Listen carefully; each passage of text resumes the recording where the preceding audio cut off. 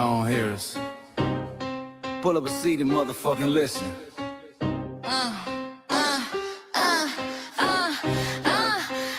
Pull up a seat and motherfucking listen. Hey, pack your bag, time to go home. Talking crazy on our soil where our blood and bones grown. This our grind, we outside on it. While y'all fools on the outside looking, y'all show no respect to Black America, so leave. Hey. Y'all don't get it, so it's time to go home. Get the hell up out of America, take your digits, make it just fly on. Y'all don't get it, so it's time to go home. Get the hell up out of America, take your digits, make it just fly on. You landed on the tarmac, fresh off the boat. Talking about y'all building nothing, man, you choking on the note. My ancestors the reason that this country even breathes. Picked the cotton, built the White House, planted the seed. Jim Crow laws, redlined the map, we was the target. You think that struggle's a costume, man, you can't mark it. We fought the wars, we bled the blood, we died for our future's chance. And you come here and give our legacy a side eye while throwing shade on the guard. While you benefit from doors we kicked down with our last breath. Now you spit on the architects who stared down death. Disrespectful, that's disrespectful, ungrateful, a slap in the face to only people who gave a fuck. So let me show your ungrateful ass to the right place. Pack your bags, time to go home. Talking crazy on our soil where our blood and bones grown. This our ground and we outside on it. While y'all fools on the outside looking, y'all show no respect to Black America, so leave. Y'all don't get it, so it's time to go home. Get the hell up out of America, take your digits, make it just fly on. Y'all don't get it, so it's time to go home. Get the hell up out of America, take your digits, make it just fly on. Passport, the visa, the privilege to be here. Cause my grandma did march for y'all, so disappear from our land. You cosplaying our pain. Think it's a trend you can borrow, but you ain't inherit the ghosts of our sorrow. We the foundation, the bedrock, the soil, and the root. You not no branch on our tree, and unproductive people always cosplaying me. Talking about we ain't do nothing, you lost your mind. We built this from nothing, time after time. From the beginning to now, we been the backbone and muscle. Why you look down on the struggle? Cause a whole tussle, the energy spat with disgusting is whack. So let's make it clear, there's no turning back. This land is paid for in full. In blood, sweat, and tears, and dreams deferred. You don't get to come into a house we built from the dirt and telling Black America y'all ain't worth nothing. That's a violation, facts. Pack your bags, time to go home. This our soil, on our soil where our blood and bones grown. Show respect, this our ground, y'all just tenants on a leash. Or get this level. Show no respect to Black America, so leave. Don't get it, so it's time to go home. Get the hell up out of America, taking your digits, I can just fly on. Don't get it, so it's time to go home. Get the hell up out of America, taking your digits, I can just fly on. Yeah, fly little birdies. Fly on back to where you came from. This ain't for you. This cell is sacred. We said what we said. It's time For y'all to go home. So fly a little birdies fly. So fly a little birdies fly. So fly a little birdies fly. Fly far, far away from here. So fly a little birdies fly. So fly a little birdies fly. So fly a little birdies fly. Fly far, far away from here. So fly a little birdies fly. So fly a little birdies fly. So fly a little birdies fly. Fly far, far away from here. So fly a little birdies fly. So fly a little birdies fly. So fly a little birdies fly. Fly far, far away from here. Bye bye, little birds.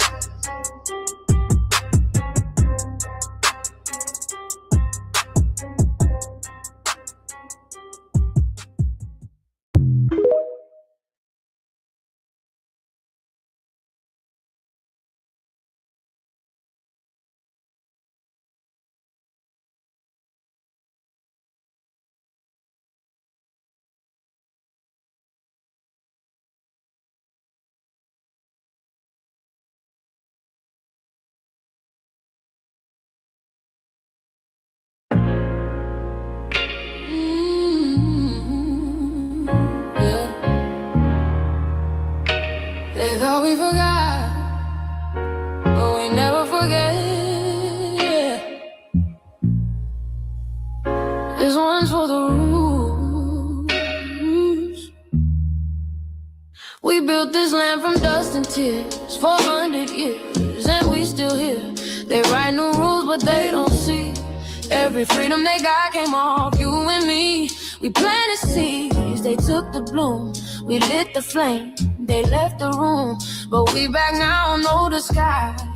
The spirits woke, we realize all we want is what we earn. That sweat and blood, yeah, that table turn. You can't buy culture, can't fake that fight. This is our day, this is our ride. We happy day. Say it loud, say it strong. We the heartbeat, they've been here all along. Foundation of Black Americans, stand tall. We ain't begging for nothing, we built it all. Born from pain and grace, you can see the truth written in our face. We the soul, the sound, to fight the flame. Foundational Black Americans, say our name. They love our rhythm, but they dodge our blues. Use our voice when it fits their news. They take our sound, but not our scars. We the backbone, we the stars. Now the veil is gone, the mask is clear. We see the game, we know it's here. No more silence, no more lies. We lift that flag and watch it rise. Rise up, rise up. We the ones that made this nation breathe. Our plains are power, our roots are trees. We know worlds. It's rhythm and grace now, and now we're reclaiming our rightful place. Can't copy courage, can't steal pain. You can't inherit soul by changing names. Our story ain't done, it's the revival. We guard the gate, it's about survival. We FBA, say it proud, say it loud. The world dances on what we vow. Foundational Black Americans, still we stand, still we fight, still we demand. Every block, every song, we've been right here all along. The soul of a people strong and free. Foundational Black Americans.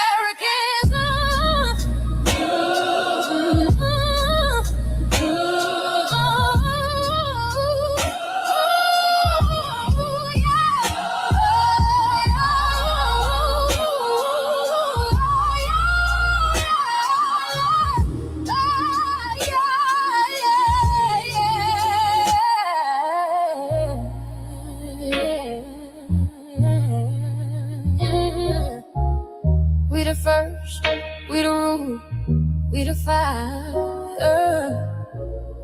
Still rising, still here. Foundational Black American. We set the tone and they copy the cadence. Dance to our drums and deny the foundation. Wear the style but don't honor the source. Smile in the crowd and you distance and force. Say you not us but you rap like we breathe. Take the rhythm, then fuse the receipts. I ain't mad, I'm just holding the glass. Showing the mirror, now answer it back. I ain't here to cancel nobody. Just keep it honest, keep it solid. If you eat from the table we built, don't act surprised when we guard it. Do you like that? Do you like that? When I flip your sound and I ride like that. Do you like that? Do you like that? Do you like that? Cause that's how it feel when you borrow my culture. Then act like we never matter. Hip-hop. Mike Larry. Now this shit here, it's what I see it is.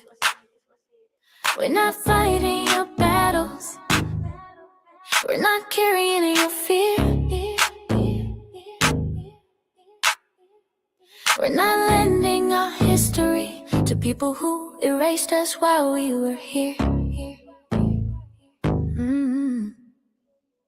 Just cause you're born here, don't make you FBA. That makes you a citizen, learn the difference today. This is lineage, not a look you can wear. Not a costume you borrow when it benefits you there. You used our culture like like an access card, backstage pass, a straight facade, but now the mirror's in your face, no disguise, and you're uncomfortable looking truth in the eyes.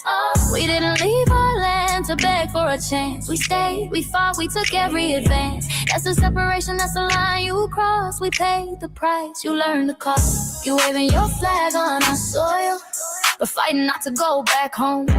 Waving your flag on our soil, building comfort on a foundation you didn't know. We waving our flag, red, black, and gold. Stood our ground, never sold. You waving your flag on our soil, but scared to build what you claim you love. Our humor, our style, the way we move, the smoothness, the sound, the things we prove. Music we birth, language we shape, innovation forged under constant escape. Warrior spirit means stay and defend, not flee your land and rewrite the end. You call it success, but don't confuse the two. Ease came after what we went through. You abandoned your land and called it strategy. You wave that flag loud, but won't return to build your legacy. That contradiction tells the story for you.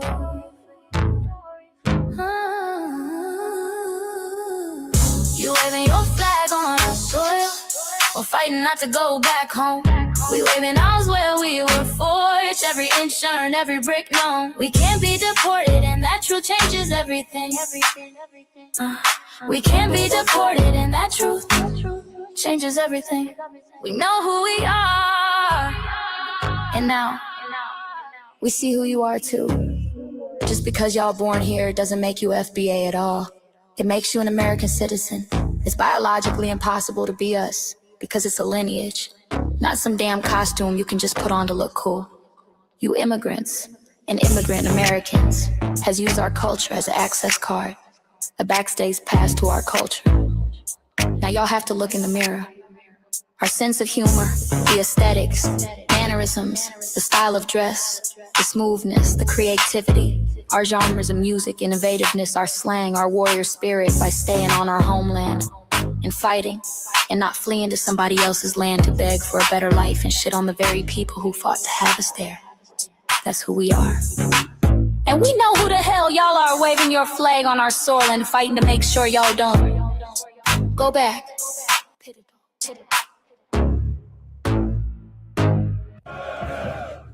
You can't leech off our culture anymore. Beat it!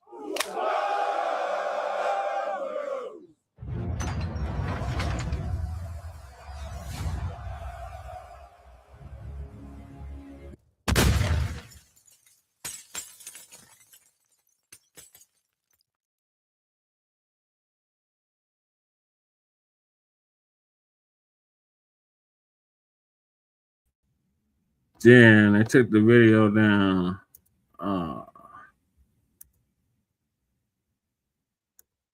That sucks. Okay, well, y'all get the gist. We built this damn country, and these other groups, you know, need to be thanking us. We gave them a country they could flee from. All right, Grand Risings. Thank y'all for tuning in to another episode of Frontline Black News. I'm sorry I sound like real fucked up, because I kind of am.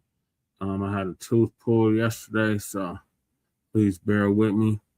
But thank y'all for tuning in to Season 11, Episode 18, Grand Rising with Shabaka and the Chase in conjunction with the Frontline Black News. And I'm your host, Chan Krummer. And we're joined with the other host, Lady Chase. She's asleep right now. When she wake up, she'll be joining us. And we got our West Coast correspondent, Shabaka San Corey. Shabaka's Black Experience Enhanced. I'm trying to co-executive producer and co-host. Greetings, Shabaka. Hey, Grand Rising, you know, from Sin City, you know what I'm saying, and what have you, and salute to Breeze and Ahmad in the chat, you know. Okay, the air date of this episode is February 20th, 2026. Okay, so, you know, there's a lot of things that's been going on. Do me a favor, because I'm having a hard time talking. Can you read what I put in the notes? Okay, all righty, okay, folks, what we'll be discussing here on this Season 11, Episode 18 of Grand Rising with Shabaka and the Chase in conjunction with the Frontline Black News. We will be discussing several topics, Hidden Color 6, The Culture of Resistance, official trailer, How to Write Your Page in Black History. Trump said that his Black History Month reception, former Prince Andrew arrested in the United Kingdom as global fallout from the Epstein files grows. Japanese man tells Africans to develop Africa first. Why many say African foreigners should invest time back home, quote unquote luxury car that scared the police. Should Jesse Jackson's legacy be celebrated? Okay. All righty, ladies and gentlemen. I'm the co-host this morning. Yes. Oh, sure. Excuse me. I should put the rest in there for you, but let me see. Okay. All righty. Hey, Breeze, how you be? See, you got the wrench at the ready. Okay. And we get the news from the front line and Black First perspective. And we are part of the new Blacc Media and also the Signal Boost of the other new Blacc Media. We've been around for 6 seasons now and counting. And we got several platforms that are part of the Frontline campaign. Frontline Black News is the first one. We started back in 2020, 2021. And Shabaka's Black Experience Enhanced based on the 50th anniversary of the founding of the original Black Panther Party for self-defense. Started on Blog Talk Radio back in 2016. I've been around for 11 seasons now. Shabaka's Black Experience Enhanced covers the Black experience from the beginning of time till 10 minutes ago. And it's also the Frontline campaign. It has recently, within the last 2 years, moved from Blog Talk Radio to StreamYard. Just make sure you like and share the broadcast, family. It's on StreamYard, YouTube, Frontline Black News. The links to all of our channels are in the description. Include Frontline Black News, Frontline Black News 2. My personal page, just a parish, aka Chant Grumman.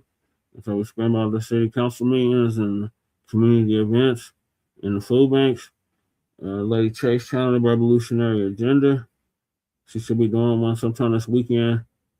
And we got Jay Militant's channel, Witchcracker TV, our cousin out the Bay Area. His channel, Witchcracker TV, with Jay Militant. Make sure y'all sub to that. Our Mile High Codified brother, Cool Keezy. His link is also in the description. Cool Keezy, 5100.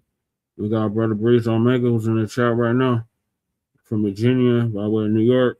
Make sure y'all sub to his channel. He just got 1,000 subscribers. So congratulations, Breeze, for the 1K plus subscribers. Then we got our brother, the Church of Black Power, who's out of West California. Who's now in Houston, Texas. His link is also in the description. Our brother Black Youth United, one that comes with the B1 Rolodex, which is a modern day green book for B1 and FBA businesses. His link is also in the description. Also, the link to submit your business, FBA B1 business is in the description. We have the petition for reparations. Please make sure y'all sign that. We got the Kickstarter link for the Hidden Color 6. That link's also in the description. And we got the GoFundMe for Lady Che. Salute DSB. I sound kind of fucked up. I had a tooth pull yesterday, so please bear with me, y'all.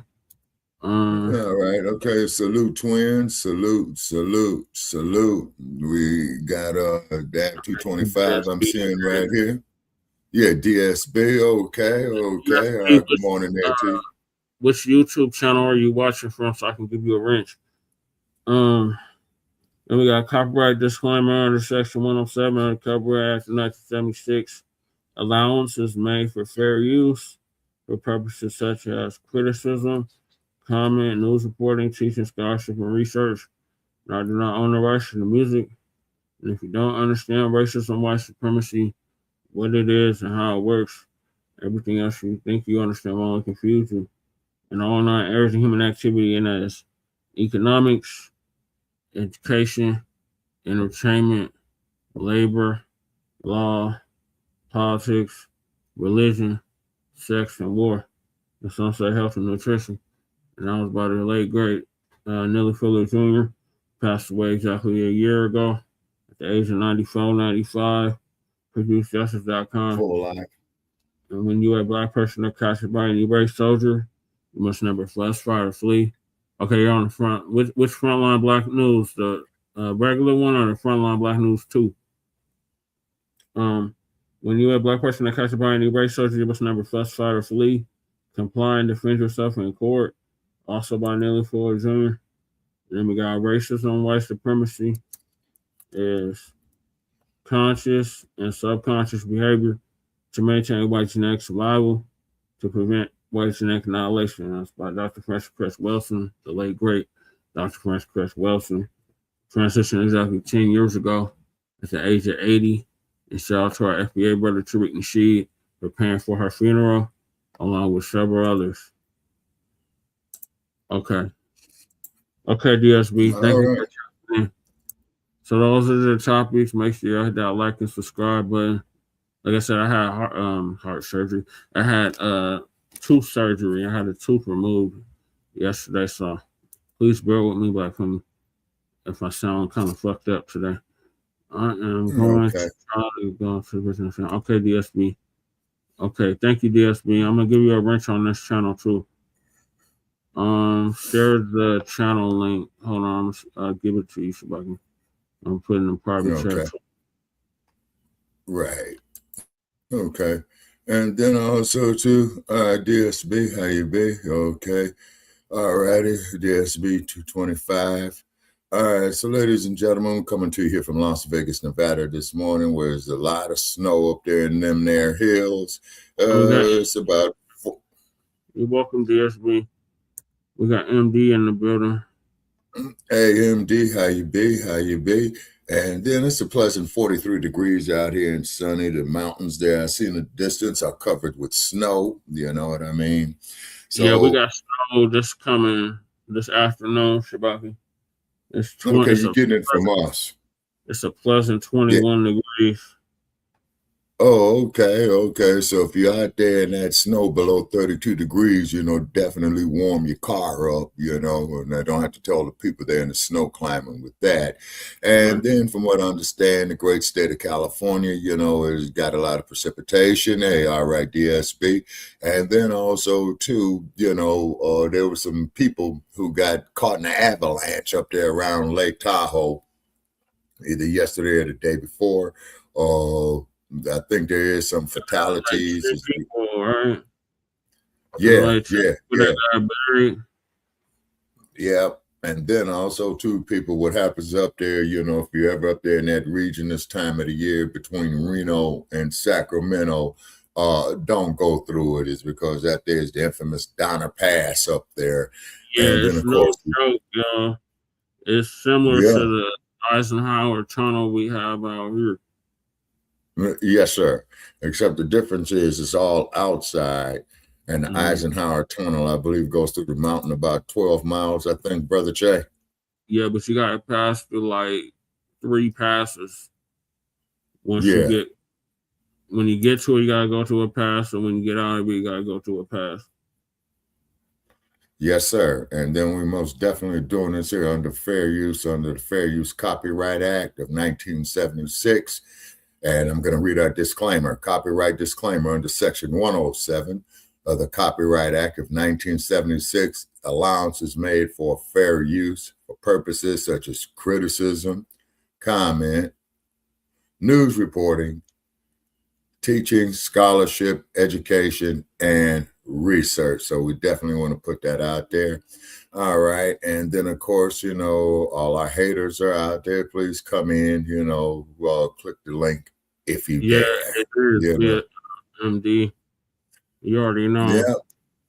Yeah. It was because, we get a lot of hate mail up here, which is fine, although we prefer not to get it, but we understand why we get it. Yeah, MD, yeah, exactly, particularly with the truck drivers. You see what I'm saying? Yeah, it's very deadly, you know what I mean?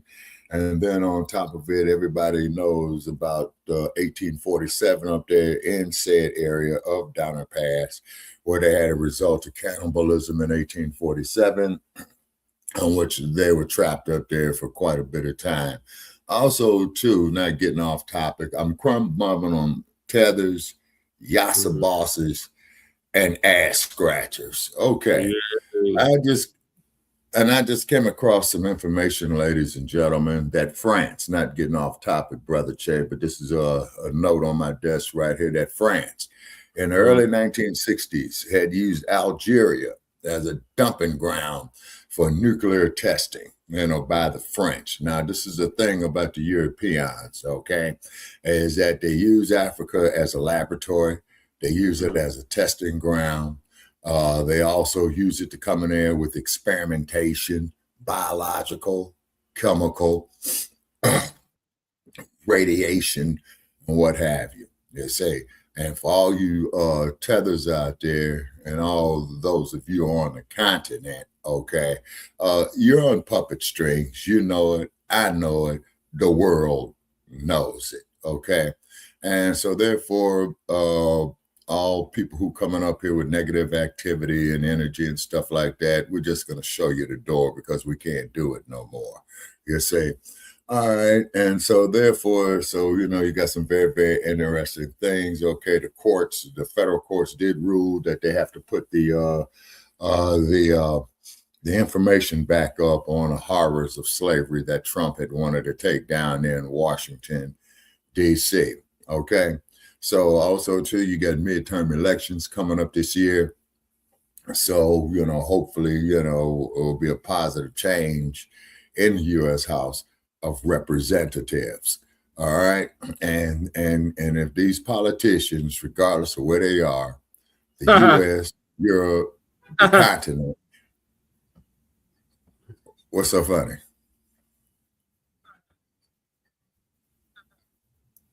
Okay. All right. If they're not serving our they are not going to get the House or the Senate back, Shabaka. Okay. All righty. Well, this is why people get more and more disenfranchised with voting, you see, is because you figure, you look at all the people that died during the civil rights movement, and then then you look at the ones that did come up, and I'm not going to say any names, that did the exact opposite for our interests, meaning they countermanded our interests. They want us to have faith in a system that does not have faith in us. So this is the more reason of start your own businesses, put your own people to work, you say. And then for all you trolls out there who've been trolling my page on Shabaka's Black Experience Enhanced, it's a rule up there. I'm no longer arguing with you clowns. Okay. The only thing I'm doing is deleting and blocking you. Okay. The reason being is we put in too much time, energy, and effort, for it to be messed over. And then we'll deal with the quote unquote so-called black on black crime and what have you at a later date. You say, and I do believe that Brother Che has some clips that he wants to show. So let's check out these clips what Brother Che is talking about. All right, Brother Che. The first one is the trailer for the new Hidden Colors 6, The Culture of Resistance, which will be dropping this year. So shout out to Tariq Nasheed. I have the whole Hidden Colors installment or series 1 through 5. I have Bacc working. I seen 1804. I have 1804, and I seen American Maroon. So I have just about all of the colors. It's the latest installment. That'll be coming out this year. The Kickstarter has been started for it. So we just released this trailer like 2 days ago. And then the next clip after that is a reaction to the trailer. Okay. And our video is muted in certain countries where Meta does not have music rights. And then, of course, we do know that they had Zuckerberg up there on Capitol Hill a couple of days ago, Brother Che, about why, how a lot of young people are being influenced by this social media. So we don't know what type of changes that they're going to come, but you could best believe some changes are going to come. Okay, if you're any black writers, any black... Every goddamn thing, starting with the truth. Say what now? I said, hopefully they'll stop censoring every damn thing, starting with the truth. So this exactly. Hidden Colors. I should do a round of applause. Let me do a round of applause first. Okay, we got Mac 285 in the building. Just greetings to you, Mac. Be first, Black family. Also, too, And then we see one of our supporters there that pushed the like button already. Okay. And all you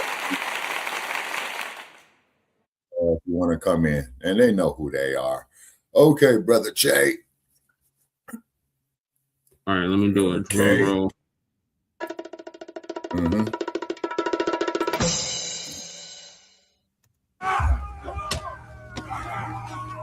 You know, erasing history is something that you have to do when it comes to conquest, domination, and destroying a people. If people knew who they were, what they were, and what they were capable of in the past, they will understand what they have a possibility or a likelihood of doing in the future.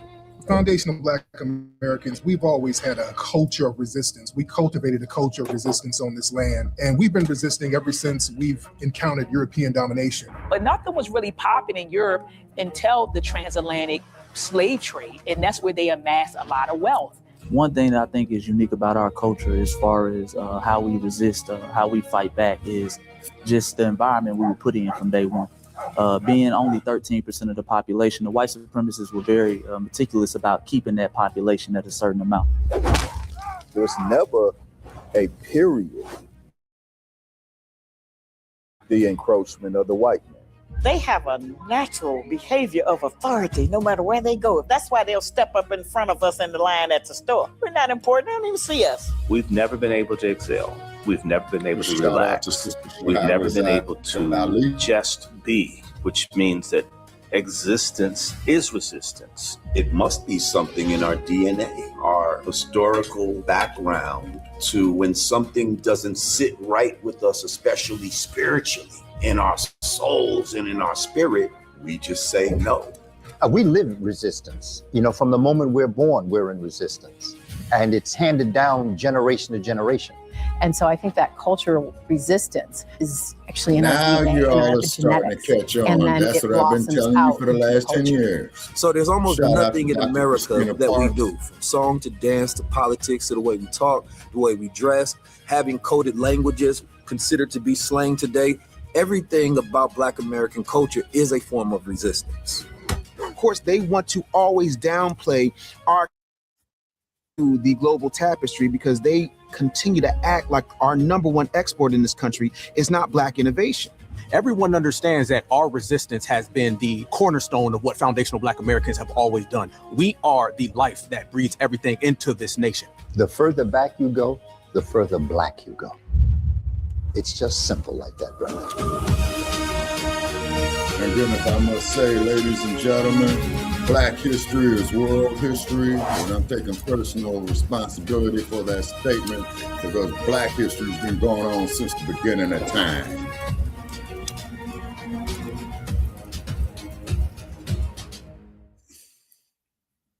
Family and fellow soldiers, I'm the professor, and this is the moment of truth.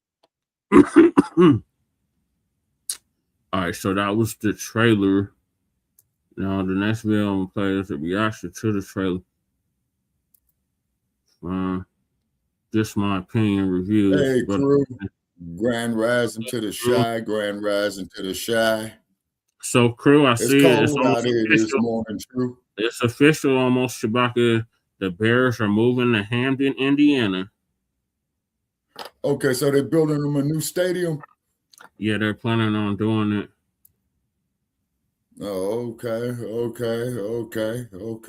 All righty. And also, to the Las Vegas Raiders, get out of town or change your name. Yeah, I don't see them doing that, Shabaka. It'd be nice, Yeah, though.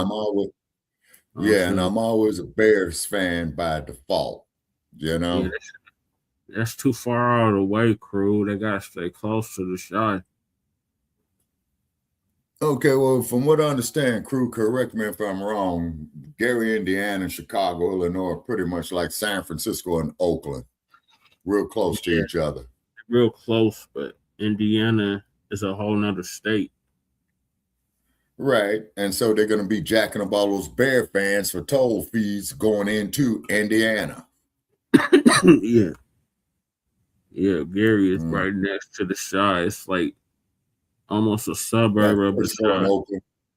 Yeah, it's like Frisco and Oakland, because when you sit there on the shores of Lake Michigan by Navy Pier, and if you look over there, let me make sure I got it right, which would be kind of east, you can see or you used to be able to see the steel mills, out of Gary, Indiana. And then, of course, you know, that Joe Jackson, the father of the Jackson Five, who used to work in those steel mills. Okay. Along with some other FBAs at that time. And then not to mention the fact that the area called Hollywood, California, Beverly Hills, and what have you, used to be owned by a Black woman there in the late 1800s before Hollywood came into existence. And then, of course, they made the studios. House correspondent or previous, I guess, since Bree's going to be our new one. But okay, brother Isaiah out of Baltimore. Oh, most definitely. And Brother Isaiah's been working on his music. Let us know about Biddy Mason. Also, Biddy Mason was mentioned in the Hidden Colors. I want to say Hidden Colors 3. Right. And then also, too, shout out there to the spirit of Jean Pointe Baptiste du Sable, who was the founder. If I sound fucked up, y'all, I had a tooth removed. So please bear with me. Like if it sounds like slow or something, it's because I had the tooth removed yesterday, so I'm still recovering from that. All right. Okay. And I'll do as much as I can, And then, not getting off topic, Brother Che, correct me if I'm wrong. So, Black family, do your research. Check out the deserts of Algeria in the early 1960s, where France was using it for nuclear testing. They gave the people no advance warning of what they were doing, just like out here in the 1950s in the deserts of Nevada. So as they was blowing up these nuclear devices above ground, quite naturally, of course, the radiation got off into the air, the food, the water, you say. So therefore, this here might also... It was in Algiers? What part of Algeria? Algeria, the whole desert. The whole country, or just a certain part of the desert? Pretty much the whole country for all practical purposes. Okay. Because they have different regions over there. Yeah. And then on top of it too, we're gonna research it. What we're gonna do a story on that. Algeria is like the size of Texas. Oh yeah. Actually, I think it's bigger than the state of Texas. Because it does take up a good portion of the Sahara Desert. They call it the Sahara, but it's the Sahara Desert. You see what I mean? And also, too, for all that critics and haters out there, please keep coming up on the like page of Shabaka's Black Experience Enhanced on Meta. Please keep your insults coming just to show us, just how small your minds are. You know what I mean? We got international viewer, Young Riaz from across the pond in the UK. Salute, Young Riaz. Hey, Young Riaz. Yeah, so let's see, it's 8:40 a.m. here in the Pacific, so it's probably there about, I think he's roughly about 12 hours ahead, which would be 8:40 p.m. this time. Yeah, also, too, speaking of Great Britain, we'll talk about that old Prince Andrew, or former Prince Andrew. That's on the top of the list, Shabaka, but let's finish with this trailer. So that was the trailer. Shout out to Tariq Nasheed for the trailer, releasing the trailer finally for Hidden Colors 6. I have left one Hidden Colors out of the installment, rather, and that was Microphone Check. Shout out to Microphone Check. It set the record straight on who really created hip hop, and it wasn't no goddamn Latinos. Right. You know what I'm saying? And then they talking all this business about Bunny Rabbit singing in Spanish, using a bunch of profanities or what have She was doing a lot of demonic stuff they wanted us to sing along to, and it's like, no. Even if we understood we wouldn't be singing along to that shit. And this is the same dude that wearing the whole dress. This dude was wearing the whole dress. I was just kind of surprised. I was glad to see him not wear a dress for the Super Super Bowl halftime show, but yeah. Wow. Yeah. Okay. So what I'm going to do is share our YouTube link to the like page of Shabaka's Black Experience Enhanced. Okay. So our brother Brandon I think he's out of North Carolina. He gonna give us an update on or not an update, but his reaction to the trailer. Okay. Alrighty. Okay. You know, erasing history is something that you have to do when it comes to conquest. Kind of low on his end. If people knew who RZA. they were, what they were, and what they were capable of in the past, He's already seen the trailer, so he's just gonna give y'all his reaction to it. Foundation of Black Americans, we've always had a culture of resistance. We cultivated a culture of resistance on this land, and we've been resisting every encountered European domination. But nothing was really popping in Europe Dr. Mott. until the transatlantic slave trade, and that's where they amassed a lot of wealth. One thing that I think is unique about our culture, as far as Because part of that was broke as how we shit. fight back, is just the environment. Being only 13% of the population, the white supremacists were very meticulous about keeping that. That's why they called it the Dark Ages. There was never Right. a period when we did not resist the encroachment of the white man. They have a natural behavior of authority no matter where they go. That's why they'll step up in front of us in the line at the Oh, store. Sister Showers out, Ali. We were like, damn, that's that Shout white out to her. privilege right there. That's what white privilege look like. We don't even see you niggas. We just gonna go to the head of the line. I forgot his name. That's Dr. Randy Short. Oh yeah, yeah. Shout out there to Dr. Short. Something doesn't sit right with us, especially spiritually, in our souls and in our spirit. There's Lord Jamar Say no. from the group. Remember the group Brand Nubian Shabaka? We're in resistance. Yes. It's handed down That's generation Dr. to generation. Okay. And so I think that cultural resistance Okay. is actually in our DNA, in our epigenetics. And then it blossoms. There's Dr. out. Christina Parks. We had her on our So there's platform. almost nothing in America Shabaka's Yeah. Black to Experience. do. Song to dance to politics. Yeah. Shout out there to Dr. Park. That's And of course, Considered to be slain today. and we can't never forget Eric Mays, you know, who was a councilman there in Flint, Michigan. That's the councilman you would want to be. To the global tapestry. That's why you want to pattern yourself out. Like our number one export in this country. And then also, too, we need donations, you know, to keep our platform up. Shabaka Fund up.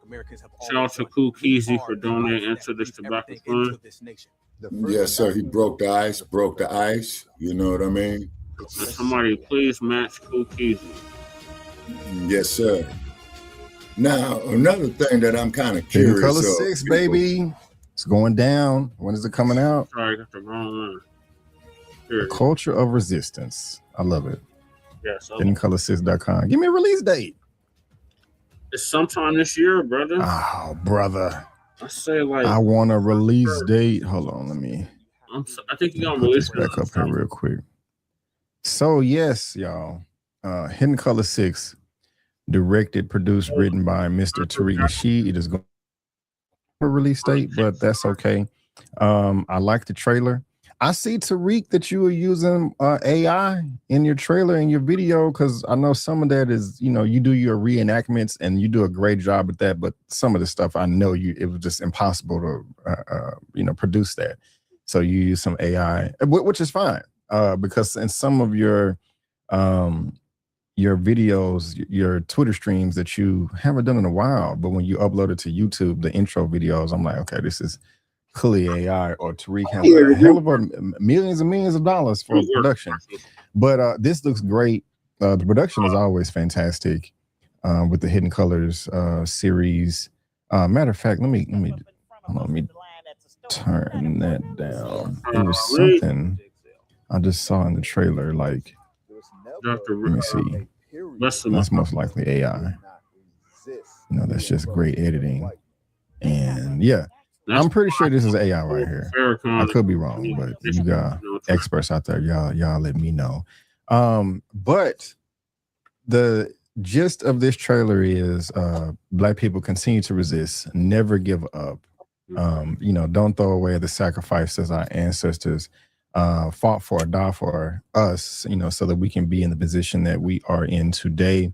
And the more you know your history, the more you know your lineage, the more confidence you have that will produce action, in you to resist more, to do what you have to do. The information is there. We just got to read. I'm currently reading this right here, Post-Traumatic Slave Syndrome by Dr. DeGruy. This book was actually, I listened to The Amazing Lucas on YouTube, has like 600,000 or 700,000 subscribers. And so currently right now I am on 3, which the last time I read this book was 2 days ago. So I try to get 10 pages in a day, but yeah, I'm on chapter 3 right now. But read, y'all. Read as much as you can and teach your kids, go vote, all that good stuff. I got Hidden Colors, volume 1 right here on DVD. Part 2. Hidden Colors part 3. Yeah, we showing collections over here. Hidden Colors 4. And Hidden Colors 5. I also have 1804, The Hidden History of Haiti, Buck Breaking, and Microphone Check, the first version, because there's 2 versions. I still haven't finished Microphone Check, to be honest with you. I couldn't get into it, but hopefully I will be able to. Now, as far as the reviews on my channel, I have reviewed not all of the Hidden Color movies, documentaries, but a good number of them. Let me just type into, actually, let me just go here, videos popular. My Hidden Colors 5 review is the second most popular video on my channel. I believe it. That's at 141,000 views. And I think I got another Hidden Colors that Brandon, did a lot of views as well. So that's the trailer reaction. I got 40,000 views. Let me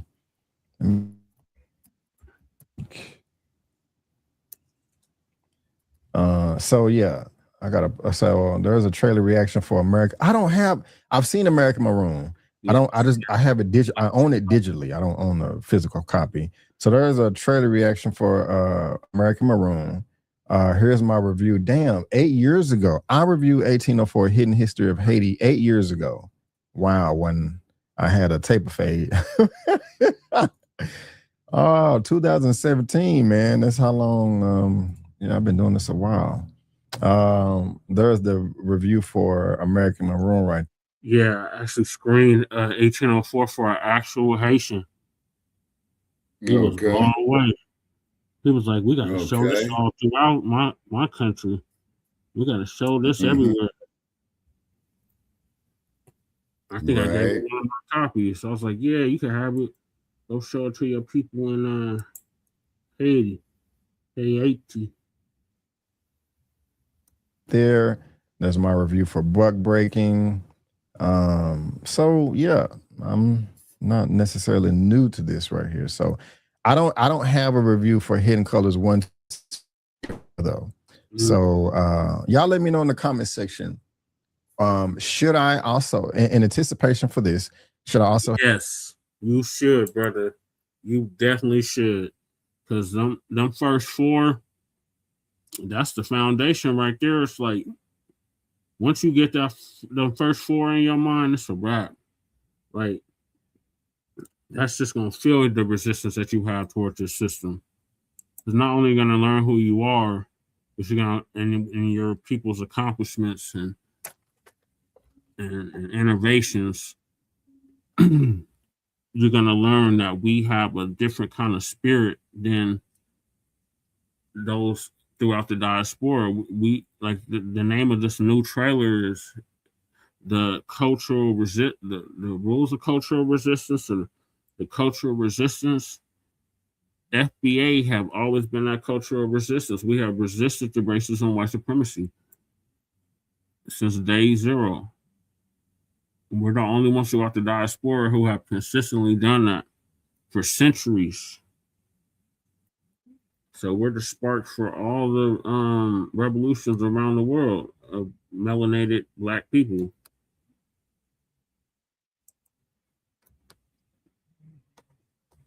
So yeah, he definitely should do that review. And Shabaka, you should definitely partake watching it with us.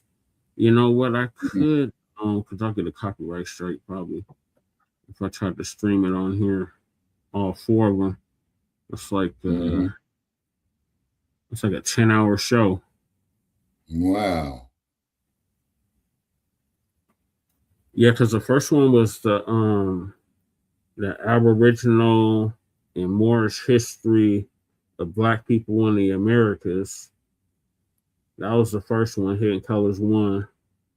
And Hidden Colors 2 was our global, like the global diaspora, like the history of the global diaspora, basically. And Hidden Colors 3 was the rules of racism, white supremacy. And Hidden Colors 4 is where it's really at, because you get into the fact that white supremacy is not only a system, but it's a religion. Right. Yeah, it is. Yeah, it is. And then also, too, shout out there, to Cool Keezy for his donation. And please, ladies and gentlemen, if you could donate to keep this platform alive, you say. And then on top of it, then we got, people here, that hate on us and what have you. And they're more than welcome, to keep the insults coming in. And just make sure you spell the name right. You know what I'm saying? Right. And you can go up there and say whatever you want to say. You know what I'm saying? And what have you. Okay? And we don't hate you, and whatnot. But, just deal with the truth, you know what I'm saying? And if you're gonna diss, at least spell the name right. Exactly. You say, man, of course, we got the wrenches out here for you trolls, you say. And the reason being is because when you guys come up here with this stupidity, we're talking about our trolls, that is, we'll talk with you. We will try to attempt to make a how should we say, respectful conversation with you, you say. But however, generally, would you all come up there, with your hatred, just proves our point even more so, you say. And we hate to have to go there, but it is what it is, you say. And then for all you OTBs who don't understand Black culture, you're not going to sit up here and tell us our people's history. I'm making that plain right now. You say, you're not going to tell us that, And the reason being is because we have tried to reason with you, you know what I mean? And I will like to say, in the last few days, our insights have been up 37%. Okay, looking at our graph right now. However, it is what it is. You say, Huh? It's the Panther Kitty. Oh, let's look at the Panther Kitty. Got to see the Panther Kitty. Amaru trying to get on TV. Okay. This is Khalifa. All right. Oh, that's Khalifa. Okay. All right. Looks like to be in a pouncing mood this morning. You know what I'm saying? Yeah. She definitely is.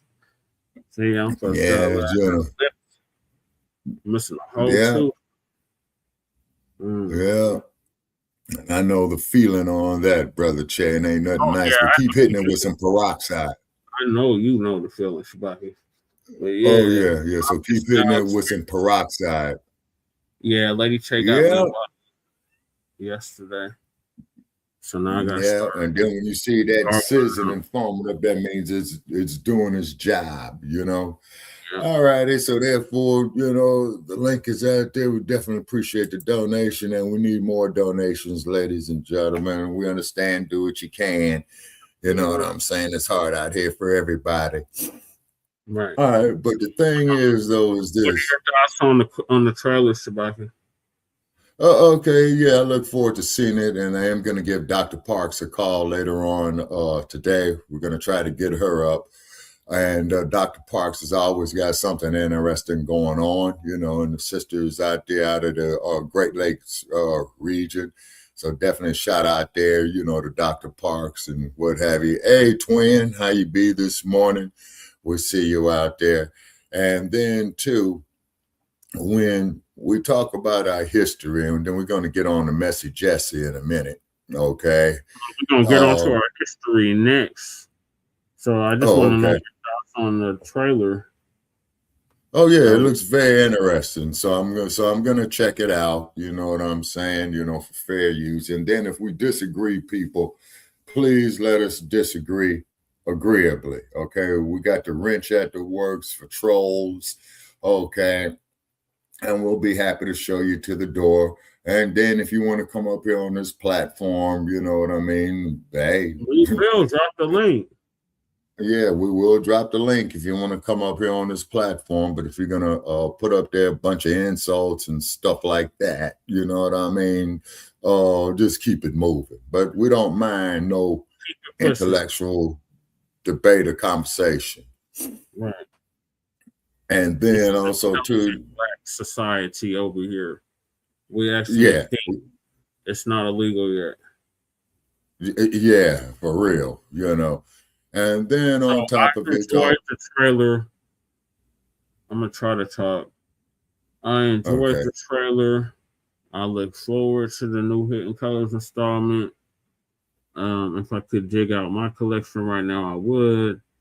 Of the film series I have, I've seen every last one of them, and every last one of them are masterpieces and should be essential in every Black home. Exactly. And then also too, ladies and gentlemen, if you can, you know, definitely check out Mr. Lerone Bennett, you know, who is a major contributor, writer to Johnson Publications when it was Black owned, you know what I mean? And then if you're going to do this research, try to get material that was contemporary with the time, if you can, is because I've noticed over things that I've lived through that they have been omitted out of the current publications. This information to our kids and their kids and our nieces and nephews. Exactly. You see, I mean, look at all the knowledge they left in Kemet on medicine, navigation, science, engineering. You know what I mean? Astronomy. Shabaka, that was thousands of years ago.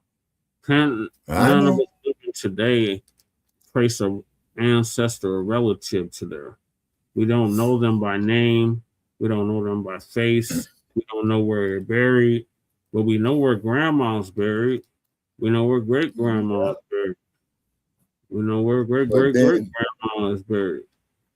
Yeah, and then also too with Ancestry.com, be careful when you submit DNA there to it. That I just found out is because once you do it, you lose all your intellectual property to it. You say. So when you do Ancestry, when you do the DNA kit, that means the DNA kit, whatever they receive, it goes to them. It's their property now. It's not your property. Yeah. It's your property, but it's not your property. It's OTB. It's OPP, like Naughty by Nature.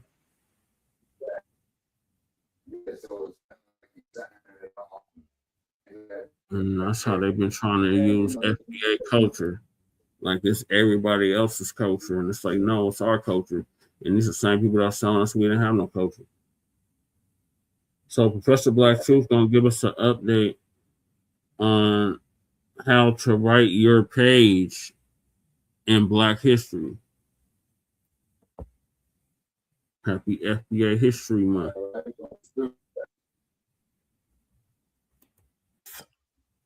Let me go ahead and start this morning's briefing by addressing something that people have been asking me about in comment sections, and I'm just going to go ahead and give you the answer right front. Sure. I have nothing to say about the passing of Jesse Jackson.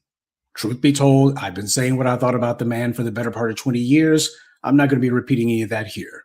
But I will say that the subject of his passing, especially during Black History Month, the fact that's been harped on, that did get me thinking about something that is relevant.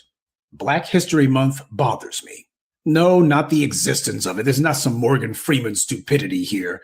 Not even the concept of it is a problem. I like both. What bothers me about it is that we have all these white corporations and bootleg politicians and other self-interested parasites who try to use Black History Month to tug on our heartstrings. They try to use it as a means to manipulate us.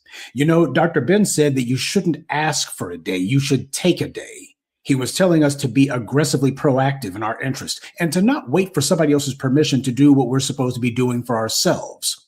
Black history is not something that is sanctioned by a government. Certainly not this one. They passed laws for hundreds of years to outlaw teaching Black people who we are and what we've done. Black history starts in the home, and from there expands to the people on your street and in your neighborhood and in your community. You see, that is how you express what the culture is.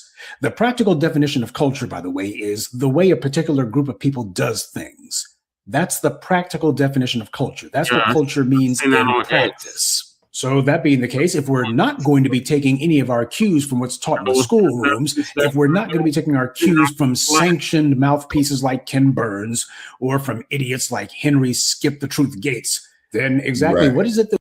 That's the boy right there, Henry the Truth Skip the Truth Gates. That's the name Dr. John Henry Clark gave him. Right. Shabaka. And I got some. Yes, sir. What was I gonna say? It was something in regards to this. So I'll just have to really continue because I lost my thought. I was gonna say something in regards to this topic of Black history. Okay, that's why they got notepads, brother. Check. It was in regards to Crew's question. So okay, if I can show it real quick. Okay, Crew says you see, brother Adonis had to regulate on a supremacist out in Romania. All right, Crew, drop some knowledge on that. Hold on, Shabaka. I'm gonna play the clip. Okay. It's on X, Tweety Bird. Oh yeah, let me go check Stinky Bird. Yeah. I just shared it earlier. Sorry, y'all, I sound fucked up because I have a tooth removed. Okay.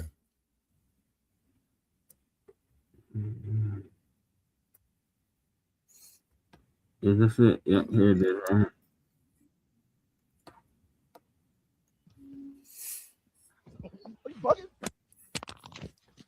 He beat the brakes off that crack. Fucking country works. Yeah, I do know how this fucking back up. On my face, you bugging out. Back up. Are you bugging? Yeah, that cracker thought because he was bigger, he was just going.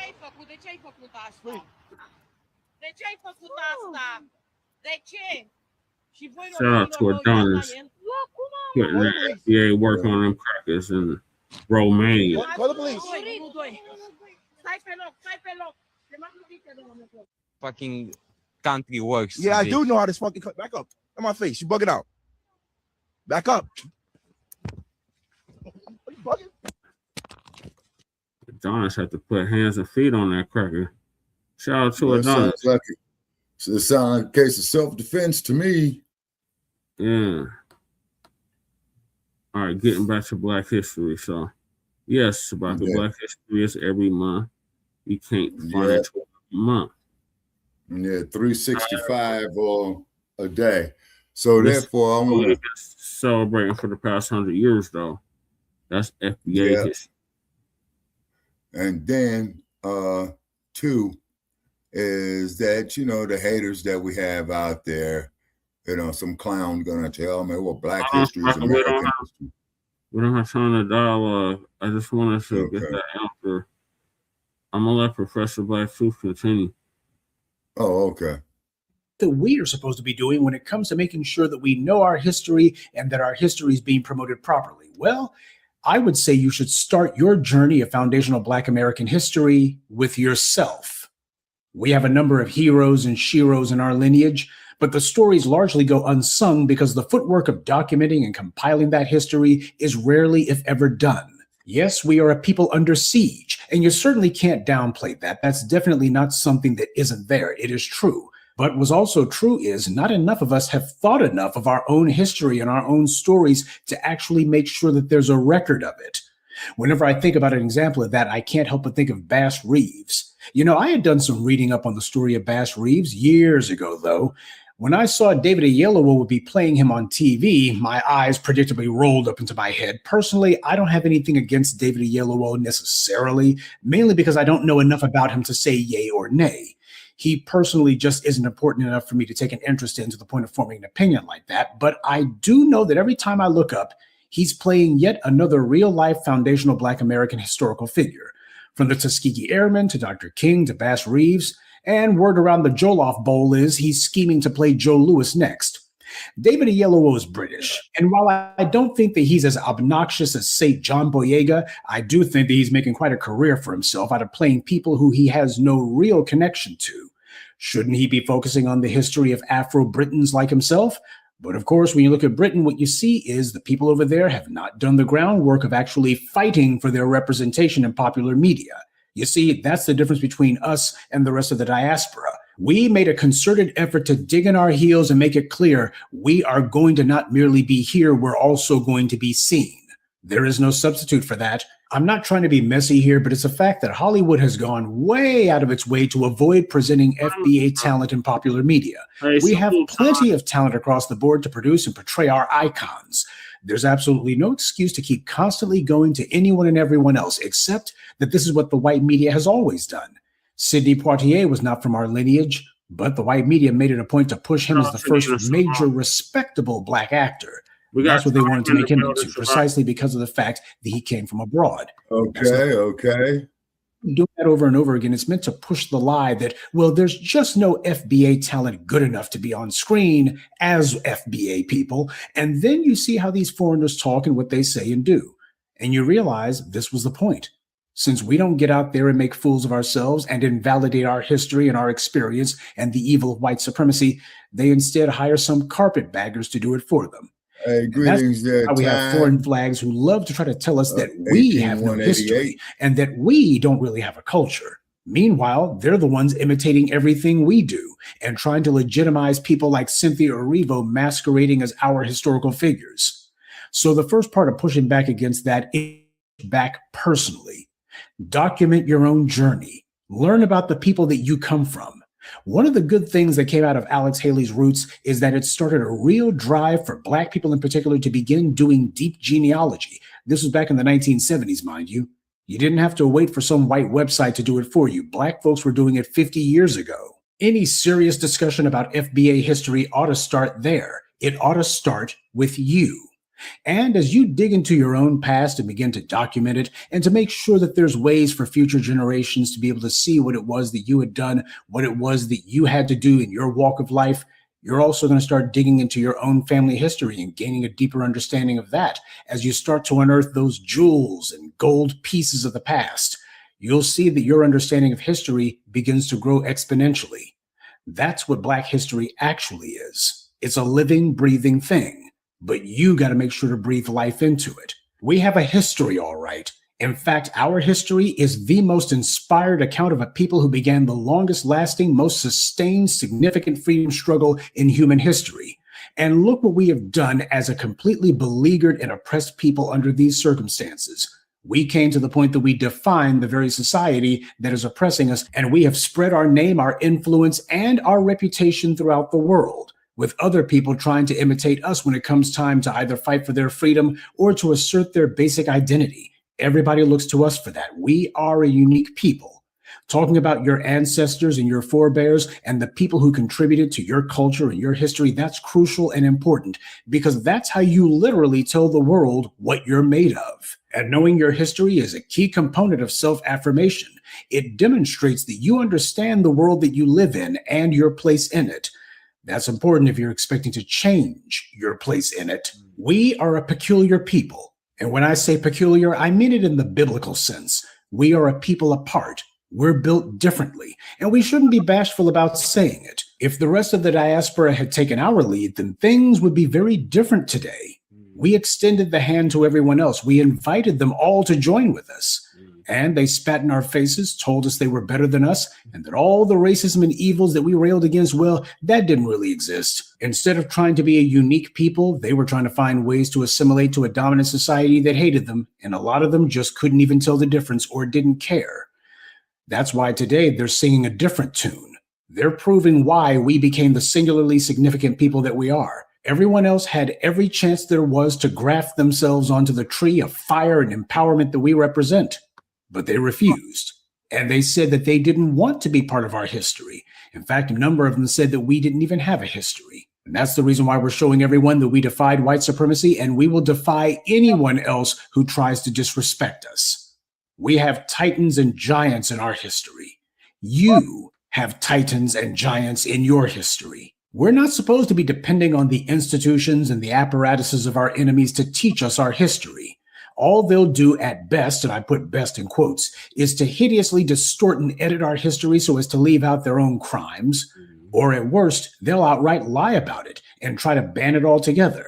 That is, if we make the mistake of depending on them. The reason the asinine antics of the white right in Florida and Texas didn't scare me was because I understood why they were passing laws to single us out to be erased from the history books. Because the 1619 Project terrifies them. And even then, the 1619 Project alone wasn't what had them shook. It was that the 1619 Project just so happened to come on the heels of the reparations movement that had begun at the Black grassroots. So publicizing how the American economy is based on chattel slavery naturally leads to a common sense conversation of what can be done about that. And that leads directly to a conversation, or rather argument, about reparations. Except where the Black grassroots are concerned, there is no argument. This is a historical debt. It is owed. But they thought that by banning Black history, they were effectively erasing the conversation altogether. Well, that's only true if the people you're trying to erase depend on their enemies instead of doing what any group with pride in themselves does, and that is to teach your history yourself. Otherwise, you wind up with some clown like Joke Reed trying to downplay the harm that's been done to us and trying to whitewash white racism. Or you wind up with Skip Gates doing his mockumentaries, or some morning FM radio bootlick miseducating you. When I saw that segment that ABC did on FBA History Month, one of the things that I wished had been mentioned as a resource to learn about our history would have been a mention of the Hidden History Museum. Why? Because it's the only brick and mortar historical venue that addresses and celebrates our history by name. If you're going to start the process of establishing institutions, then you got to make sure you understand which ones are important to you, because they're the ones that actually promote your interests. I'm sure that everyone's heard that old saying that you teach people how to treat you. Well, the opposite is also true. You do not want other people calling themselves teaching you how you're supposed to be treated. You're supposed to be spelling that out for yourself. So this is something that I want to make sure that everybody keeps in mind as this Black History Month continues. We want to make sure that it's crystal clear precisely who it is that we're talking about when we say Black history. We're not talking about the history of the world. We're not talking about foreign history. We're talking about the history that we made right here.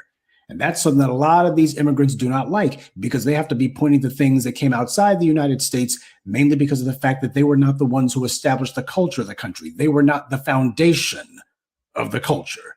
And that bothers them. But instead of them being bothered by it, why don't they just do what we did, which is to actually stand in their own power, stand up for themselves, and declare who they are? But that's the problem. When you're trying to be white supremacist adjacent, when you're looking for a comfortable place under white supremacy instead of fighting it, how are you going to have an identity of your own? You're trying to find a way to be co-opted by society. And a lot of these other groups, in fact, all of these other groups, they've succeeded at that. They have become auxiliaries of the dominant society. But at the end of the day, they know that they're not part of the team, no matter how much they may dream about it. We live in truth. That truth is not always pleasant. That truth is not always comfortable, but it is real.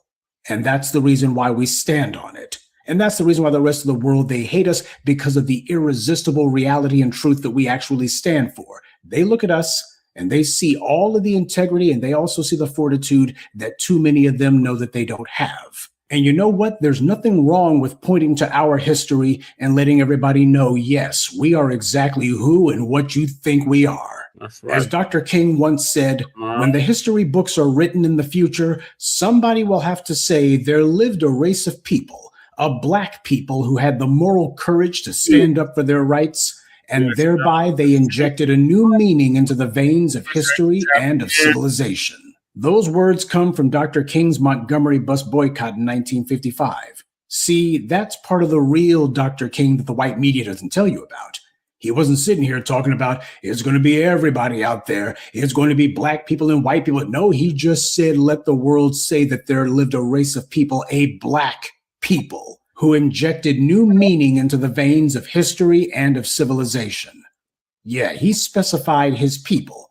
He wasn't sitting there saying, well, let's make sure we mention everyone. Well, it's not everybody who's oppressing us. It's not everyone who's standing in the way of justice. And it's not everybody who's fighting for justice. We do ourselves no favors by down the message so as not to make everybody who's been complicit in our oppression feel uncomfortable. No, the job of the righteous is not to make sure that the people who are wrong are comfortable. Our job is to make them as uncomfortable as possible until we eventually throw them out of power altogether. And I agree with Dr. King when he says that somebody will have to say who and what we are and what we have done.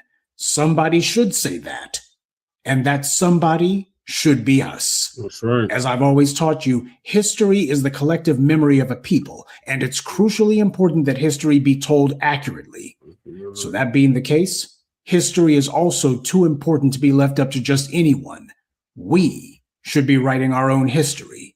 It's our duty and our responsibility, not just this month, but every month. Right. Because the story of our people is far from over. In fact, it's only just begun. Everybody knows the old saying about how those who do not learn from history are doomed to repeat it. Well, in our case, we understand that it's our sacred obligation to remember our history, to teach it to future generations, and to learn from it. Not to be having other people miseducating us about it or claiming that they're going to teach us about it, but that we are the ones who will teach the world. Because if the past has taught us and the world anything, it's that when it comes to knowing what's history, the smart money is on us. Good day and be one. I'd like to take a moment to mention some of our contributors: John Harvin, Neil Saphir, Deep I 904, Kenneth Johnson, and Krishan Span. Salute to them and thank you to everyone for listening, liking, and sharing this message. Black empowerment only exists because of you. FBA is the collective memory of America. And we are writing our own chapter in this book. All right, Shabaka, what are your thoughts?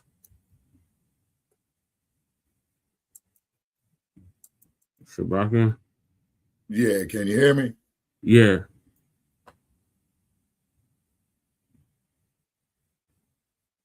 Oh, you're muted. You're muted, Shabaka.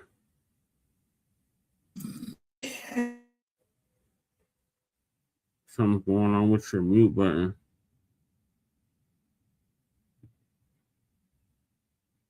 Shabaka. You're muted. Okay, well, while he's getting his mic together, I'm going to try to talk. We're just missing two. So we're writing our own page in Black history. We are the culture of this country, the United States of America. And everything that's good about this country came about through FBA. So that history has to be taught and spread for generations to come.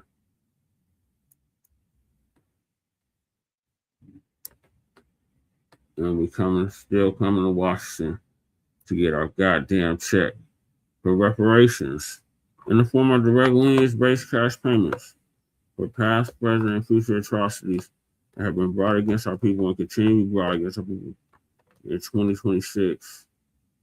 So any politician seeking a vote demand something tangible for your vote. Oh shit, we lost Shabaka. Hopefully he comes back. Delay check, storm. Shit is out like a light. How to write to please. Yeah. So Trump, as a result of this, has issued a statement about Black History Month at a reception. So the next video is about that. Tariq gonna give us an update on the speech that the dump as in human shit. And we want to make that perfectly clear. Made recently in regards to both the passing of Mr. Jesse Jackson and Black History Month.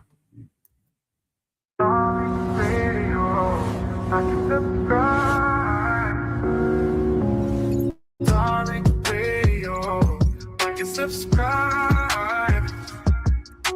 Darling Radio. Like and subscribe.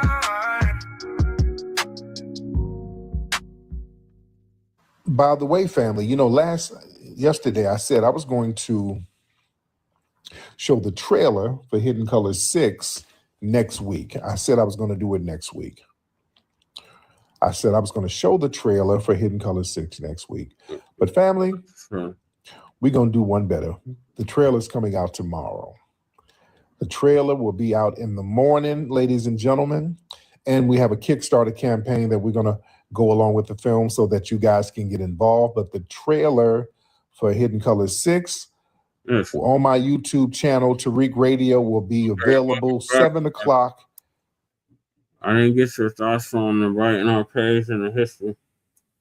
Okay. This computer locked up on me. Oh, okay.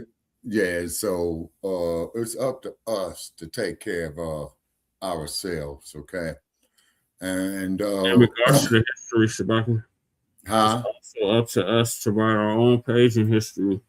Exactly. So that's what we're doing with the FBA delineation and the reparations delineation movement. Okay, just bear with me. Okay, yeah, well, it is essential to write, your own history and log it, you see, is because that's when you are truly colonized, is when, okay, just bear with me for this Bluetooth to connect. Mm-hmm.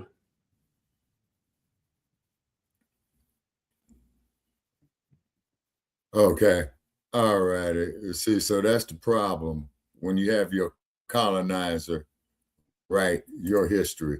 Now, what proves this is that the oppressor wants to write the history of the oppressed, okay?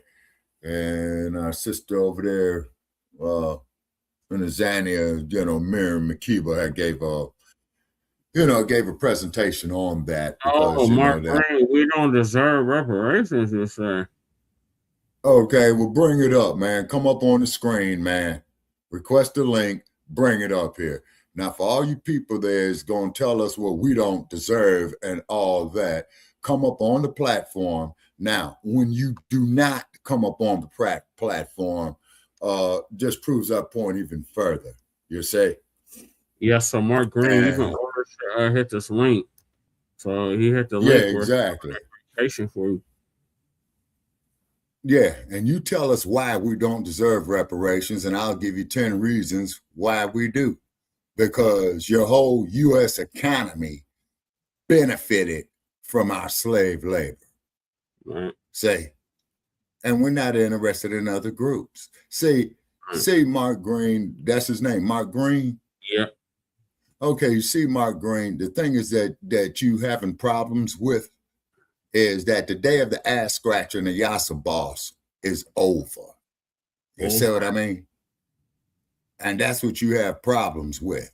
You see? So when you don't come up, you got what you want. Yeah, exactly. You see? So you just prove our point. You just up here trolling, man, as opposed to offering some type of well, I'm not going to say contribution, but without offering any type of commentary on you. Say, so, let our trolls troll. And then also, too, Brother Chad just found out that the French had bombed Algeria in the early 60s with these nuclear devices 17 times. Right. He is a loser and he has no clue. Yeah, exactly, twin. That's why he's not hitting the link. He left. You see what I'm saying? Coward. That's why he's not hitting the link. He left. Well, of course he did. They say just because he got brought to the moment of truth, man, and he didn't step up to the plate. So, like James Brown said, he's talking loud and saying nothing. And nothing. Shabaka, so is that your thoughts on how to write your page in Black history? Yes, sir. Is that we got to tell our own story. You see what I'm saying? And then keep in mind that the European, he always puts lies and manipulation in there. And then, which I'm going to continue to say, for all you jokers out there saying, oh, he's still here. You ain't let's tell him to come on up. Okay. You see what I'm saying? Will you be willing? What did he say? Will we be willing to give up our U.S. citizenship for reparations? Okay. Well, you're not a citizen. Right. Yeah. Damn thing. Yeah, I think that's a tether, Shabaka. It's either a tether or yeah, exactly. But, you know, since he's not coming up, he's got the link. We're going to keep on moving. Yeah. Well, he's just going to get a permanent vacation. That's what he's going to get. Yeah, exactly. You see, so pop him upside the head. He had 2 minutes to hit the link. He didn't hit the link. So. Yeah. So he don't want none, man. You know what I'm saying? And then, too, keep in mind, how come we don't see these other groups come on, who are unarmed be murdered by the police like we do? You have and to then just like with George Floyd. Come on. We dropped the link. You didn't hit the link. We dropped the link, Trick. You know, come on. You know? He got permanent also, vacation, you know? Okay. All right. There, go home, man. No, that's Twin talking to him. Oh, Twin is telling him to go home. My bad. Okay. My bad. Okay, hold on right here. Let me see something if I can enlarge my screen. But it won't let me. Okay. We must be right. Him again, Shabaka. Okay. All righty. Give him a good show. Exactly. You know what I'm saying? And this is why when these people come up here with this crap, you say, I don't give them no respect. You're welcome to come up here, state, you know, respectfully of why you feel the way we do, and we're going to countermand it. Yeah, what a clown. And then also, too, okay, is that, too, what a clown. His name is Mark Twin, but yeah, he is a clown. Mm-hmm. Because, see, he's just talking out the crack of his ass is because he's not coming up here with any type of intellectual debate. First he comes with, we don't deserve reparations. Then he says, well, we give up our citizenship for reparation. Why don't this troglodyte go back to the caves and take his disease with you? Yes. Okay? Mm-hmm. And also, too, shout out there to Dr. Parks for the great work that she does. We know she's busy. So, you know, when she can come up with it, it'll be beautiful. Yeah, we had her on Shabaka's Black Experience Enhanced, what, 2 years ago? Yeah, about 2 years ago. Yeah. You know, about 2 years ago. You see, so we appreciate her. And then on top of it, another thing that we got to discuss, too, Brother Che, is when is ass scratching and yassa bossing gonna stop? Who is that? Isn't that the kind of low IQ? Isn't that kind of low IQ? What is kind of like low IQ? The troglodytes. Troglodyte. Mm-hmm. Yeah, what's that there? Tara Matthews of what I'm seeing right here? Tara Matthews. Oh, Tara Matthews. Lord knows, I got the lowest IQ of them all. Exactly. And plus that, it was us that showed you troglodytes how to wash your nasty, funky, stinking asses. Right. Sure? So you can hit the link to Tara, man. Yeah. So therefore, so these idiots that come up here, You know what I'm saying? When you wait a minute, were you talking about Trump again? How much you hate him? To whom are you referring? I think they're talking to you, Shabaka. Okay, well, they could say my name. If you Okay. guys woke up tomorrow without your skin color, you would not know how to function. You would not know how to address us. Yeah, and plus that, if it wasn't for us, you wouldn't know how to wash your funky, stinking, nasty ass. Right. And I want to make that perfectly clear, by the way. You know, and then keep in mind is that your plague, due to your filth, wiped out half your continent. Right. What was that? The bubonic plague, and I think it was related to rats, right? This was one of the mobile trolls. Okay. They said okay. Yeah, because we had to show you how to wash your nasty, funky, stinking asses. Okay. Yeah, because it was illegal. Yeah, exactly. And then what was you saying to Brother Che of some information that you had related that it was against their faith to wash their asses? They thought it was a sin? Yeah, it was. It was a sin to get naked and cleanse yourself. Good God Almighty. And then when them fools finally did, ain't no telling what type of bugs came up out of there. That's and why then running so rampant. Yeah, exactly. And then too, from what I understand, is that they had some sewage dump into the Potomac River. So what that sewage is, you know, that there is coming out of Trump's mouth. That's what that sewage is. They're American Indian. What kind of $5 pretendian are you? Okay, what nation? Pretendian are you? What nation are you? Okay, what nation?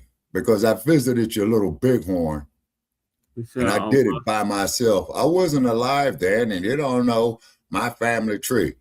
Not do I don't know it. I don't care. Okay? We're talking about our people here. You see what I'm saying? This is Shabaka's Black Experience Enhanced, Grand Rising. That's what you're worried about, and all you could do is what is bitch about us. Well, like I said, when our platform bitching about us. Who does that? Go get a light. Go watch your funky $5 stank your ass before we make change. Quit smoking that dope, you know? Put that OD down. Put the masculine down. And your mushrooms. He keep talking about low IQ. No, you the low IQ. You come on. You the one with the low IQ. And then, twin, as you know, as we always do, we give these trolls the opportunity to come up here. Well, we're not nasty, okay? My mama taught me how to wash my stinky ass or nasty. Yeah, ass. Exactly. What you talking about? Who taught you $5 Indians how to bathe? Who taught you $2 Indians how to bathe? Fuck out of here. My tribe, the Ute tribe from Utah, bros, and I'm enough to get money from the government. Where your casino at? Where your casino? Yeah, where's your casino at? Oh, and then by the way, out there in California with you tribes with those can you come to Las Vegas this spring? We out without suntan. Yeah, exactly, twin. Right. Yeah. And we'll have average temperature out here of about 125 degrees. You know what I'm saying? Money from my state too. I'm in the state of Colorado. All y'all get is handouts. Yeah, exactly. And then explain to me what you guys have in casinos on the native land in California, and the main ones who own the casinos are the Chinese. Explain that. And Chinese are avid gamblers. You know what I'm saying? No, you're sorry. No, you're getting a permanent vacation. You keep talking reckless. Yeah, and we're giving you one last opportunity to come out here to state your case. We'll listen to you. You know?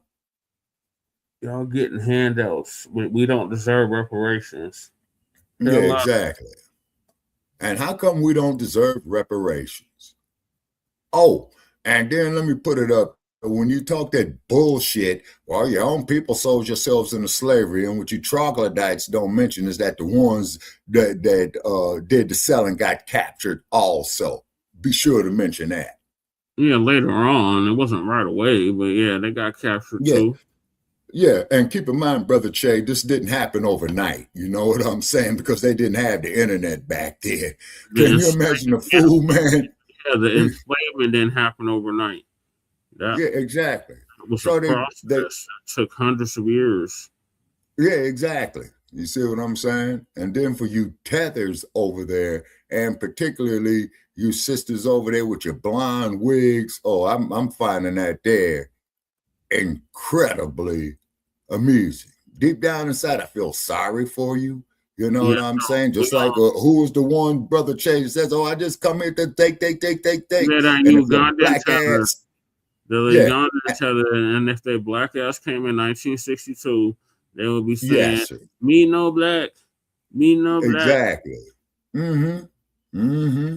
Mm-hmm. Me no akata, no Yeah. akata, no. And get jacked up by the Los Angeles Police Department and see what they classify you as. And they'll tell them rather, me no akata, me no Yeah. FBA, me no Jarir, me no Abib. That's what they would tell them. Yeah. Yeah.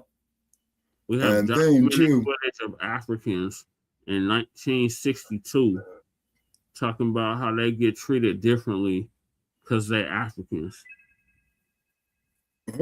Well, evidently they wasn't down there in Alabama, Mississippi, and Georgia.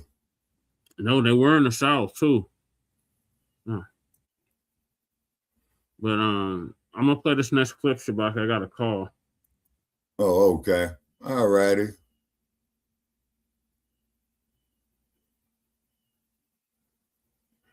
Okay, so the next clip. Okay.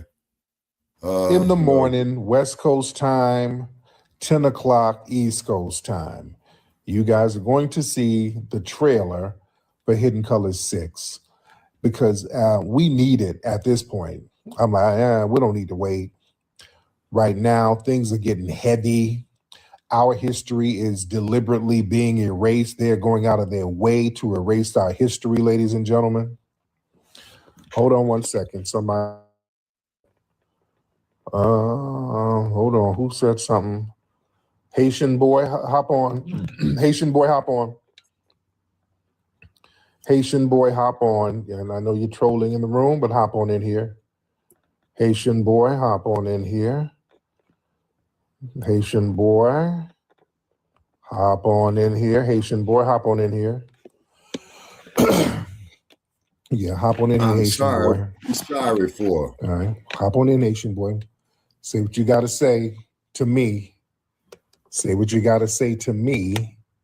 Haitian boy, I just invited you up and you're not saying nothing now. All right.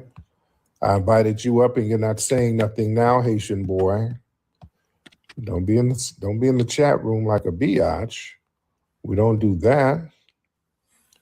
Don't be in the chat room like a biatch. And SK, whatever your name is, we got a low life tether projecting their weirdness onto us. We got low life tethers in here. But like I said,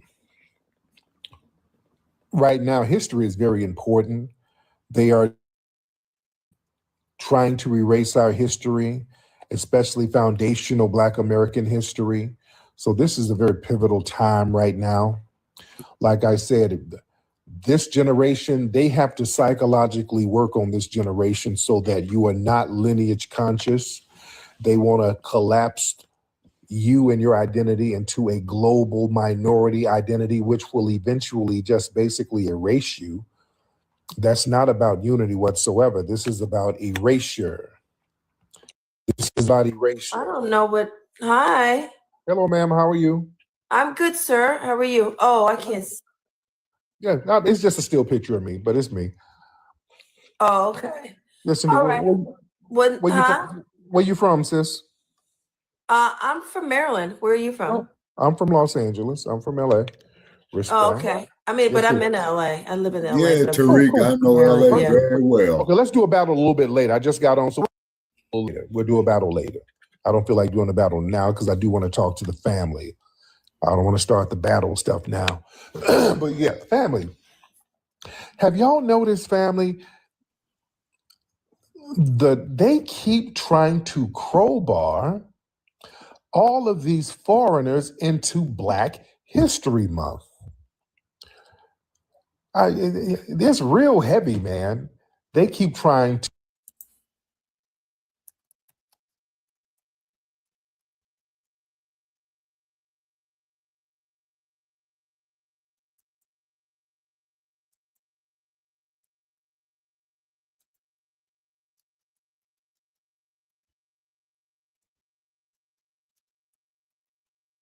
Okay.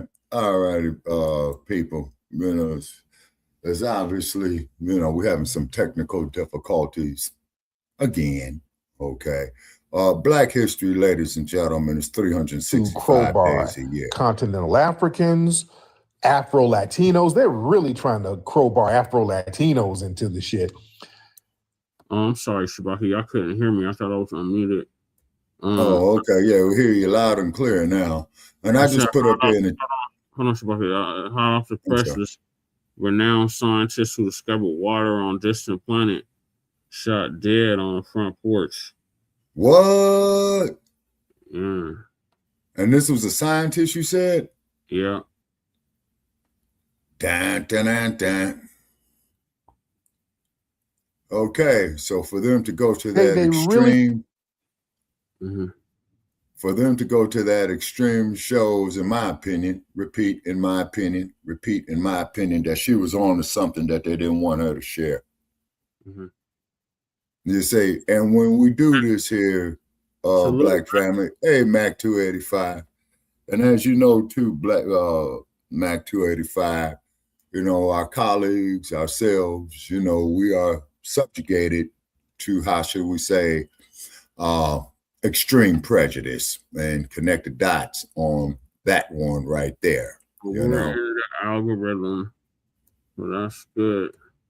Yeah. Oh, yeah, that's right, Brother Che. Yeah, leap year. Yeah, and keep in mind, ladies and gentlemen, that the leap year coincides with the Summer Olympics and the presidential selections. You know what I mean? Okay. And which one of our brothers on the continent found that out? And Dr. Ashwar Kwesi, if you're out there, sir, please get in touch with us, man, because you've done great lectures, on the mathematics about the Great Pyramid being located at dead center of the Earth's land mass. And I'll be very, very interested in getting educated on that. And I do know the word is educated. And that is the difference between a wise man and a damn fool. And keep in mind, folks, I'm not that wise. I hope I'm not a damn fool. Sometime I act a damn fool. You know what I'm saying? Say, so what it is, Black family, we are a great, great people. They say what I mean. And so the Nabiscos, new code word that came across my desk, I'm gonna have to update my Black Power. Yeah. Oh, yeah. And definitely a shout out to our brother up there in LA. You know what I'm saying? The psychologist, psychiatrist, you know what I mean? And definitely, of course, shout out there to Black Joe. And if you're out there, Black Joe, is always love to you, brother, the great knowledge that you drop. Out the STL. Yeah. Yeah, most definitely. And then to Jesse Jackson, as we all know, ladies and gentlemen, had transitioned a few days ago. Yeah. Okay. So I'm at a nexus. Huh? We're going to talk about, that's on the topic list. We got to get to this topic. So, okay. The Jump as a Human shit set this at his Black History Month reception. Really trying it, man.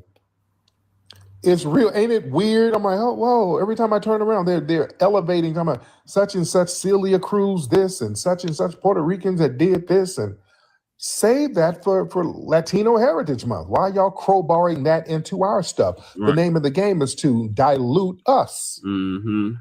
That's why people are pushing back, like, hey man, this is about Black American history, foundational Black American history. Oh no, Black history is supposed to be for everybody. It's for everybody.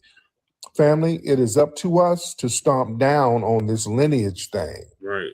And make people recognize and stop the collapse. They're trying to collapse our lineage so that it could be diluted and everybody else can siphon off of it. Right, exactly. You understand?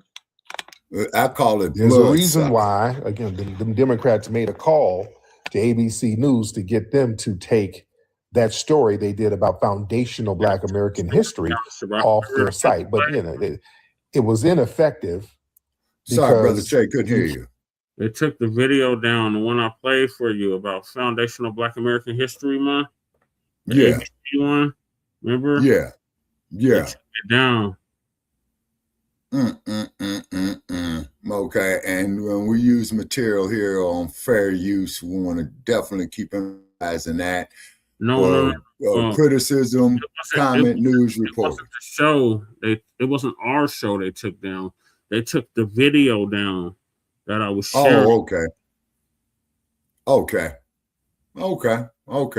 And then also, too, from what I understand, is that a social media CEO, I'm not going to mention their name, has been called up before the Congress about harmful effects to children, you know.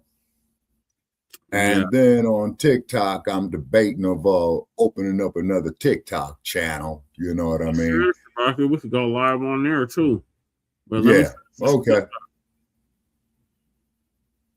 Can't unbroadcast something they'd already put it out. But the fact that they had it taken down, that's a double win, because that shows not only the importance of our lineage, the far reach of our lineage, it shows the threat of our lineage and us recognizing that lineage. You understand? When they're that threatened, to call a damn major network and have them snatch a story back where they spoke on a very specific history, that's a powerful thing, man. We got a lot of power here, ladies and gentlemen. We got a lot of power here now, and that was the Democrats doing that, by the way. Oh, that was some Democrat shit. And that brings me to what we're talking about today. Trump, what was very interesting, Trump had a Black History celebration, Black History Month celebration at the White House. And, you know, they had different folks up there, different Black people, different Black speakers. There's one woman, her son was the victim of some kind of violent crime. So it was a hodgepodge of different types of people. But one thing Trump did, Trump kept emphasizing Black American history. Trump kept saying, this is a celebration of Black American history, which was good. Now, this is all political, I understand it, but that's good. That is good. Now, they know, listen, the political parties, they know what's going on. They know that there's a major delineation movement going on right now. The Republicans know that they can clap at the Democrats by being specific about us. Hello, ladies. How are you? Hi, how are you? We're good. Okay, they look weird. Like I said, but listen. The Democrats, they spent years trying to condition their base to accept like umbrella terms like BIPOC, people of color. The Trump administration, they recognize that these terms deliberately dilute the specific history and political leverage of foundational Black Americans. So by him using Black American over and over again, he's signaling that there's a recognition of a distinct lineage-based group that built this country. So he's subtly validating the grassroots. You understand? And clapping back at the Democrats. They know that this claps back at them. what it is. So, they're weaponizing it to a certain degree. The right wing, they're fully aware of the friction between lineage-based foundational Black Americans and then the Democrats' agenda of making us a diluted minority coalition where we're on the bottom of everybody. So the Democrats are trying to crowbar this African agenda into domestic politics, elevating these foreign-born voices over foundational Black American issues. The Trump and his strategists, they're capitalizing off of the resentment to that. Yeah, they're emphasizing American lineage. And that allows the Republicans to kind of court some of the Black voters who feel like they're politically displaced. And also, this anchors to the 250-year anniversary of the country. You understand? This is the anniversary of the United States of America. So he's tying those accomplishments of Black Americans to that upcoming anniversary of the United States. This is going to be this summer. And that's a very strategic move to anchor Black history purely to American soil, because we are the culture of America. See, this is why we got to start owning that. Tariq, we're the culture of the world. That kind of frames Black Americans as being very patriotic and the builders of the nation. No, we're not the culture of the world. And that everybody emulates our culture here in America. Mm-hmm. We're not the culture of the world. We're the culture of this country, though, and everything good about this country. Yeah, they do hijack a lot of our shit. You know what I'm saying? Mm-hmm. Yeah, particularly when it comes to the music. And and we need to get some musicians up here. I'm talking about those who are studied in the art of music. It's because, we got rhythm blues and what have you. But because there's been this certain individual that I've been bumming on lately, who they refer to as the king of rock and roll, who really was nothing. Yeah, I'm not mentioning that clown's name. You know who I'm talking about. Yeah. And then there was like I stated before on social media, that there was an individual that I met who was that. Our sister Rosetta Stark. Oh, most definitely, with the electric guitar, and Big Mama Thornton. And also to Bo Diddley, Chuck Berry, and Little Richard. Yep. And Fats Domino. Yep. Oh, yeah, and Fats Domino, And then the cold part about it is, they want the perks of our culture, but they don't want the struggle. Mm-hmm. Oh, Jimi Hendrix. Josh is Jimi Hendrix. Oh, yeah. Funny you should mention Jimi Hendrix, is because one thing that I found out about Jimi Hendrix, and I played a few clips of him just to witness it. He played left-handed. Yep. And he was Black indigenous. Yeah, and remember he used to wear all the feathers? Yeah, and if I'm not mistaken, wasn't he from Seattle, Washington? Yep, he was Black indigenous, yep. Yeah, okay, so we got to get with our man, Jay Dizzle, and shout out there to Mr. Jay Dizzle. You know what I'm saying? Been acquainted with Mr. Dizzle for quite a few years, and maybe he can come up here one day on his schedule and talk about Jimi Hendrix, Now, the thing is, you got to understand something about rhythm, people. It is the pulse of nature, okay? Everything happens in a rhythm, Yep. So what do they call that? Our specific music in this country is on a basic circadian rhythm. Yeah. 1, 2, 3, 4. 1, 2, 3, 4. 1, 2, 3, 4. That's our circadian rhythm. And then also too, doing research on the former heavyweight champion Muhammad Ali, may he rest in peace. Okay, he had mentioned in his autobiography, huh? Shout out to the One B for that. Yeah, because he had mentioned in his autobiography that I've read many years ago about the importance of rhythm. You see? Yeah. You know? All right, so let's continue, Shabaka. I just have to okay. The progressive narrative that attempts to frame Black history through a global diasporic lens. You see? So it's very, very interesting. So us delineating, we're owning our Americanness. See, for a long time, the Democrats, they like to push a message that we ain't really American or America hates you. This is the Democrats who like to push this. America don't like you. America is so mean to you. That's why you got to be Pan-African and look over to the motherland and all of. Listen, the white supremacists are over there too. Yeah. We are America. I want y'all to understand something. We foundational Black Americans, we represent all the great values of what it means to be an American. The white tea supremacists don't determine that. They only care about white tea supremacists. They'll throw an American flag away at the drop of a hat if it doesn't serve white supremacy. Yeah, they are not the true American. They are not. That's a misnomer. We're the only people that has promoted and stood for the values that America is supposed to be about.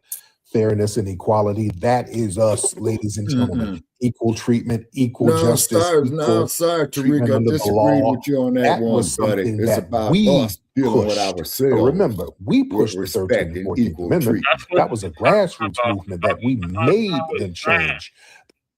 He's literally saying FBA embodies all of that. FBA does. Not the troglodytes. FBA. We embody all of that. You're misinterpreting what he's saying. What he's saying is we built the country and we create the culture of the country. So when they talk about American values and all that shit, the American values are because of us. Okay, would those be based on some of the principles of what they call Ma'at? I mean, yeah. I mean, justice is part of Ma'at. Okay, all righty. Okay, boy. Well, like I said, we deal with the Black experience from the beginning of time to 10 minutes ago. That's a lot of experience, Brother Jay. Yeah, that's hundreds of thousands, if not millions of years of experience. Yeah. You know? Just over here, not even including Africa, Shabaka. That's just over here. We have that much history that they don't want us to know about. And that's why the first Hidden Colors was about that. Hidden Colors 1. That's exactly what the emphasis was our Black Aboriginal history, our Moorish history, right over here that they don't want us to know about. Okay. All right. Yeah, because we did circumnavigate the globe. Okay. And that's a whole different topic on that, Brother Che, if you want to do one in the future about on the concept of navigation. Shabaka, all the maps are because of us. And I even think the only map that's not because of us is that damn Mercator map. Okay. What is that one? The Mercator, and it's another one that they use in the American public school system. The one that we should use, though, is the Peters projection. Is that the one where showing Africa as being the biggest continent, and then on these European maps that show it being one of the smallest continents, if I'm correct on that, Brother Che? So the Mercator is the one that shows Africa as the smallest continent, or one of the smaller continents. Okay. The Peters is the one that gives you a more accurate depiction of it. Okay. All righty. Okay. All righty. And then, folks, all you haters out there, please keep your hate mail coming in, you know? So I just wanted to stop right there to explain that real quick, what Tariq was saying. Okay, I just learned Constitution something. for The civil rights struggle. White people didn't give a shit about no civil rights. It was all about whites only this, whites only that. Yeah, We were the that's ones true. who said no. That's why we There's don't going give to a be a damn about either democracy. one of these Everything parties. on paper, at least, will be equal. Exactly. You understand? That was us. That's why when tethers be like, the white man did it for me. No, man, the hell they did. If it were up to them, it'd be like apartheid South Africa if it was up to them. We said Not hell South no. Africa, Tariq, it's Zania. No, y'all get it real twisted. People know what that South Africa. You see, what's up, J. Kai Mommy? How are you, beloved? Those that's really tapped in know it as a Zanian. But right, you know, with Trump utilizing the term Black American over and over again, you know, they know how the left wingers like to try to browbeat us. They try to shame us. They try to use fear mongering with us, and they expect loyalty without delivering any kind of specific policy win. Yeah. And you know, the Trump administration, it's like good cop, bad cop, and they're playing the good cop right now. Yeah, while the left, you know, they try to browbeat us and browbeat the delineation movement into accepting some generic African agenda, which we're not going to do out of some fake racial solidarity. You know, Trump is giving at least a rhetorical validation of what we've been saying. You understand? So yeah, they're playing chess here. But you know, the Democrats there's a blind spot with them. The Democrats are misreading the room because of their institutional power. You know, their power is held by a lot of coastal elites and academics who are really, really heavily invested in globalism and Pan-Africanism. And this lineage-based boundary that the grassroots has drawn, this is really messing up a lot of their money. Because see, they have to view all blackness as interchangeable. So they think they can swap an immigrant narrative and Black Americans won't notice or won't care. They can't do that no more.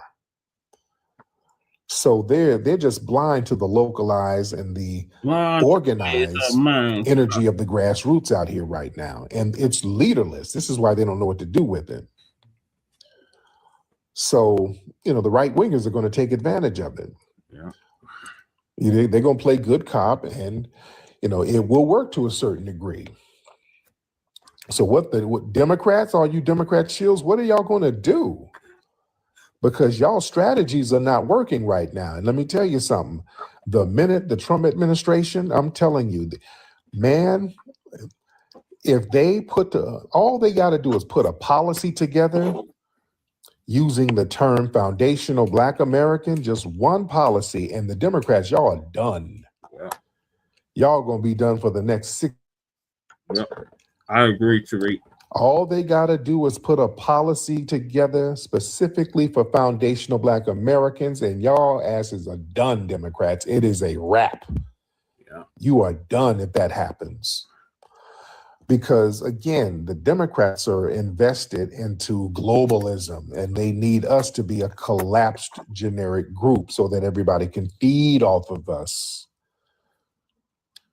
And that's just not happening right now. So what the Democrats are doing, they're doing desperate plays. They're getting the sassy Democrat shills to try to shout us down and shame us and hop into our spaces trolling. We see a lot of that. You see a lot of these Democrat shills with these sassy, trollish talking points where they get into these bad faith, gibberish, babbling arguments all the time. That's their strategy, to just get among us and try to contaminate the discourse. And you can always tell a sassy Democrat shill. Number one, they come in very sassy. Number one, they got a lisp. That sass is that's the prerequisite. Then they start making weird comments about the lineage. Then they start accusing us of being MAGA. That's a telltale sign right there. They start hollering out, y'all MAGA, and then they say some shit on the MAGA. FBA is like the KKK. That's Democrat shield talk. Yeah. That's Democrat shield talk. They're sass. Most of them are sassy, and most of them are sassy tethers on top of that. But I'm telling you, Democrat shills, that's going to backfire on you for a few reasons. Y'all presenting all of these sassy tethers who are belligerent, and they are the voice of Black men. That's your voice of Black men? Yeah, you're misreading the room. A lot of folks don't want to be down with these dudes. Is that what you're offering? If we get over there and rock with you, well, we're going to be around a bunch of sassy, limp wrists, bad faith arguing tethers? Yeah. No. See, most FBA men, and I don't knock anybody's lifestyle, but a lot of FBA men hold traditional, protective, and family-oriented values. Yeah. So when you get these weird, little sassy, bussified dudes to represent the culture, you see, that's like a form of, these dudes are real disrespectful. Did y'all see, speaking of the great actor Clifton Powell, who played Pinky, and this is a great example of what I'm saying. I just thought of this. There was some kind of show they were doing, some kind of online show, and they were sitting around a table with some brothers, and it was some sassy light-skinned dude, sassy as hell, tried to say something slick. Old Black men, when they get older, they don't care about nothing. He was saying something. He was punk ass stuff, and Clifton was trying to explain, hey, well, I'm older, I'm an older Black man. And the sassy dude kept talking over him, and then they almost got into it. Yeah, the sassy dude started talking over him, and Clifton was like, man, you better shut the hell up. Right.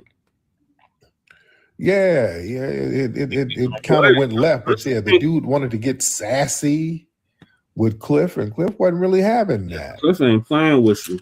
Yeah, Cliff wasn't really having it. I wish He went off on the little sassy dude. Anybody got the sassy dude? You ain't gonna disrespect me. He like, you ain't gonna disrespect me. What the hell are you talking about? Yeah, Cliff was about to show him something. Crew, you got the clip of that? Yeah, Cliff is a real one. Breeze, you got the clip of it? Yeah. That shit. See, a lot of these dudes are used to saying all types of weird shit online. In person, that don't fly. Dudes will raise up on you. Dude, somebody raise up on you in person. That shit don't be flying in person. Right. Dudes be forgetting that they're on the internet. They're not on the internet. Was Conscious Flea over there? Oh, God. He was in the video, too? Flea. Was Conscious Flea? Okay, I didn't see him in there. I got to look at it again. On Facebook. Yeah, I got to look at it again. Oh, yeah, that's another one. He's Conscious Flea is somewhat of a little sassy, plebiscite babbling buffoon. We got a lot of that. Yeah, nobody wants to be down with that. These goofy, sassy, plebiscite babbling dudes. Nobody wants to be a part of that. Y'all marketing strategy, DNC, is horrible. That's why you're losing voters. Nobody wants to be around that. Yeah. And I'm loving every minute of it. And that browbeating tactic, y'all get Roland Martin to curse everybody out. Look at here, you stupid fools. Ketanji Brown, she almost lost her seat. You stupid fools. He's just saying whatever. Just say anything. They're saying anything. And all of the, when these dudes are sassy, they lie. They just start misrepresenting facts. There was a sassy dude who made a tweet about me. He was like, big ass. What's up, brother? How are you? I'm good, man. What's up? Where you from, brother? I'm from Africa. Yeah, what part? Ghana. Ghana. Shout out to Ghana. Yeah. All right. Yes, indeed. You want to do a battle real quick, brother? Oh, I don't battle. Like I just come say hi, and that's all. Oh, okay. I thought we were doing battle. All right, so what's on your mind, brother? Oh no, I was wondering if do you make money on TikTok? Yeah, I make a couple of dollars on here. Yeah. Like from what? From lives, or you do have sponsors, or what?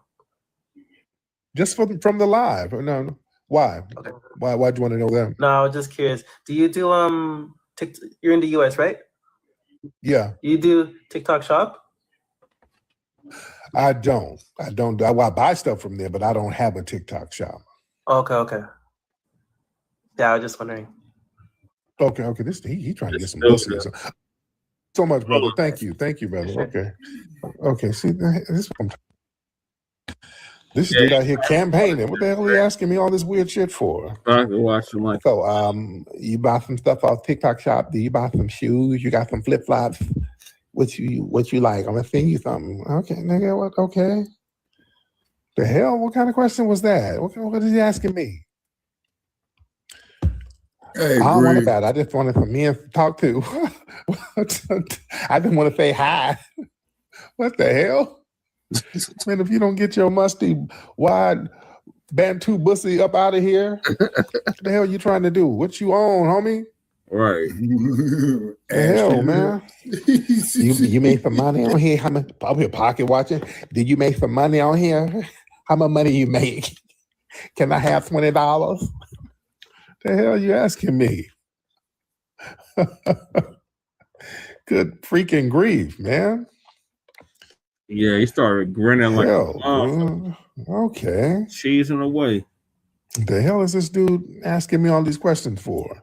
He just threw the whole room. I'm like, what's these questions about, brother? Nothing. I'm just curious.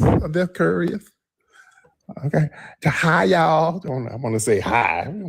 Yeah. Okay. Niggas just don't pull up to me, but I want to say hi. Niggas got a purpose. All right. Let me explain some manhood game. Look, to my young players out here, men don't show up to say hi. You show up with a purpose. You show up to say, hey, I'm here to pick up this check. Hey, I heard there's some women in here who wanted to choose up on me. Hey, I heard y'all hiring. Hey, I heard somebody want to buy a brick. Yeah, something. You come in with a purpose, man. You know, hey, I just came to say hi. That's not what we do. That's not what we do, guys. Yeah, we don't do that. Hey, Breeze, come on up if you're able to, brother.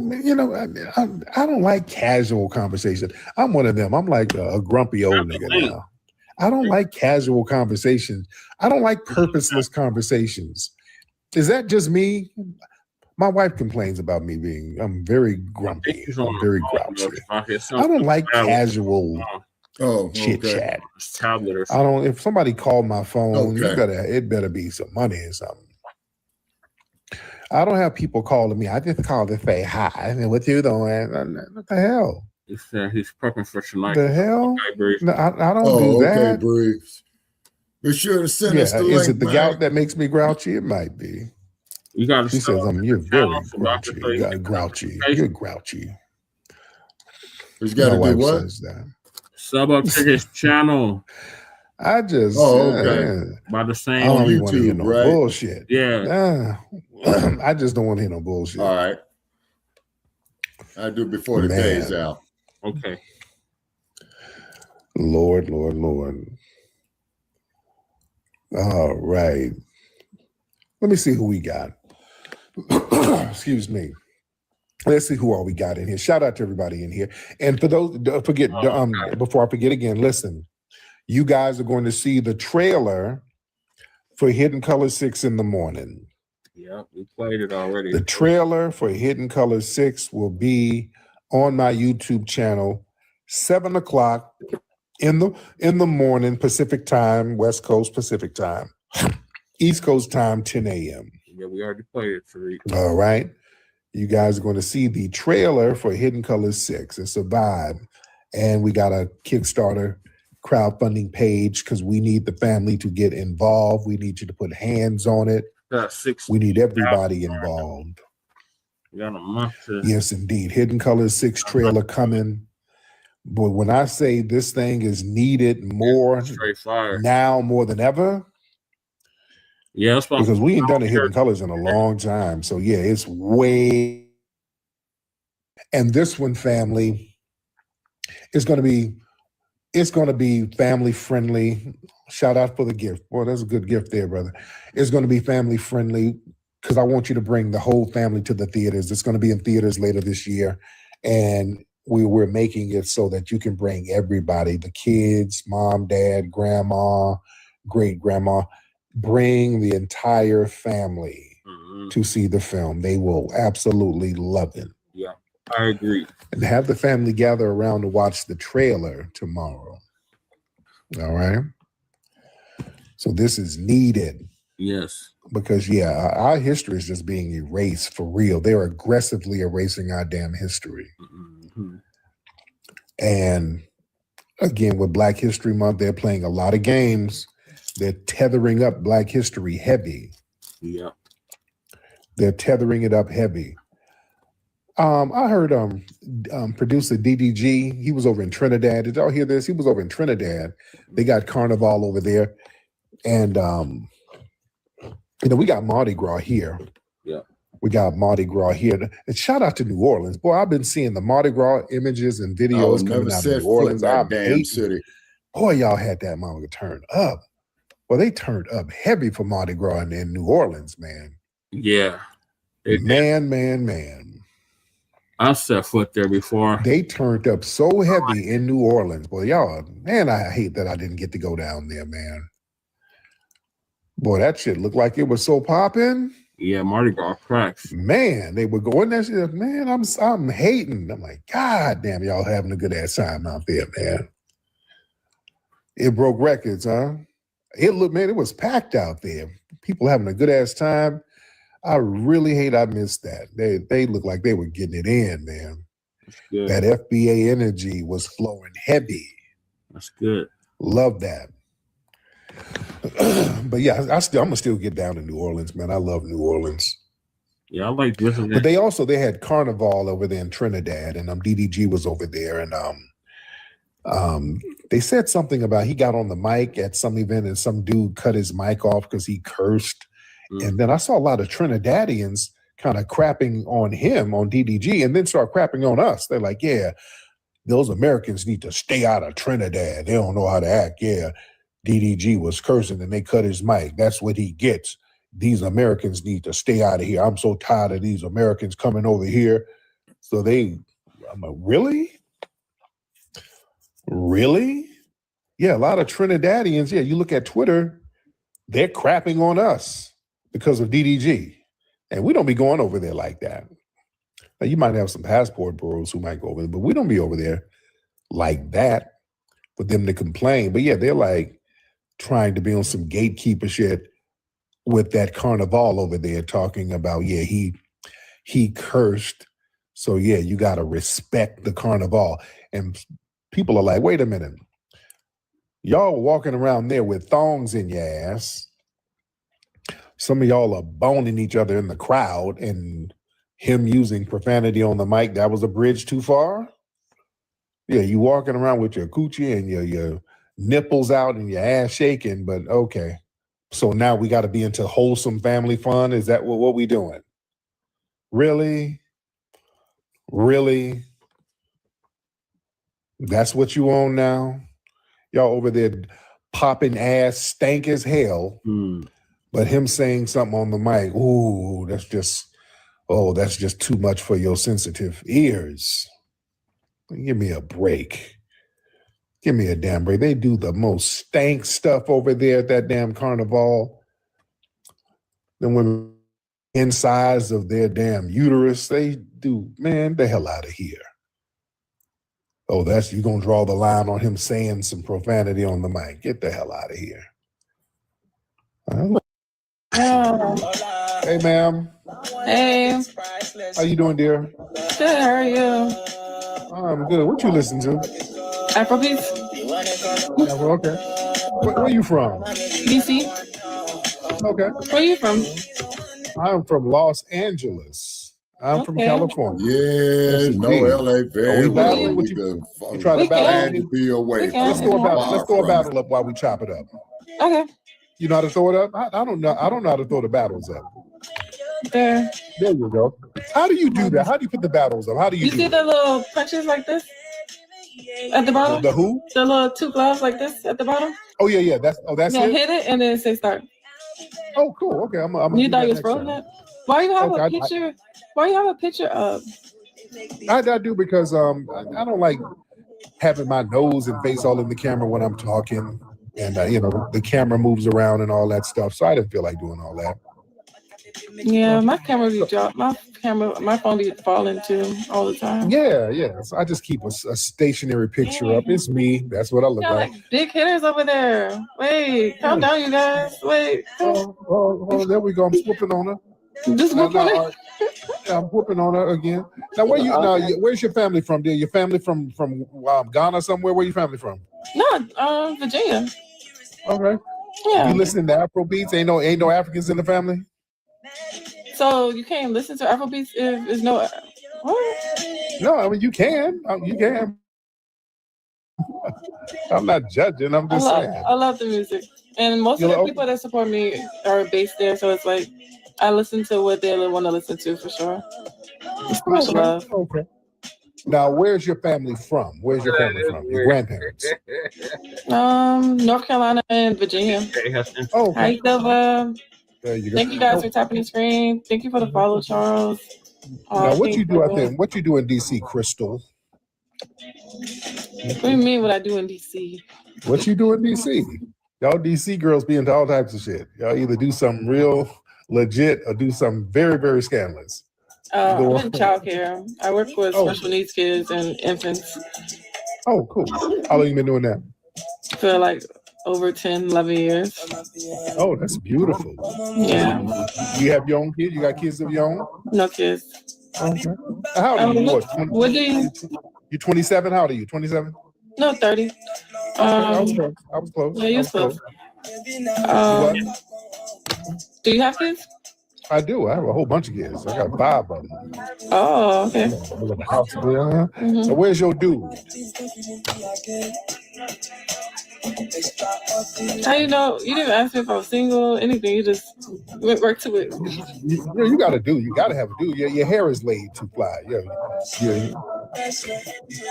got your hair laid fly. So you got a dude. Somebody's up on you. Where's your dude? Actually, I'm in a relationship with God. You got a relationship with God. How come you ain't got no dude? What do you do on your live? I'm intrigued right now because they over there, they shooting hard for you. What you do on your live? Yeah. Oh, I got the most popping space on here. You didn't know that? I got the I gotta most go popping check you out. Let me see. Yeah, I got the most popping space on TikTok. Okay. Yeah, I gets busy. Busy. Okay. So now let's get back to your dude. Are you dating some African dude or something? You said you got a whole bunch of Africans who fuck with you. So you got a 90-day fiance. What you got going on, sis? No, I'm really focused on myself in a relationship with God, for sure. Oh, there you go. We got a minute. We got a minute and 30 seconds left. Mm-hmm. We got a minute and 30 seconds left and all that. All right. How long you been out there in DC? Oh, can you hear me? Oh, Chris, can you hear me, dear? Oh, what happened? Sister calling. Oh, somebody called you? Yeah. Oh, okay. I actually forgot what I asked. Now, I was asking, how long have you been in DC all your life, or did you move there at one point? What happened? Yeah, I said all my life. Oh, what do you have you been in Los Angeles all your life?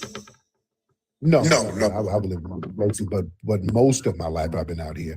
We got 35 seconds left with Miss Crystal Love. Y'all need to follow her. She seems like a nice lady. Oh, I'm thank gonna you follow so her. much. Thank you so much. You got a pet. Look, you got a pet over there. You got a cat or a dog over there? No, I don't have no animals. That's It look like you own a pit bull or some shit. I don't know. You look like a pit bull. That's wild.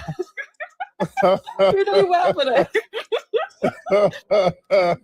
The pit bull is crazy. Have you ever heard All right.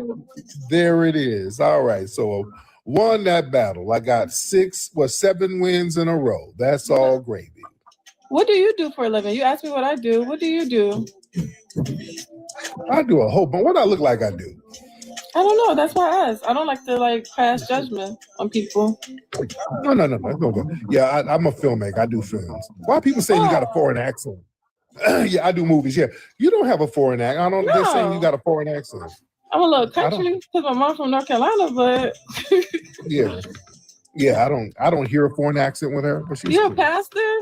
Somebody said you're No, you're no. the pastor. Who said I'm the pastor? Who the hell said that? Somebody came in and Lord. said What they? I'm not a. I am an ordained minister, but I'm not. Okay. I'm not a pastor. Yeah. Anyway, let me get to filmmaker. Oh wow. That's dope. That's dope. And it's Yes, nice meeting you.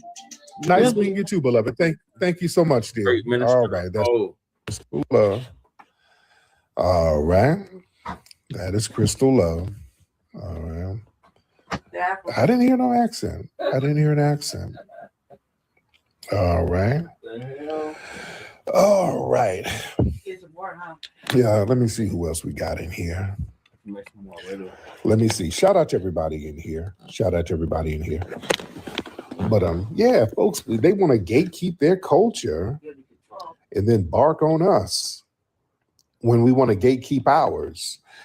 Just like a lot of people are talking about that cartoon, the Hey AJ show on Disney, and they got this character, and I talked about it the other day, the Captain Do-Rag character.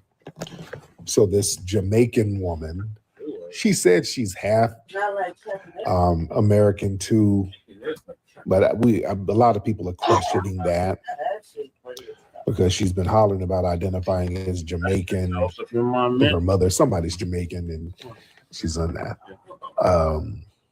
A Caribbean chick who identifies as Caribbean, and she created this character. And there's some other stuff that she's done. She's been zaddy worshiping and doing some hardcore zaddy worshiping. She also did some kind of short movie where they sacrifice Black Americans to save Caribbeans. It's some weird shit this chick is doing. She's on some weird, and a lot of people are pointing this out. Hey, man. How you doing, love? Hey, how you doing? I'm good. How are you? You want to battle? Yeah. All right, well, let's get a battle in. You got 14K, all right? Let's see what we can do. All right. All right, let's do another battle. Or are we chopping it up? Hold on, let me see. All right. We got He's just doing battles now. So I'm gonna stop that because we got on this topic. To hit color 6? Yes, twice. That shit. All right, so the whole point of me playing this was to show y'all what Trump said. So what are your thoughts on what Trump said about Black History Month? What do you say? Okay, what did the dumpster say? Oh my God, I completely missed it. Well, yeah. I mean, No, just give me one or two sentences to refresh me, Brother Jay. He basically said that FBA history is American history. Okay. All righty. On that right there on Black history is world history. Shabaka, it's not world history because the world ain't been celebrating it. We've been the ones that's been celebrating it for 100+ years now. So it's FBA history. It's not world history. Remember, the rest of the world didn't want to have nothing to do with Black. Is that Black? Yeah. Black American? Yeah, but it's very, very incredible how they go.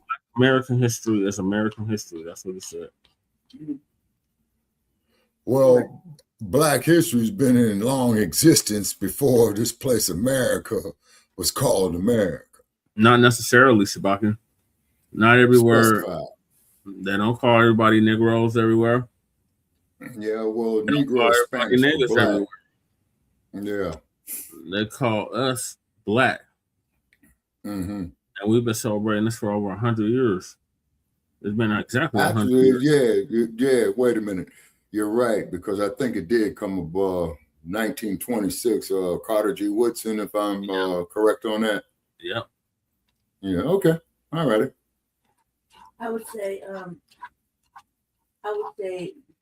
this perspective, it looks like that, yes.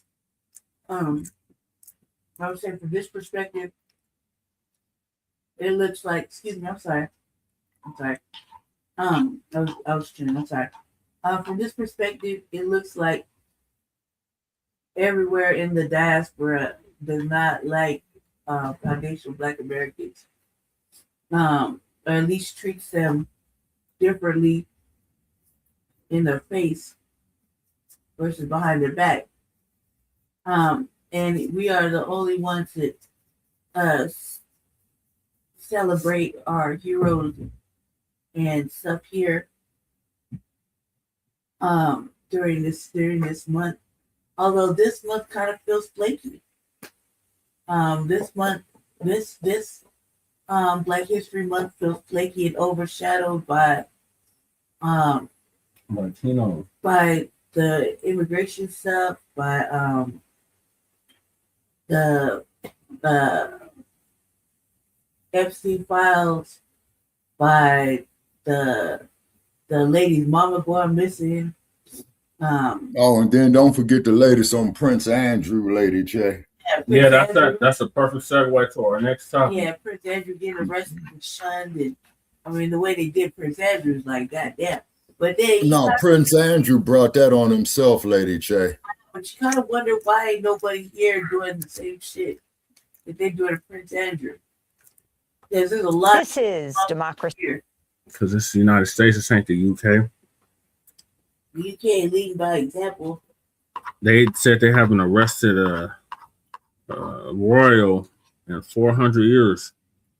Yeah. Since, if I'm not mistaken, Brother Che, I think like since about the 1600s. And guess who it was? Who was it, Shabaka? Queen Victoria. King Charles the First.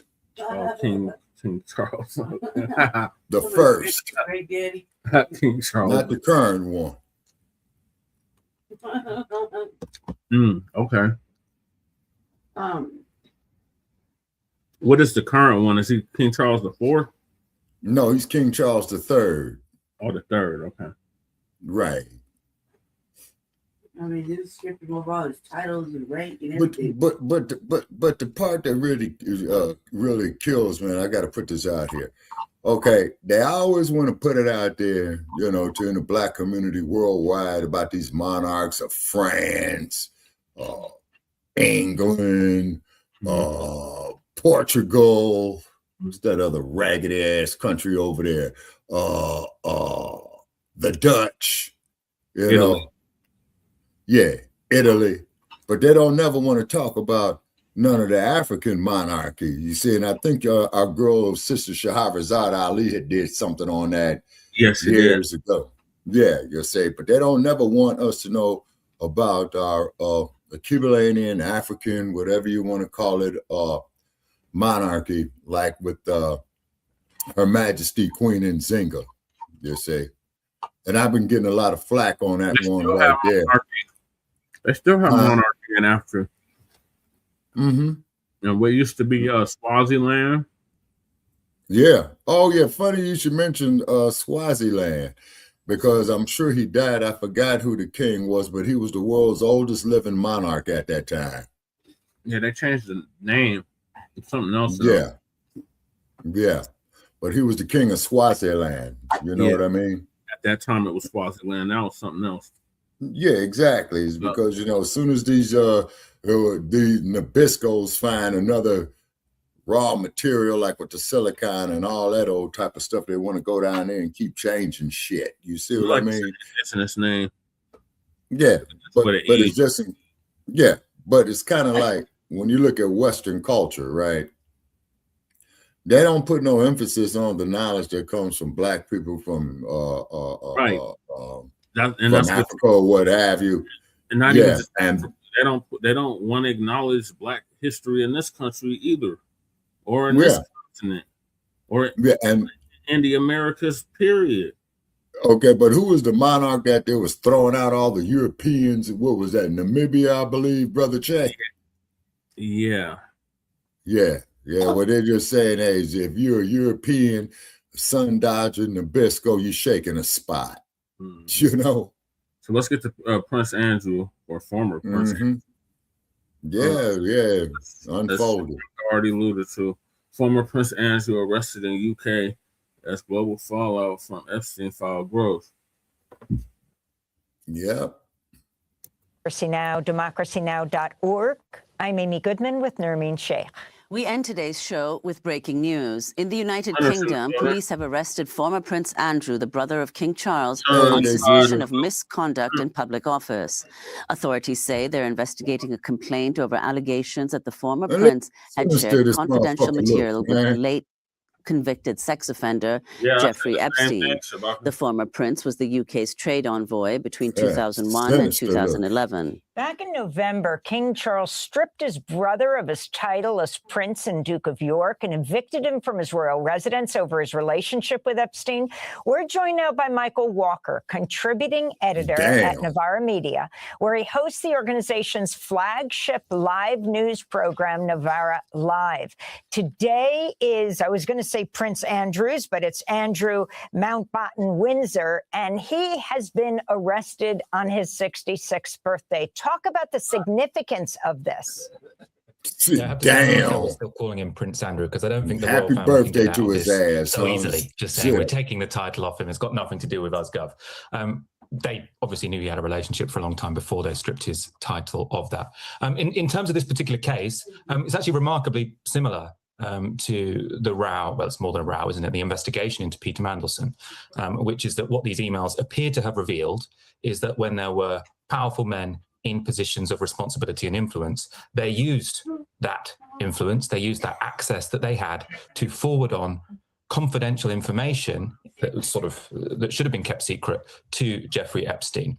In the case of Mandelson, that involved what was going on in number 10 Downing Street. When it comes to Prince Andrew, this seems to be what was discussed on trade trips. So emails indicate Andrew forwarded official confidential trip reports from Singapore, Vietnam, and China to Epstein shortly after receiving them. So that seems to be what the police are currently investigating, and their job is to judge whether this reaches the threshold of misconduct in public office. Yeah, and it's clear that a misconduct is a really complicated offense, a misconduct in public office. This is, I'm reading from the BBC, quoting the legal correspondent. It essentially boils down to an allegation that someone who was doing a job on behalf of the British public did something seriously wrong, knowing it to be wrong. But there are 4 elements or factors that the police must investigate. If you could elaborate on that and also tell us, where has he gone and what comes next? Where was he taken? Well, so he was taken to a police station for questioning. Now, people think that's significant because he wouldn't have known he was going to be arraigned. So often when it comes to crimes which were committed, well, I should say alleged crimes, investigations into alleged crimes committed in the past, you might get forewarning, you might get invited to speak to the police.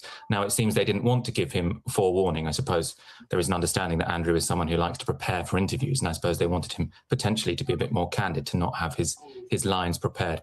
When it comes to the actual crime, which, I mean, he's being investigated for, political journalists are sort of desperately trying to catch up on this because it's not something which has appeared in sort of political debate very often. It's the sort of crime which, as far as I understand, tends to be leveled at people like prison officers. So it might be someone who's working in a prison office, or working in a prison, I should say, in a position of responsibility, and they help a prison officer, a prisoner speak to a gang member outside and potentially arrange for some sort of crime to be committed. So I think normally you have a very high threshold and it's a bit more open and shut. What's interesting here is that, I'm not sure what they'll be investigating because we've all seen the emails. The question is just whether or not this meets this threshold. I suppose they'll be discussing with Andrew whether or not he knew that what he did was a breach of his responsibility in that role. What's astounding, Michael, is you have Andrew being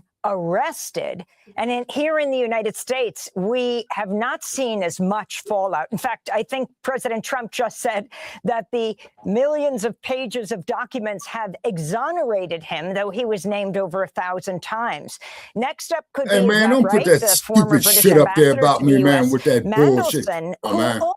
Interestingly, was a trade envoy, and there are questions about revealing information that was given over to Jeffrey Epstein. Some clown saying Shabaka's in the Epstein files, man. I will sue you for that. That's disappointing to some people, actually, is obviously this is a story about sex nah, he can go play with trafficking, himself, man. I don't play with this shit. Stole him out, Debo. He just playing with. Don't you see the laughing emojis? He's just playing. This is Leonard. This is our good brother Leonard. He always making jokes. That's what he's known for. Oh, well, Leonard, I appreciate all that, but bruh, come on, man. Them Epstein files, man, a whole lot of people gonna fall in that. We'll see, Shabaka. Like I said, I'll believe it when I see it. They might be doing that shit in the UK with former Prince Andrew, but I don't see that shit happening in the United States. Anybody gonna get arrested? Anybody going to prison? But what it is though, it is something. What would they call that? Of a sensitive nature of the way that they handling it, and then keep in mind, man, they have omitted a whole lot of facts in there, particularly because there was some photographs there of Prince Andrew or former Prince Andrew or whatever what they're calling him, Andrew whatever now, some pretty racy photos, Yeah. Yeah. Well, that's They him. say, That's him. They ain't not gonna happen to nobody in the U.S. People ain't gonna go to jail or prison. No punishment gonna happen from this. oh, by the way, though, too, Brother Che, shout out there to Smokey Robinson. He just had his 86th birthday. Yeah, shout out to Smokey Robinson and the hell with them tethers that's trying to finesse him. Yeah. He got tethers that's trying to finesse him, Shabaka. Talking about really? he essayed them. Oh, is that right? Yeah. Man, Smokey ain't had to do no shit like that, man. Right. The reason being is he had yeah, house because tethers. yeah, no, you ain't, the Smoke man ain't had to do no shit like that, man. Right. It's a money grab. You said Smoke is 88. Come on now. 86. He was born in 1940, in February 1940, so he would be 86. Yeah. Okay. And keep in mind, he started his career, man, when he was 17, 18 years old. By 21, Mr. Robinson was pretty much set, With the whispers. Or the miracles. Yeah, for the miracles. Because the group started off as just the miracles. Then, I think about 63, about in the mid 60s when he was started writing all the hits, like for the other groups, then they went on and called it Smokey Robinson and the Miracles, And one of his contemporaries at Motown, who was coming up at that time, too, ladies and gentlemen, to find out is the one and only Ms. Gladys Knight. Oh. All right, let me finish this clip. Of numerous women, and it seems like where justice might be brought, it's on a different charge, which is sharing confidential information with a powerful person. In both cases, Mandelson and Prince Andrew, there are suggestions that maybe there were quid pro quos here. So when it came to Mandelson, he was sharing this information, which was market sensitive and which would have been useful to Epstein. And it seems that in return, what he was getting was Epstein's help in helping his lobbying firm after he left government, or getting a job with JP Morgan. These seem to be what he was considering. He didn't end up getting a job with JP Morgan, but he was clearly from the emails angling for one.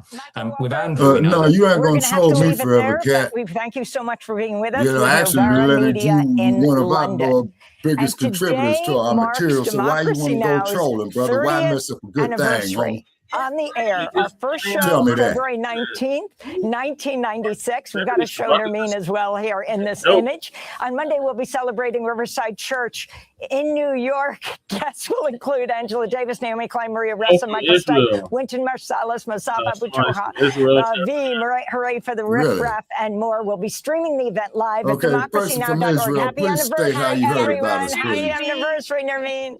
Thanks for watching Democracy Now! On YouTube. Subscribe to the channel and turn on notifications to make sure you never miss a video.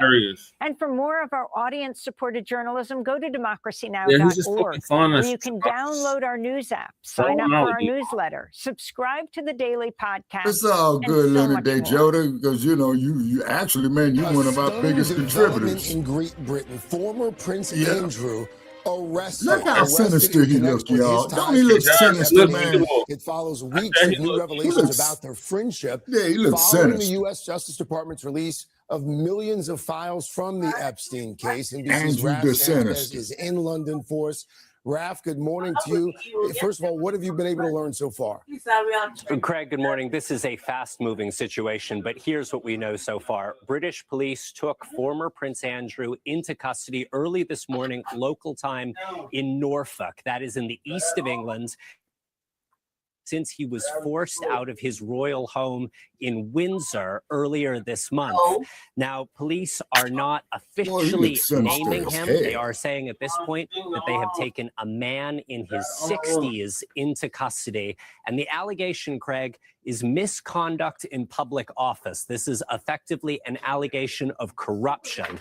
Now, this is important because Andrew, of course, has faced repeated allegations that he sexually abused some of Epstein's trafficking victims. British police are saying that at this point, they are looking into allegations he misused his public office. Now, they are not giving further details at this point, but what we do know is in that massive release of Department of Justice emails from the convicted sex offenders' accounts, there were emails from Prince Andrew, who was a prince back then, back in 2010 to Jeffrey Epstein. He was serving at that point as a trade envoy for the British government. He had access to sensitive trade information, and he sent some of that trade data to Epstein. Again, this is back in 2010. This is after Epstein was convicted in Florida in 2008 when the prince was sending him these emails. Now, this is a serious offense. If he is charged, it's worth saying at this point he has been arrested. He has not been charged. This is an offense that can carry prison time. And it underscores, Craig, just the stunning fall from grace. We have been discussing with royal historians here in London this morning, trying to find any precedent for this. No one can think of a situation in the modern era where the king's younger sibling has been arrested on suspicion of public corruption and is potentially facing charges. In terms of what would happen next year, first steps would be some kind of decision about bail, and then it would be in the hands of prosecutors over whether to formally bring charges. Correct? All right, Raf Sanchez for us there in London. Raf, stand by. Let us bring in NBC's chief international correspondent, Keir Simmons, who has covered the royal family for decades. And again, Keir, former Prince Andrew, it should be noted here, arrested on his 66th birthday. Good morning to you. Tell us a little bit more about what you've been able to glean from the situation so far. Well, as Raf said, a fall from grace, and to be arrested on your 66th birthday, on your birthday in the early hours of the morning, well, that is quite something. I mean, Craig, look, this is a royal scandal alongside scandals that we've seen through the decades, but the royal family have been trying to distance themselves. We've seen that in the fact that we now call him Andrew Mountbatten Windsor, not Prince Andrew. His title was taken away. His airs and graces, if you like, were taken away. We've seen that in the messaging from King Charles, who frankly has had for a long time a fairly distant relationship with his brother, but also even with Prince William. You'll remember, Craig, just in the past few weeks, on a trip to Saudi Arabia, Prince William and the Princess of Wales, Catherine, put out a statement about the Epstein scandal, talking about their feelings for the victims of that scandal, and clearly it was heartfelt and it was a personal message. But I think it was also part of this process of moving Andrew away from the royal family. One of the questions, of course, Craig, is going to be whether that's really possible, because, for example, the royal watchers are talking now about the question of whether there are emails that Andrew Mountbatten Windsor will have sent while he was a trade envoy, while he was a working member of the royal family. Does Buckingham Palace have records of those emails? Will it be expected? Will Buckingham Palace be expected to hand over that kind of evidence? So the possibility that the royal family get pulled into this is very real, despite their efforts to kind of protect the brand, if you like. Our chief international correspondent, Keir Simmons. Keir, thank you. We should note we've received a statement as well from the family of Virginia Roberts Giuffre. That statement reads in part, today our hearts are broken.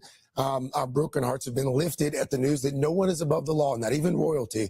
On behalf of our sister, Virginia Roberts Giuffre, we extend our gratitude to the police for the investigation and arrest of Andrew Mountbatten Windsor. Again, that coming from the family of Virginia Roberts Giuffre. Of course, Virginia Roberts Giuffre, one of the most prominent accusers in the Jeffrey Epstein scandal, who died by suicide last year. Keir, thank you. Raf, thank you. We thank you for watching. And remember, stay updated on breaking news and top stories on the...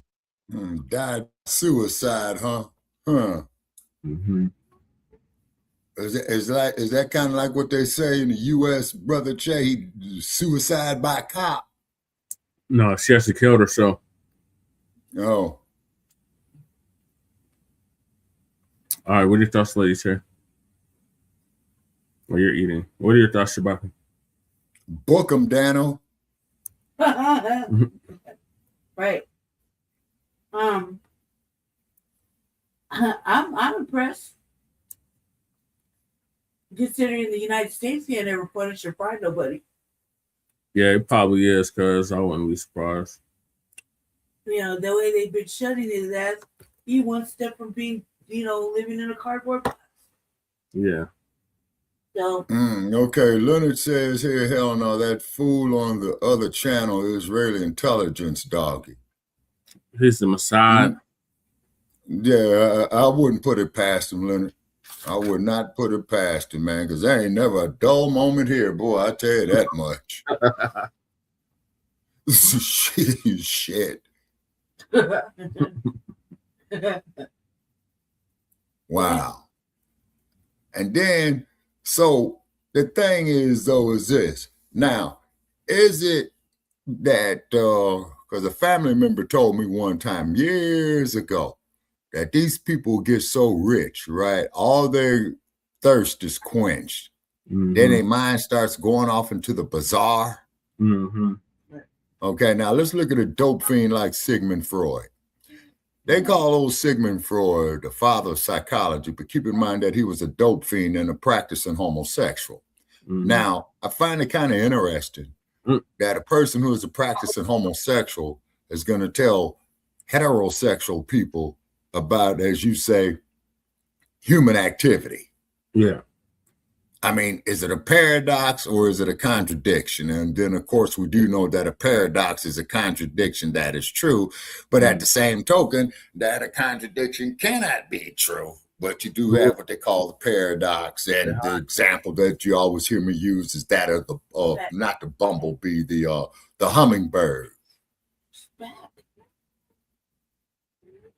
Yeah. Yeah, hummingbird, boy, his wings be flapping like 2.0, you know what I'm saying? He be on turbo for real. Yeah. And he's very agile. But they say the hummingbird can't fly. Mm-hmm. Yeah, I agree with you, Leonard Dejoda. Yeah, that fool is on the other channel is probably IT doggy, you know. It's the Messiah. Uh-huh. You'll get on. Uh-huh. But we always got some agents in here. Yeah. What are your thoughts, Lady Che? I'm glad he got arrested. Now, if only the United States can actually do some detective work and go in and actually arrest somebody, just to make an example. Yeah, I don't see that. Okay, now I'm wondering, wait a minute. I know for a fact that Prince Andrew has visited Los Angeles on several occasions. Yeah. Huh. Might need to dig up that dude Hugh Hefner and check him out too. Right. There's so many living panels right now. Chomos we can easily go get. Mm-hmm. I was watching this thing and I forgot about the Abercrombie and Fitch dudes. Oh yeah. Mm-hmm. That made me think about white people being nasty. Mm-hmm. You know what I mean? Yeah, well, and then on top of it too. How come their sexual appetites are always like something disgusting? The Sim buck breaking.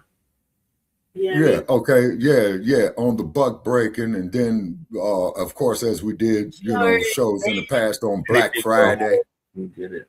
Animals. Anything with a hole can get it to them. Well, yeah, I mean, it's crazy. And then if you check it out, your dog and your cat isn't safe. Yeah, say that's sad. That's sad. And then too, further development, man, they did 17 above ground nuclear test blasts in Algeria, y'all, in the early 1960s. So that could be having an effect on the whole continent. You know what I mean? Health situations, foliage, botany. Any of the stuff they've done over there could have an effect on the continent. Yeah. Just like all the stuff they've done to us over here has an effect on this country and the continent over here. Yeah. And one thing, though, that sewage backup in Washington, D.C., I think the main source of it is at an address that starts with 1600. Because look what you got up there, the dump. You know what I'm saying? I'm so telling the truth about us, so that's all I care about. Dump and getting them damn illegals up out of here. Yeah. And then, too, is that other content creators across social media have stated in the same thing that we have stated here, is that you illegals, you other groups, y'all on your own. We can't help you no more. Yeah, they on their own. The Cape been off for 7 years. Yeah, now. Man. Yeah, man. Yeah, because they mock us, they talk about us, they hate us because they cannot be us. But at the same token, when something don't go in their favor, we the first ones they call on. Mm-hmm. I mean, what is that? Is it stepping fetchism that they want from us? Yeah. Is it that? Yeah. You know what I mean? They steal all our knowledge, just like look at Tuskegee, the Tuskegee experiment. You know what I'm saying? 40 years. You're going to inject us with syphilis just to see what it does. What? Get that things together. At least they're potty trained. You don't have to make it spot. Oh my God. So is that your final thought on the former Prince Charles or Prince Edward? Yeah, Prince Andrew. Or Andrew's son.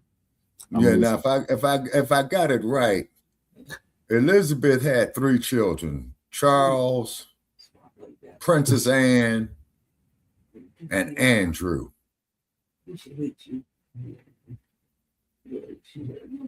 Yeah. But you ain't hearing nothing about Princess Anne, huh? Mm-mm. Yeah, that's their sister. Yeah. Yeah. Well, Princess Anne and the rest of the family denounced this dude. So he's like they disowned Meghan Markle. Yeah.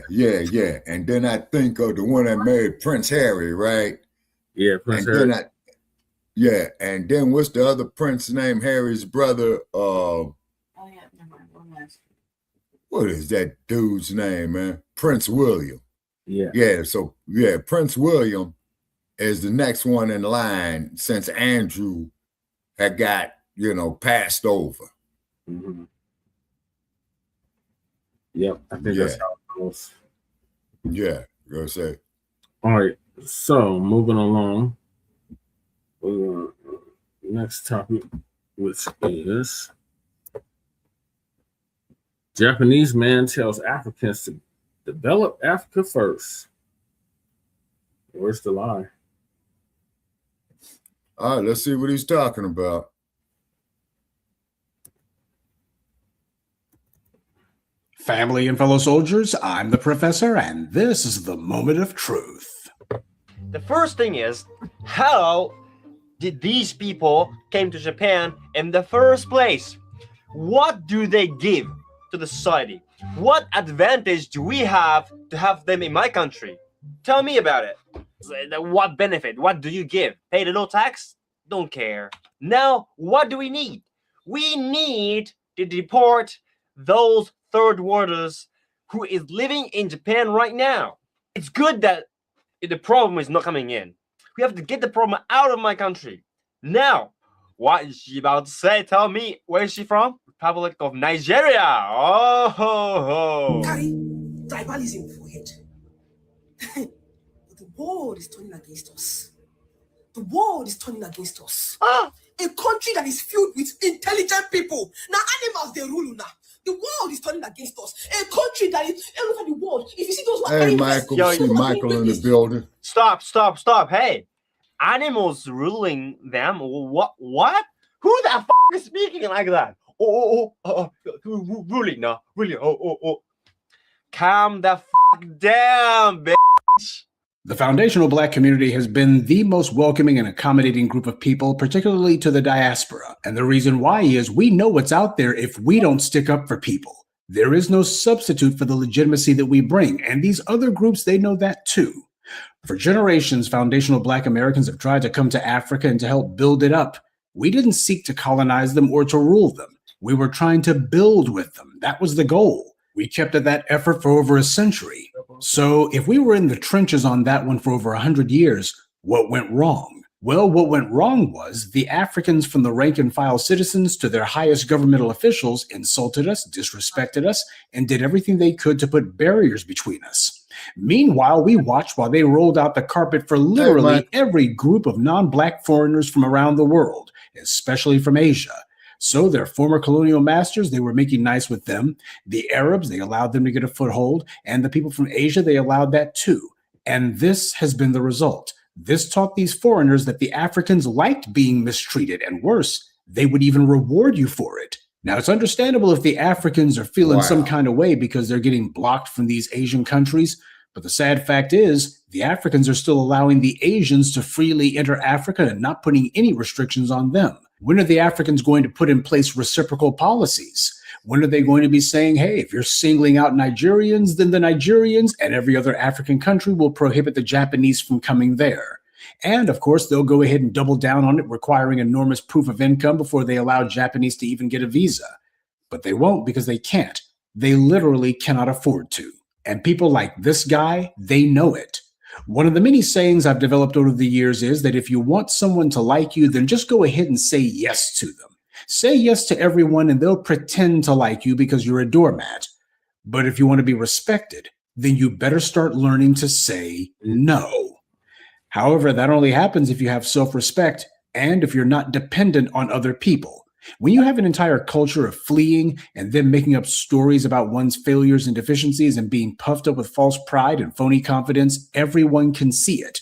It doesn't fool anyone. Notice that this Japanese man points out that the Japanese are not fooled by the phony claims that so-and-so from Lagos is bringing valuable skills or that their presence is building up Japan. What do they give to the society? What advantage do we have to have them in my country? Tell me about it.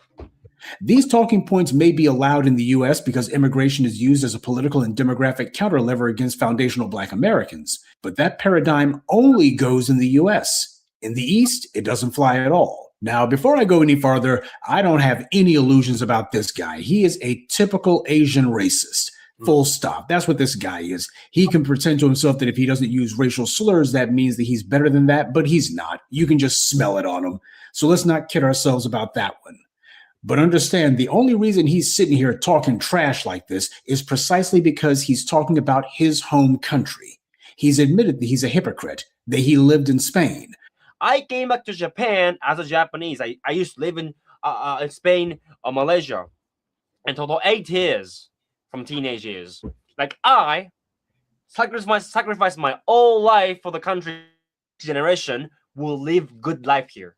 Learn that shit. Learn that shit. So he too was trying to find opportunities elsewhere, but then he claims that he returned to Japan so that he could make opportunities for future generations. Well, looking at Japan's plummeting birth rate, There may not be a next generation.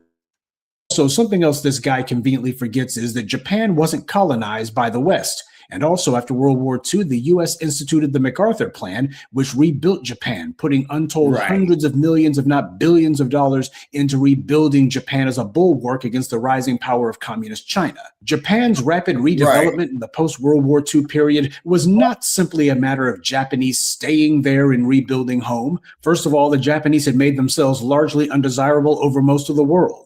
From the bloodletting that they carried out all over Asia and the Pacific to the killings of white American, British, and Australian soldiers and prisoners of war.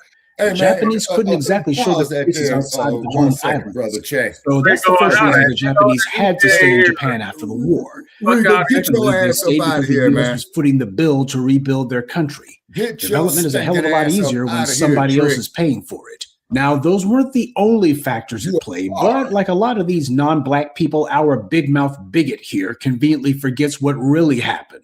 Tries to turn into a story of, oh, we rebuilt Japan and did it all by ourselves. He conveniently forgets about all the huge amounts of money that the United States gave to his country. But then again, he's not alone. The Nigerian government has also received huge amounts of money from the United States over the decades. What's happened to any of it? Nobody knows. But when people look at the corrupt presidents of Nigeria and the guys at the very top, it's not hard to figure out where at least most of that money went off to. The Nigerians, however, abroad did a similar thing. They didn't just forget how they came to be in the US, they also decided they didn't have to learn how in the first place. The purpose of this morning's briefing is to re-emphasize what's been happening in the United States isn't stopping there. The US sets the tone for the world. And that's the reason why you got a lot of these other countries who are looking at going, oh, well, if the U.S. says it's okay to go in on these people, well, we'll go ahead and do that too. And it doesn't pay to hide one's head in the sand about that fact. This is something we've been warning about for decades. But we still have a lot of foreign flags out there who are trying to put forward the pathetic talking point that, oh, sooner or later they're going to start rounding up you FBAs, or, well, these people in these foreign countries, they don't like you FBAs either. First of all, we have never had any illusions about the fork-tongued, two-faced way that the world considers us. Everybody loves to copy what we do. Everybody loves to emulate what we do. But at the same time, they also have been hideously disrespectful towards us as well. But we need to understand something. When you look at these foreign countries that are slamming their doors to countries like Nigeria, and you look at the way the foundational Black Americans are regarded in those lands, we actually have a good reputation, and not just merely in comparison. We're not the ones that they refer to as, quote unquote, third worlders, or immigrants looking to sneak in and live off the state. When you hear about neo-Nazis and other assorted trash in places like, say, Scandinavia going off about immigrants, who are they usually talking about? They're usually talking about Somalians, Ethiopians, and Nigerians, usually in that order. Now, they claim that they're talking about Muslims in general, but they never mention Saudis or any other group of Arabs whenever they give their little racial diatribes. Whenever they get specific about who it is, it's always some group from Africa. So clearly, Muslim is just a code word for African. Because in all of these other countries, they have understood that there are Black people from Africa, but there's also Black people from the United States too. There's a long story behind that I'm not going to get into here, but these people, they are aware that there is a distinction. When you see some English-speaking Black person who is not of our lineage, but they made it good in some other place, in most cases, they were born in the U.S. or lived here for a significant period of time. In other words, they get to cloak themselves in our identity because that's who they're associated with. As long as they don't have a strong African or Caribbean accent, that's what they do. They decide, hey, these guys, they're lumped in with us. Even the people who are not from our lineage have to pass through the U.S. to get the benefit of our reputations. Being FBA is like a traveler's check. It's accepted all over the world. Yep. I say this not to put anyone down, but to explain the hard realities of why this is happening. It didn't have to, but unfortunately, this is what people chose to happen. And this is why delineation is feared by so many of these tethers. The same way that they've benefited from white power forcing a flat definition of Blackness onto the Black population here and making it where we have to carry the weight for every foreigner who commits a crime. They're concerned that delineation will make it where people elsewhere will begin getting specific about exactly who it is they're shaking their fists at. The Nigerians are very upset about the fact that their movements are being curtailed, not just in Japan, but also in other countries. There are a huge list of countries that basically have banned the Nigerians altogether. Now, obviously, I'm not rooting for any of that to be happening. What I'm pointing out is this has been the reality all along, and we've been trying to warn people about that, but they told themselves that apparently they were on the team.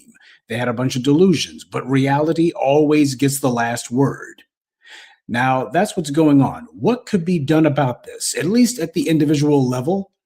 Well, first of all, I think that the Nigerians who are in Japan or other places, they should tell the Japanese how hardworking they are. Tell the Japanese how educated they are. Because I couldn't help but notice that since the ICE raids started and these countries began withdrawing the welcome mat, none of these immigrants has been talking about their education or their hard work. They dropped that talking point, almost as if they pretty much figured that's not going to do them any good. It begs the question, though, why did they ever say that stuff at all? This Japanese man here is showing exactly what they think of those claims. He was saying that the Nigerians are all drug dealers. One of my friends who is from America was about to get dragged into suspicious bar by force, just like that. And also, it's very obvious that they sell drug on the streets. So, like, okay, those Nigerian that is like selling drug on the street was basically came to Japan for free. Okay, now they were shutting that down. Great. Okay, Takaichi. Okay. Look, if you're thinking like that, if you think that you're intelligent, then do not go to other country. There's one Nigerian guy told me that UK is second home for Nigerians. If you think you're intelligent, stay in Africa and build your country by yourself. Don't go to another country. Africa's a continent, Trick. Get your mind right. The reason why you think the world is turning against Nigerians because Nigerians flee from their country and doing mess in other countries, in other people's country. Don't lie to me that you want to learn Japanese. No, you want safe life, abandoning your country. Any alleged education or so-called work ethic meant nothing to him, and as they see it, the Japanese work harder than anyone. So if somebody comes in there, especially somebody from a country that's lesser developed, and says we work hard, the first thing the Japanese are going to say is, can't tell by looking. And understand something. This guy is not some 60-year-old boomer. He's not even in his 40s. This guy is in his 30s. And look at the attitude that this guy is showing. Look what it is that he's saying that he thinks about them. But also notice something else. This guy also says that the Nigerians have their own country, one that they own and control. And why aren't they building it up? When I was in Spain, there was a black man from Senegal. They came to Spain with a rubber boat from Africa. And I asked them, why do you abandon your country? Why do you want to develop your country? And I said, well, not everybody has a good opportunity like you. Yeah, obviously, all of you guys, all of you people abandon your country and flee to other country. Only think about yourself. Of course, your country will be shithole. If you're a real man, and keep then in mind, stay in your country and develop your country. I mean, if your people's lazy and you guys are selfish, then your country is gonna be super like a third world country forever, and you're gonna suffer. That's what you deserve. I'm sorry. See, this is what the foreign flags and the professional fleers will never understand. If you want to be arrogant and talk about how you're a cut above everyone else, then you got to earn the right to talk trash. Or you can take a page from the FBA handbook, let the vibrancy and dynamism of your work speak for itself. Imitate it. Even if they begrudge it, they still have to come to terms with it because that which you cannot defeat or resist, you have no choice but to accept. Not accept it happily, but you got to accept it nonetheless. I, for one, would love to see an empowered Africa. That has never changed and is not going to. That was the entire goal that so many of us worked for a century to try to bring about. The problem was we were the only ones who actually wanted it. The Africans wanted to flee from Black control. They never overcame their cultural and societal dysfunctions and insecurities. They need to understand power comes from within. You're not going to flee from home and find power. When you see people who are on television or on the internet saying, well, there's no opportunities for me back in Africa, the Japanese and others, they interpret that as meaning they don't want to have to do the work of fighting the forces of corruption back home, because that's ultimately what it comes down to. Why is it the place isn't being built up? Well, it's the government. Okay, well, if you don't fight the government, you can just wait until a group of foreigners come in and they got enough numbers and enough resources where they topple the government and run you out altogether. And then where are you going to flee to? Because that's the mental arithmetic that these other groups, especially the ones who are streaming into Africa, like to subscribe to. If you're not willing to fight a group of ragtag kleptocrats in your home country, then you certainly won't be fighting the more developed foreigners who are going to be coming in, trying to take Africa right out from under them. All they've done is to export opportunists and to import defeatism. So we're seeing the ugly death of that whole we work hard talking point. But my question is, where's all of that immigrant solidarity that we were told so much about? Why don't we see any of these immigrants sticking up for the Nigerians or any of the other Africans or Caribbean people who are being deported? You don't see any of them doing that because these are the same people who here in the United States, well, we're all immigrants, they say, at least amongst themselves. Oh, they try to put forward that whole thing about, well, all of us immigrants, we got to stick together, but they can't stick together here. And abroad, ain't no solidarity. They don't recognize that, oh, the Nigerians, they're immigrants just like our folk in the United States or what have you. As far as they're concerned, nah, ain't no immigrant solidarity, ain't no cross-immigrant anything. Exactly the kind of cold shoulder that foundational Black Americans warned was out there, but you had some folks who thought that they were being clever. What they thought was that they were going to be putting together basically an axis of opportunists and that they would close ranks against us. How did that work out? Malcolm X said that Black people could not think of uniting with anyone else unless we first relearned how to unite with one another. That we couldn't think of being acceptable to others until we first relearned how to be acceptable to one another. All the condescension and disrespect was just empty boasting and bragging, and it never fooled anyone. The Africans who fled felt insecure about fleeing. They saw everyone else building up their home countries while they were running away from theirs, and they knew that was the elephant in the room whenever they went to these other places. And for decades, they've repeated the mantra of, we work harder than so-and-so, and that they've got a superior culture. And the thing is, for a little while, it seemed as if these host countries were going along with it, but of course they weren't. It was all a game. It was all a political strategy. And now that they feel to themselves that they no longer need these guys as some sort of demographic counter lever or for whatever political purposes they had, now they're going ahead and showing their true colors. But foundational Black Americans knew the game from the start. We had no illusions about what was going on and why. The white supremacists are amused when they see this self-serving bragging by these tethers. After all, the white supremacists love a cruel prank, especially one that takes a long time to pay off. And this prank has been decades in the making. To these foreign flags, they simply can't understand how these white supremacists pulled the rug out from under them so quickly. To them, it doesn't make sense. They actually thought that they were on the team white supremacy. We warned them that they had been playing with fire and that all of these illusions about how they were being so embraced by these other countries was nothing more than a daydream. And now a lot of people are getting the wake-up call from hell. Those who fail the test of being honest with themselves about their circumstances also tend to fail the longevity test too. You can play a game with yourself if you want, but that's a game you're going to lose. Good day and be one. I'd like to take a moment to mention some of our contributors: Rowan Wings, Deborah Cooper, Vernon Travis, Antonio Daniels, and Otis Pimpleton. Salute to them and thank you to everyone for listening, liking, and sharing this message. Black empowerment only exists because of you.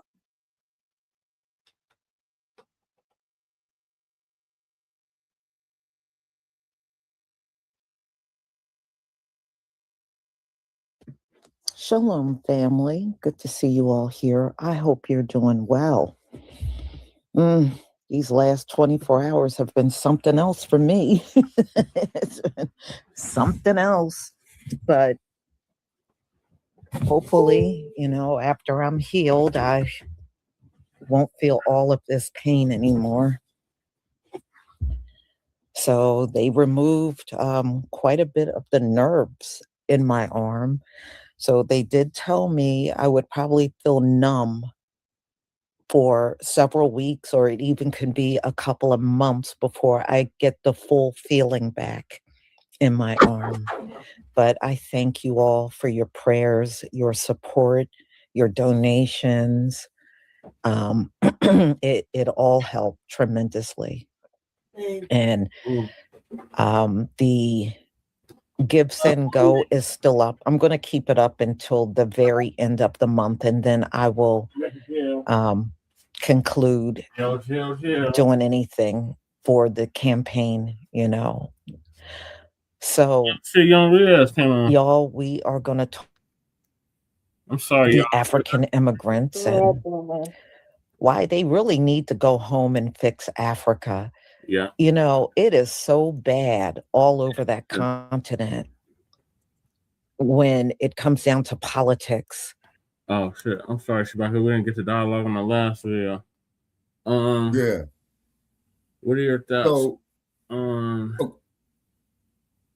What up, though? I'm not Japanese. doing much, man. Chilling out. Oh, Since hey, it's Ramadan, thank you for coming on. you're What are your welcome, bro, bro. Japanese Ram- man?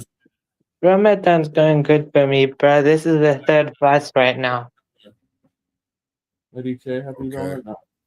Thank you. But yeah. Yeah, Lady J is Muslim too. Oh, okay. That's nice.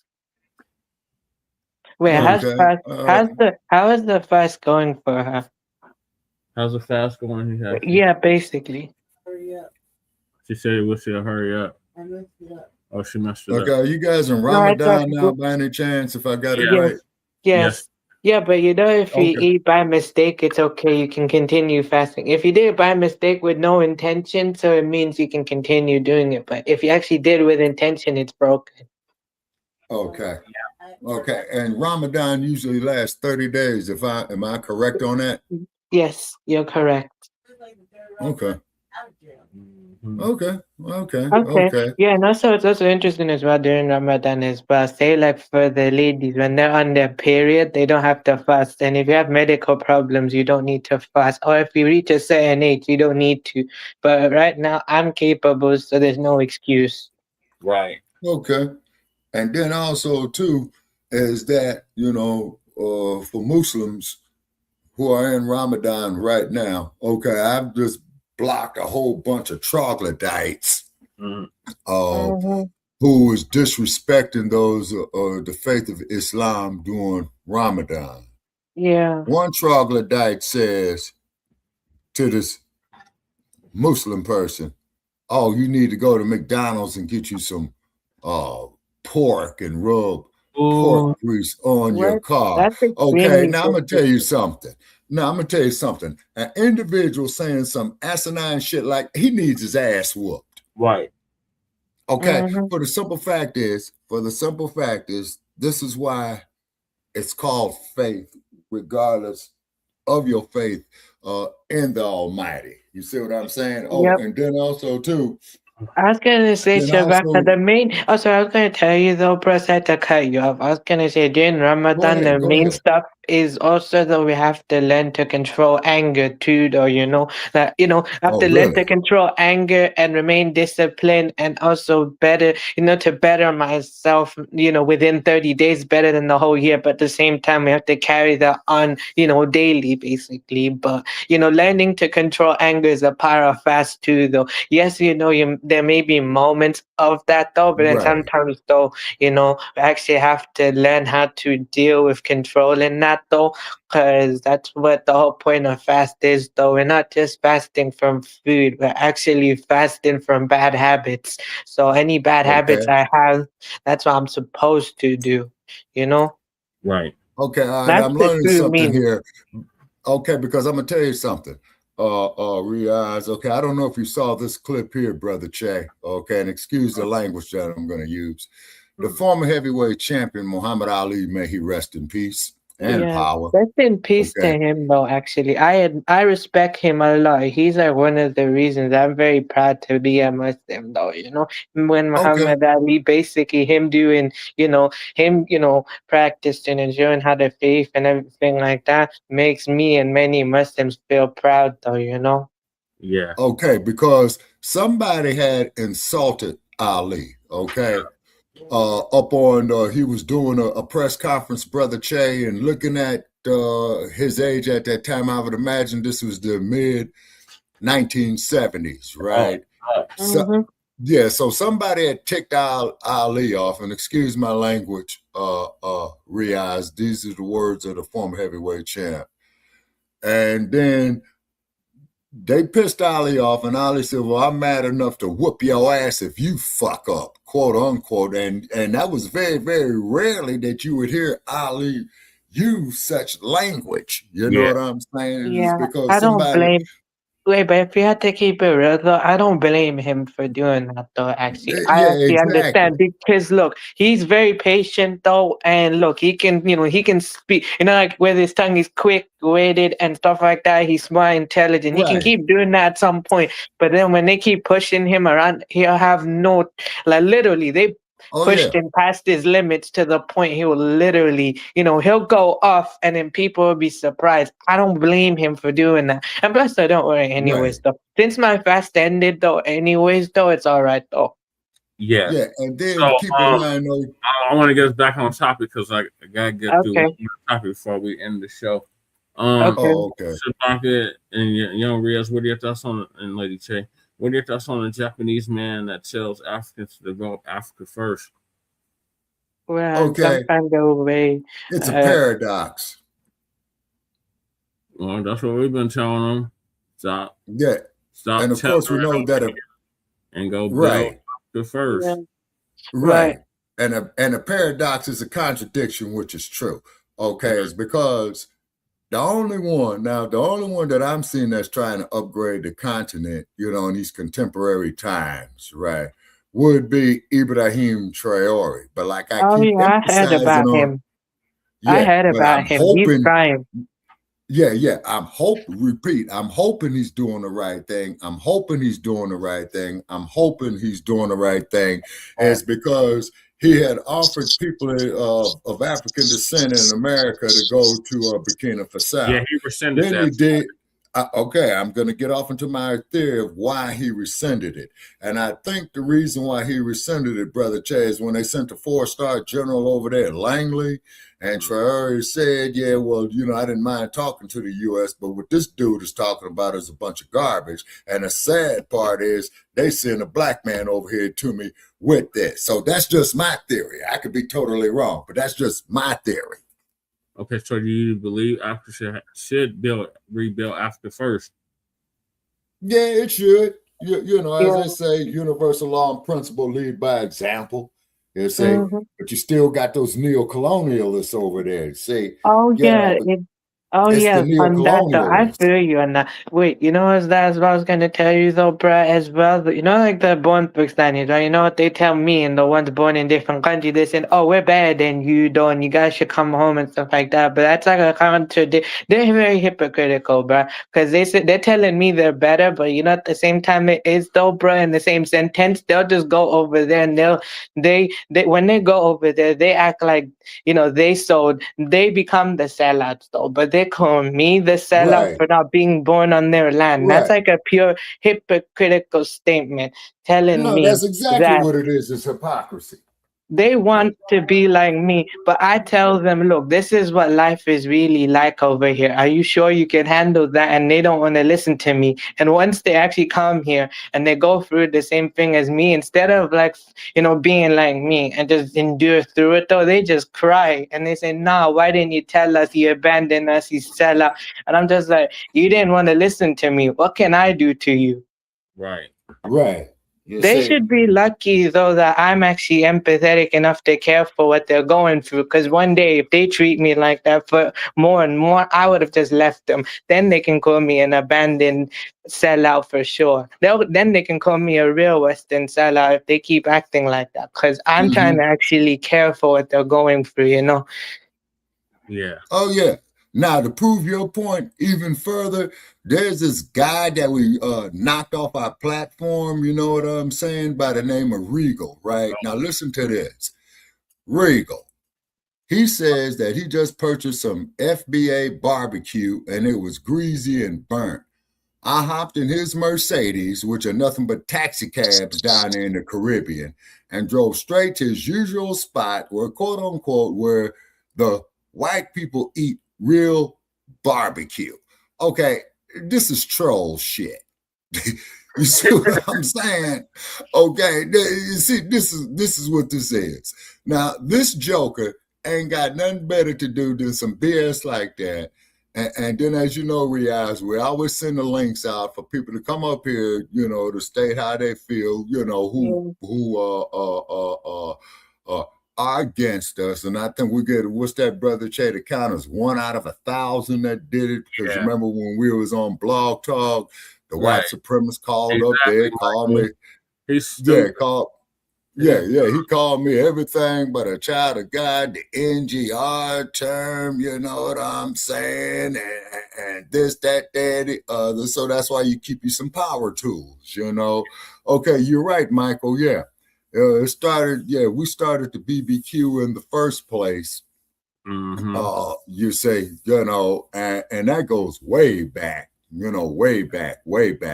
But also, too, keep in mind, Michael, that we just found out, is that white supremacists used to barbecue black people and eat them. Yep. Wow. Yeah. Then also, too, here's something else for you. Why is it then that they'll lynch a black man? The first thing they do is cut off his private parts and put it in their mouths.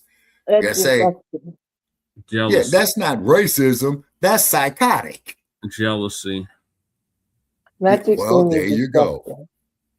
Yeah, there you go. So therefore, when the Nabisco girls, you know what I'm saying, want to go get laid by a brother, get caught, first thing they cry is rape. But however, the raping, slave trading pedophile, and I want to make that perfectly clear, by the way, with Black Friday. Check out our past episodes, people. You could Google our Black Friday episodes. You'll say where they would take 13, 14-year-old black girls, put them up there on an auction block.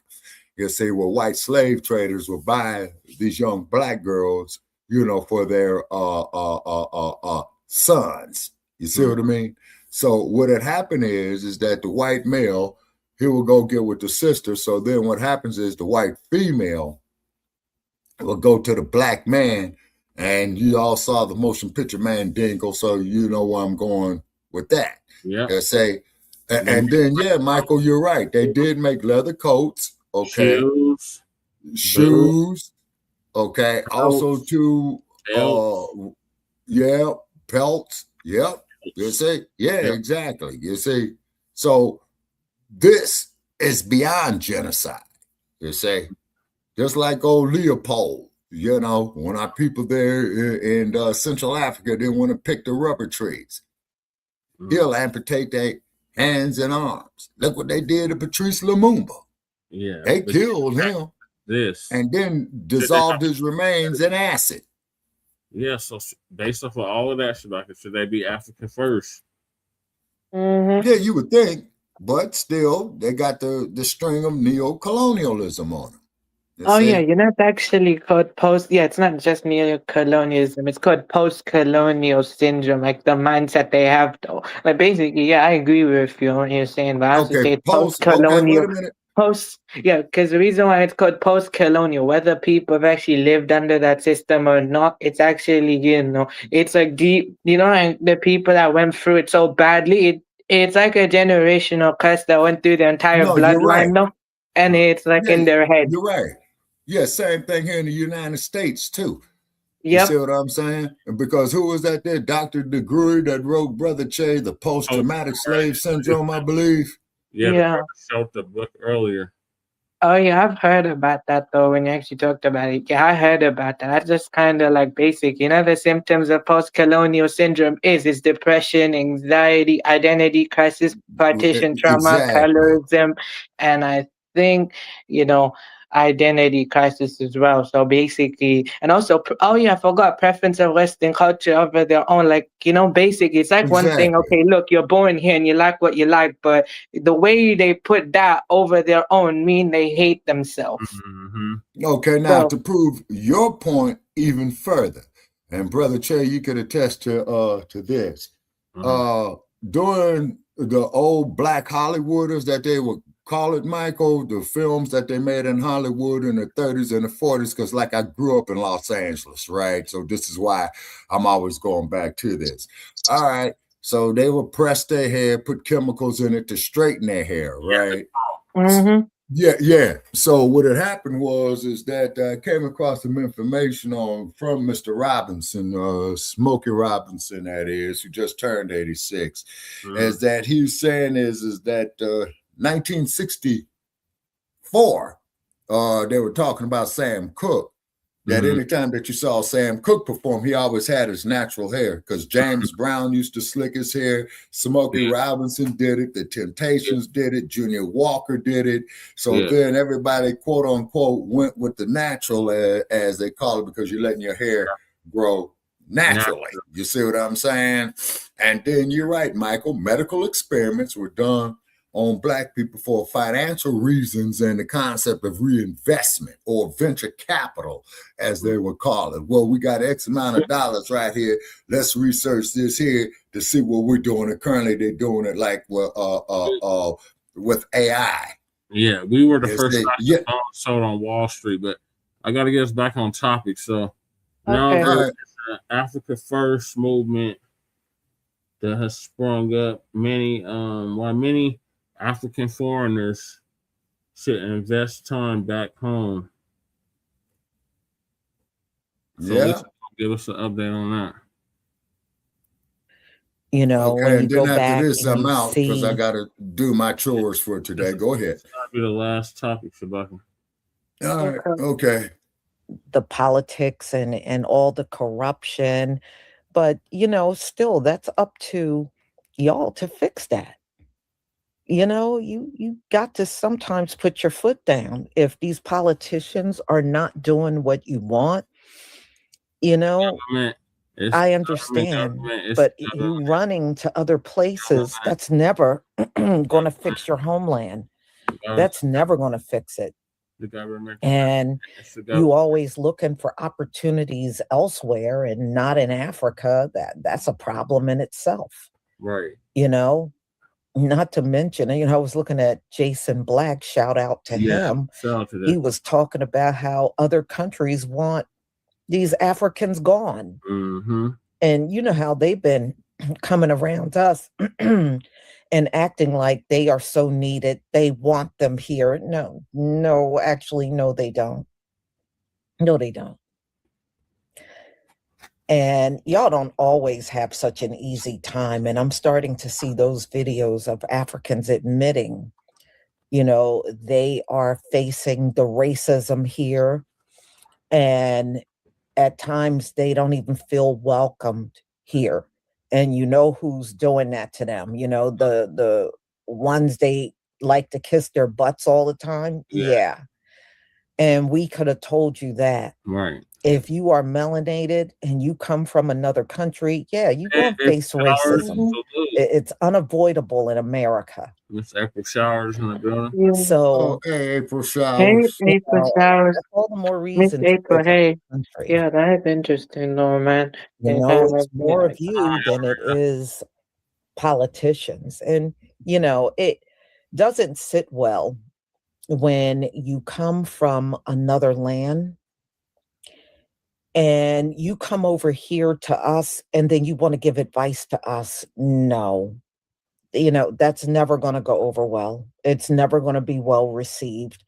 And people are not going to take your advice seriously when you look at your country and the conditions that it's in and you want to come here and give us advice. No, it's going to fall on deaf ears. Right. That's all I'm saying. And you know, it was real funny the other day when I did a video on, you know, the floating slum Makoko over there in Nigeria. Somebody told me that on his show. Africa don't have dirt roads. I was like, okay, whatever. Of course, I blocked that person, you know, and that's another part of the problem. You know, y'all come over here and do a lot of lying, especially about your homeland. So at the end of the day, if you are not there, then nothing can get fixed.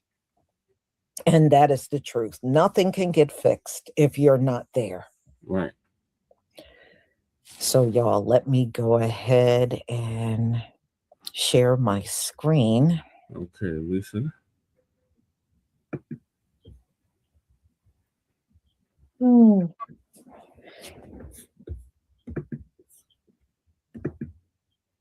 Okay. Please give me a 1 if you can see my screen. Yes, Lisa, we can see your screen.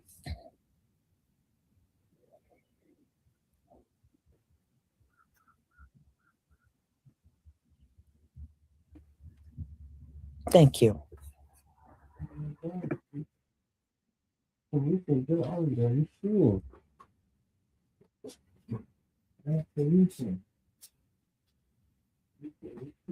Guys, watch this very video very attentively and see why Africa will never wake up except we join Ibrahim Traore in this struggle to stand out. Them all together.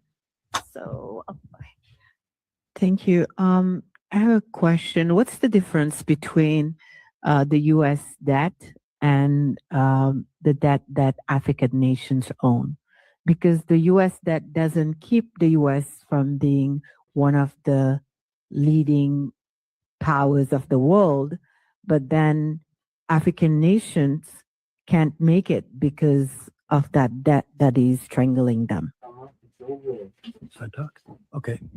The first question is a very important question. What makes African and third world debt different from the American debt? Number one, America is never going to pay its debts. It doesn't have to. Its debts are in its own currency. We can simply print it.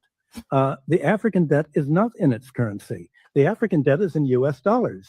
Africa has to earn the US dollars, and the only way it can earn the US dollars is not to be assassinated for growing its own food and becoming independent and doing something that the United States does not like. The principle underlying the foundation of the World Bank, the International Bank for IBRD, research, the World Bank, is that no country should grow its own food. Africa and the third world should only grow export crops. To export, in order to have an oversupply of cocoa and other tropical raw materials, to keep down the price, they must buy their grain from the United States or Europe, so that if they do something that we don't like, we can do what America tried to do to China in the 60s. We can sanction them. We can say, we're going to starve you. We're going to not export any grain that's to a you. human rights violation. Wow. So Wait, I was owing, gonna say, Shabaka, the foreign basically debt the in heritage of dollars Iran, means that they basically have the to former somehow Prime Minister of Iran, sell Imran something Khan, that the right? He United wanted States to wants, basically stay not what they neutral want. and he wanted to I think that basically the most focus back evil home, but then, organizations in the they world say today are allegedly those the World Democrats Bank decided and the to International fiddle with Monetary the Fund. election and put And in a my book, leader that was a Imperialism, that I puppet wrote in and 1972, replaced him, is and all they about put that. false charges The on largest him and purchasers everything of like that because he were the protested Defense that Department and decision. CIA.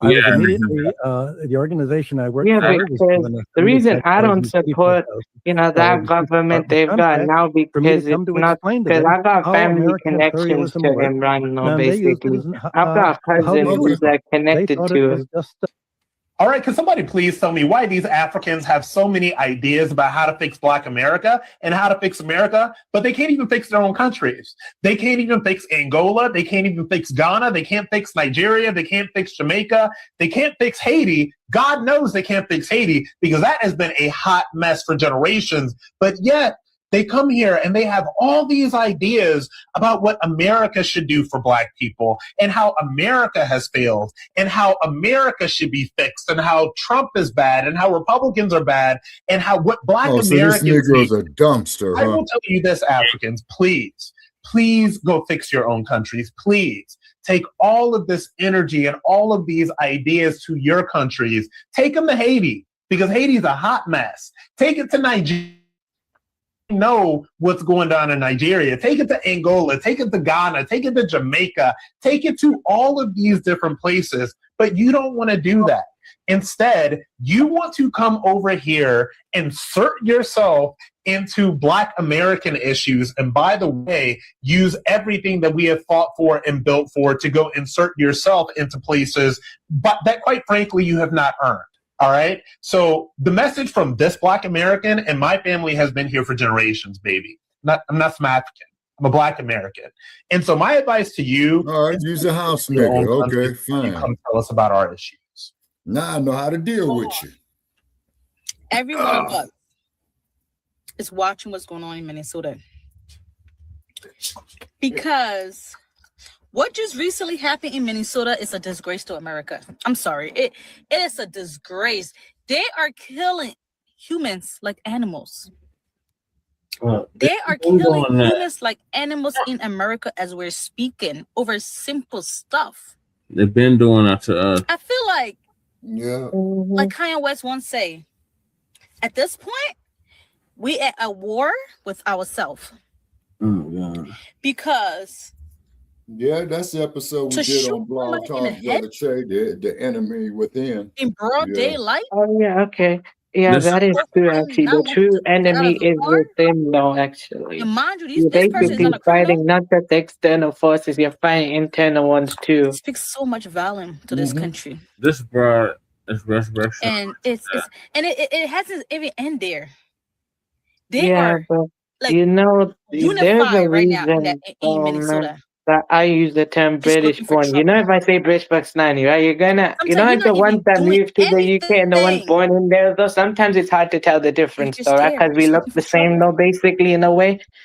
And So all my basically, you know, Africans they group that's all in of this it country, together. So I'd rather use this is what I British want to born, say. so then you can actually tell the difference between an You know, many of immigrant us and the one born on grew the up here land, you know?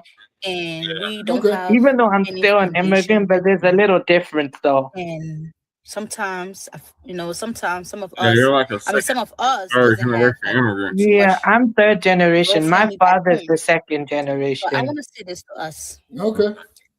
If you Yeah. have somebody back home that you trust, So it's yeah, about since time I'm third generation, I'm you more of the invest land than my father. Then if I have in children, our they're more of the country. land than me, though, actually. And then Remember, further America is the generation, there'll most be more and more of the country. land than they So you are. come here, you develop All right, you're yourself, gonna be fourth and generation immigrant. you go back to your country Yeah, and live I'm like the way you third want right to. now, This so is not a country where So you live for when the you rest have of your kids, life. they'll be fourth This is generation. not a country yeah, and then where my you grandchildren will be be a fifth millionaire generation. You're and right. never work in your life because millionaires are still working. Billionaires are still, I mean, our president is a billionaire and he still wants a job.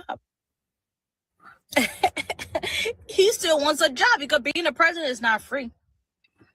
You know? So it's time for us to start building. And you know, you guys know it doesn't cost that much money to go back home and build lands for yourself and build your own thing there. You know, it's about time. Let us all start investing, man. And because I'm sorry, like I told you in my previous video months ago, you're not gonna live happy in this country for the rest of your life. You're gonna be a workaholic till you're 70 years old. And even if you do have a good job, a You great want to job, a live for high 7 paying years. job, The life you know, expectancy in Africa you're not gonna is a lot just lower than they're gonna take so much. You know, the rent Mhm. the average life expectancy in Africa is like 58 years old. Yeah. Damn. And I would Damn. imagine it's Yeah. lower for the Wait, women. basically though, I'm kinda grateful that, you know, both my mother's parents though, they actually still living and both her grandparents her grandmother's still living though. My mom's mother is born in 1940 and her father's are born in 1937 though, you know, and they're still living. My grandfather's still living though, like he's 80 now. Yeah. Wow. That's a blessing. Yeah. Wow. Wow. Yeah, that's But how see, old but my what I do, grandfather is. That's how old okay, my grandfather would have been. okay, and my grandmother lived to be 90.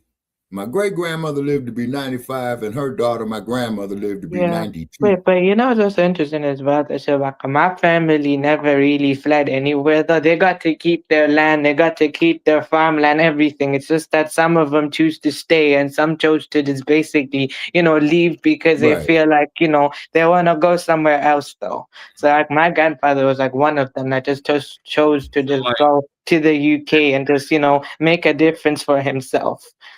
if you wanted to, young Riaz, could you go back to Pakistan? If I And wanted to, yeah, but my dream is to travel to different country and just live there. I live in the UK still, and that's my home. But at the same time, if I wanted to go Pakistan one day, I could though, yeah. Mhm. I can go probably get a nice place in the financial district and live a good life there if I wanted to.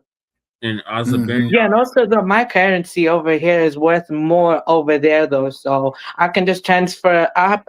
If I actually had to move back there if I wanted to though, I probably would have a lot of money though actually because you know my currency is higher. what's the capital of Pakistan? Is it Azerbaijan? No. Capital of It's Pakistan is Kabul. Islamabad. Oh, Islamabad. Islamabad. Yeah, I stand corrected. You're right. Thank you. Yeah.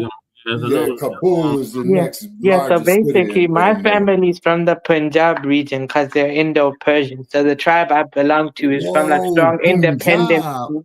Yeah, basic. Yeah, so Okay, I'm now from a you know the warrior history. clan. Yeah, basically Okay. the history of Punjab though is there was Persian rule in Punjab. So I actually belong to Okay. the tribe called the Kiani tribe, meaning kingly, royally. They were a warrior clan / tribe that fought against the Suris, though my family was farmers within the tribe, but basically they were like strong independent warriors. They even fought against the British too. The ones to sell out were the Hindus though. Yeah, Those are the ones to sell out. Then the But I think the Indo-Persians and Indo-Africans were the ones fighting back. Right. Yeah, because the British try to go up in there and colonize y'all.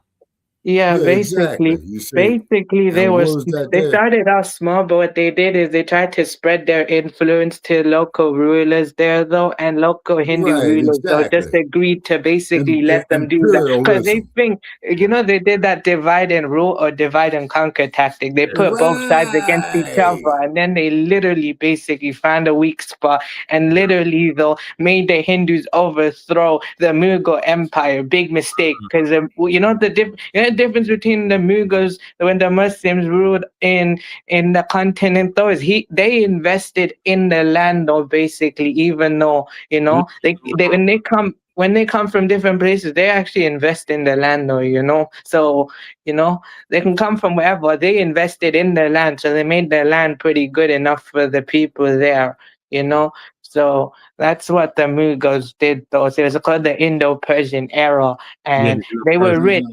They were rich though, they were rich, wealthy, they had everything stable. By the time, when they got overthrown, and by the time the British left though, it was like, yeah, of course you had the partition and the railways basically, because of the railway system, basically they took Right. all of the wealth though, and literally though, basically, Right. the entire region became poor. Okay, you got like Okay. 20 more minutes left of this video. Thank you for that Okay. history lesson, young Riaz. You're welcome. You already take half of what you make. It goes into rent. Just think about that. If you're making $3,000 or more in this country, you can live like a king or a queen back in African's country, Haiti, and anywhere else other than this country. You can live good, stable, and eat healthier. To my Africans, you guys know what I'm talking about. I'm going to put it in my Liberian accent. I beg you. Liberian. America getting scary. Liberian. Yeah, she's Liberian. America getting scary. Let's try to invest in our own country, in our own self, and live a better life there. Make all the money you want to make here and leave.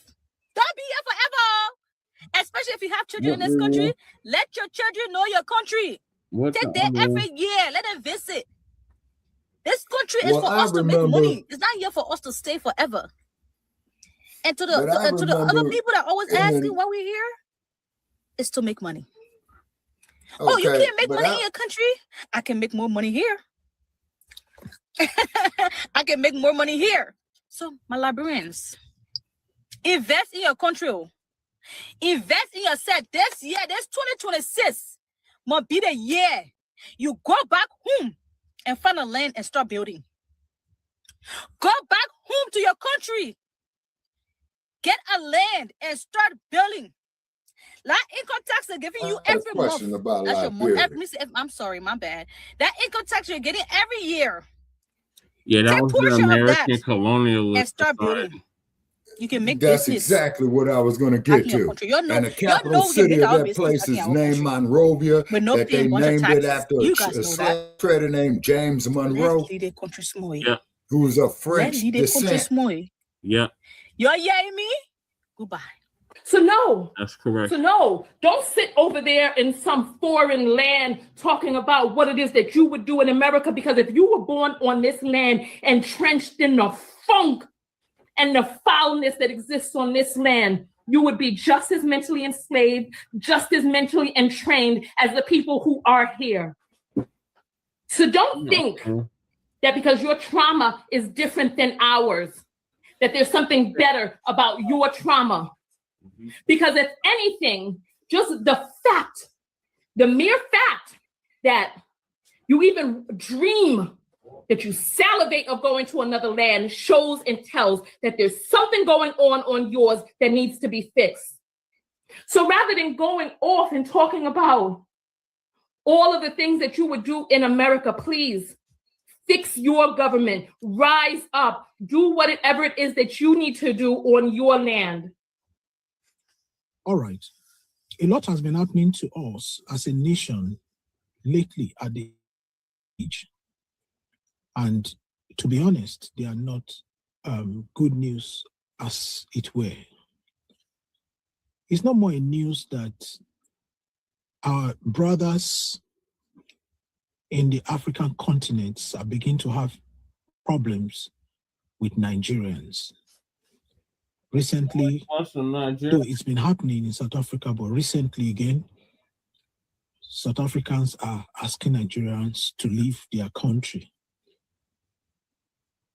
Our brother in West Africa here, Ghana, they're also asking Nigeria to leave their country. And so many other African countries, like Zimbabwe and other countries. Now, again, just immediately after Donald Trump came into power, he placed a restriction on the kind of visas to be given to Nigerians. Before, when you apply for American visa, they'll give you 2 years. And when you come to renew again, you have the option to renew up to 5 years. The last president before Trump increased your first, Nigerians' first application to 5 years.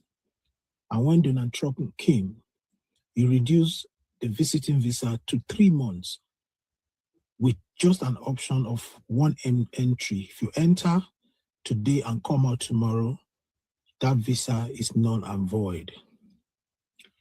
You see, will you blame these people? Not only America, United Arab Emirates too has placed restriction. United Kingdom has placed restrictions. Will you blame these people? No, I won't blame them. You know why we won't blame them? Because they have seen that Nigerians are complacent, like they are very okay with what is happening in Nigeria. They see that the Nigerian youths, the Nigerian people are okay with what the current government is doing to them. So they know that if worse come to worse, we will take our bags and baggages. Yeah, but you know, if I have to be real with you, though, I'm not going. If I choose to go back to Pakistan, I'm watching my back with the born Pakistani. It's hard to trust them, bro. Because look, just because they look like me, they're gonna take advantage of the fact. Look, because I was born in a foreign land. No, they're gonna take advantage. Oh, he must have a lot of money. You know, they're gonna extort me for that. You know. And some of them though are very jealous of me, and they want to be like me. So that's why. Young Riaz, I should see like you should have family. Yeah, young Riaz, that you could like stay with, or. Oh yeah, I've got family though. Of course, I can stay with my mother's family, basically. Okay. But also too, young Riaz, me and Jesse, we went through this BS where these Nigerians would send out these emails, right? Yeah. Talking about they millionaires and they got $5 million that they want to transfer into the U.S. banking system. Wow. Right? So they want to transfer it off into your bank account, okay? And then what will happen is that your bank account is going to, in other words, they're professional hackers, to make a long story short. Wow. And I've cussed out, man. Yeah, and I've cussed out. What is it about now? 10 or 12, Brother Paris. You know, because this one bastard gonna tell me, oh, they needed bank account information. And I says, look, motherfucker, check this out. I ain't giving you shit. How about Yeah. that? So Yeah. then when I told him that, and then when I told him that he was full of shit, okay, he starts calling me a whole bunch of derogatory stuff and things of this nature right here. Well, why you Shabaka's Black experience and all that? I says, look, man, check this out. When you come up in the streets of South Central Los Angeles like I did, one thing about bullshit, man, it never ceased out there in Hollywood or Los Angeles. That's Tinseltown. That's the land of fakery. Fredericksburg, Hollywood. So this is what I went on and told this stupid bastard. And I said, instead of coming after our people here, why don't you go see these white folks with this bullshit? Guess what he did? He disengaged the communication. Yeah. Ooh, okay. Yeah, I see where you're getting at though, but look though, bro. I understand what you're saying though. I got family In and other words, everything, and my young family Riaz, love me. I understand though, but basically what I was trying to say is when I'm outside in the public though, right? You know, of course though, I got family and I'll be there with them no matter what, and the people around them is cool. I don't generalize. I'm saying though, when I'm outside though, basically, when I'm going out basically in the public, I'm watching my back. When if I was there, you know, I know that's everywhere, but I'm still watching my back.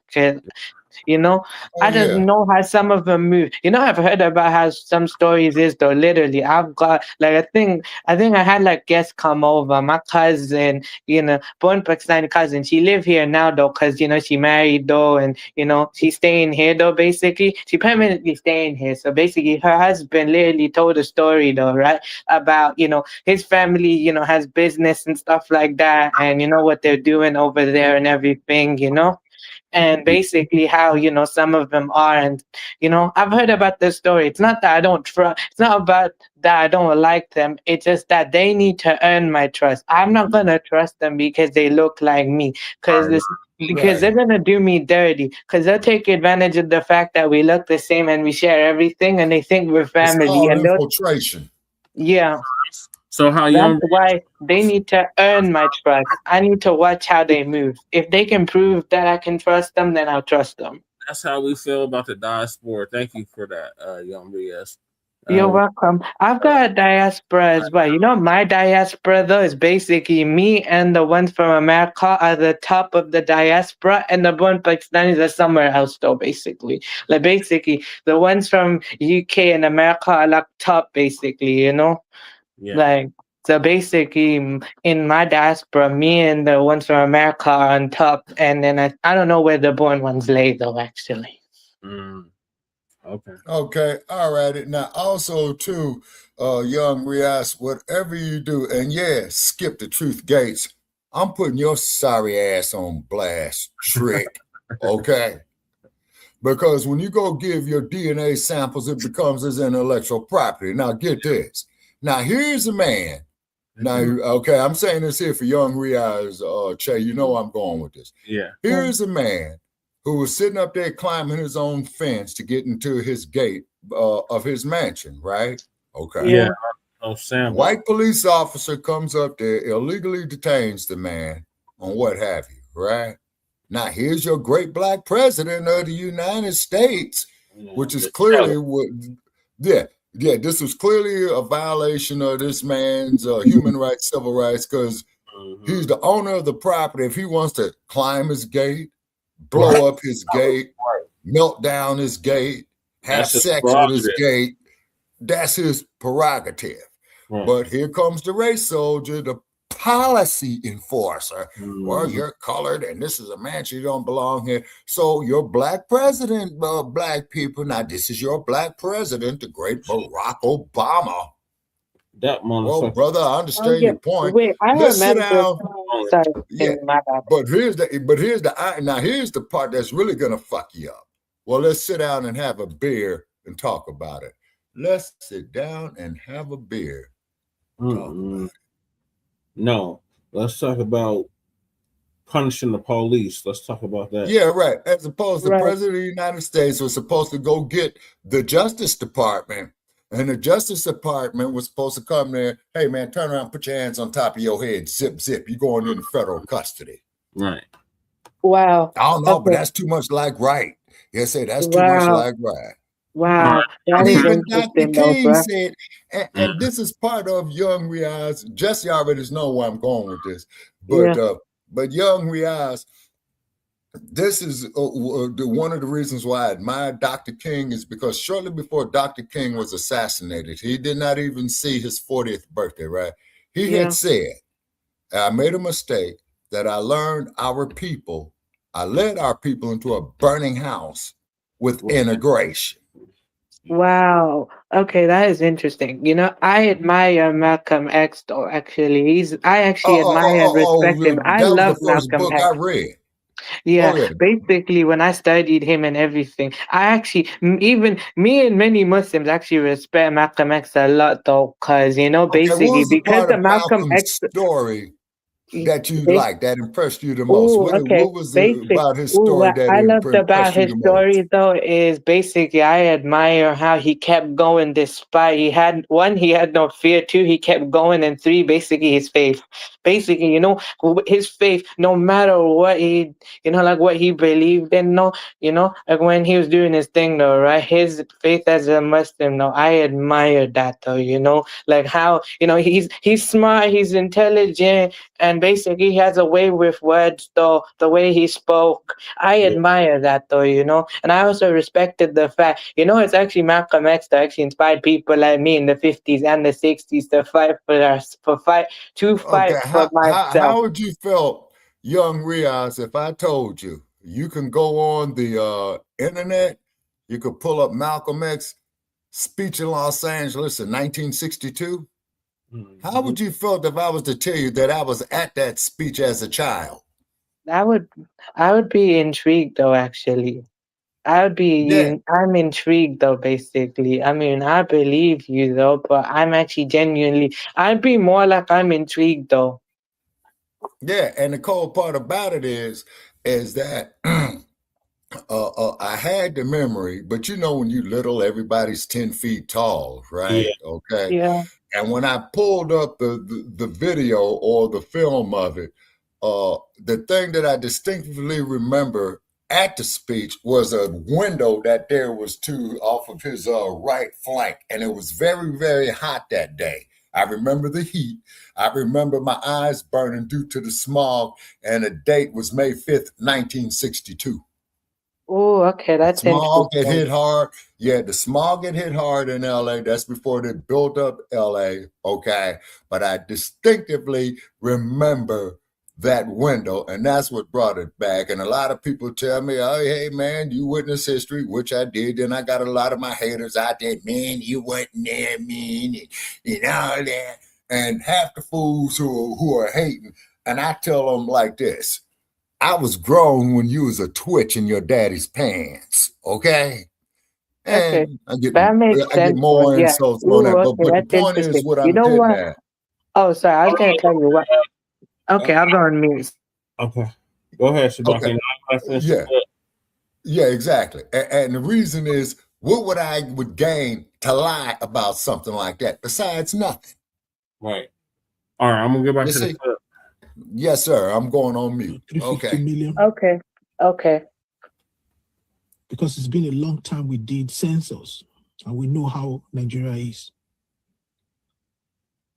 If anything happened in Nigeria today, where would that number of people go to? So this is a clear message to Nigerian. The action that is melted on Nigeria by all these nations I've mentioned is a clear message to Nigerians that Nigerians, sit and fix your country. All right? Sit and fix your country. When I look at the internet space, I see a lot of people, young people who just started their lives, who their future is in their own hands. Instead of them to be on the social media space to talk on and deliberate on issues that will help their destiny, they are there doing one or two challenges. Either they are shaking their bomb or posting things that are not relevant. So there is nobody that will take you serious when you don't take good care of your home. It's painful that as exposed and as educated as this young man, we could see what happened in Nepal. Nepal is not, I don't think Nepal is as big as Nigeria. But these youths, they took it upon themselves to take their country back. Now, nobody is promoting violence, and I will never promote violence. I will always stand with a peaceful protest. But I have said it in my videos, and I'll keep saying it. If you want to do any protest, do not disintegrate yourself. Do not disintegrate yourself. I was watching one video 2 days ago. I saw a protest in London. I think it's concerning this whole thing that's happening in America also. And the protests, according to the record, they said on the street alone, they have over 3 million people. Then on the corners, on top of houses, on top of different places, they have over 2 million people. So we have over 5 million people protesting. There is no government that sees that number of people that will not have feelings for those people. They will not come and start shooting everybody. It's not possible. And I will keep saying it. Let the notable people in Nigeria, let them be at the forefront of this. All the pastors, the bishop, and all notable people, people of chieftaincy honor, people of traditional rulers and all that. Let everybody be on the street to request for the INEC reform. And not just the INEC reform, the judiciary also need to be reformed. Let's ask for this. If not so, these people will not take us serious. I just say I should drop this here because I have thought about it. I have sat down to say, why are people hating on Nigerians? They are not just, it's not hate on Nigerians per se. Is that they are passing a message to Nigeria that if we keep allowing you guys to come here, you will not fix your country. So sit and fix your country. Some days ago, I did a video and I saw one mumu on my Facebook page came out to make some statements about, what I posted. And I went into his page to look and I saw that it's one of these gullible and puppet in the hands of the current administration. I saw all the posts he makes on his Facebook page. I saw all the things he was doing. I said, oh, that means this guy is being fed by the government. So he doesn't have the feeling of what the common man is feeling. So Nigerians, 2027 election is around the corner. You can say there's another 1 year in between. It will come like the speed of light. Take your destiny into your hands. But before then, let's get this INEC and judiciary reform. You can see all the shenanigans happening in the National Assembly and in Senate and everywhere. What can you see? This is the only administration I see that they just push,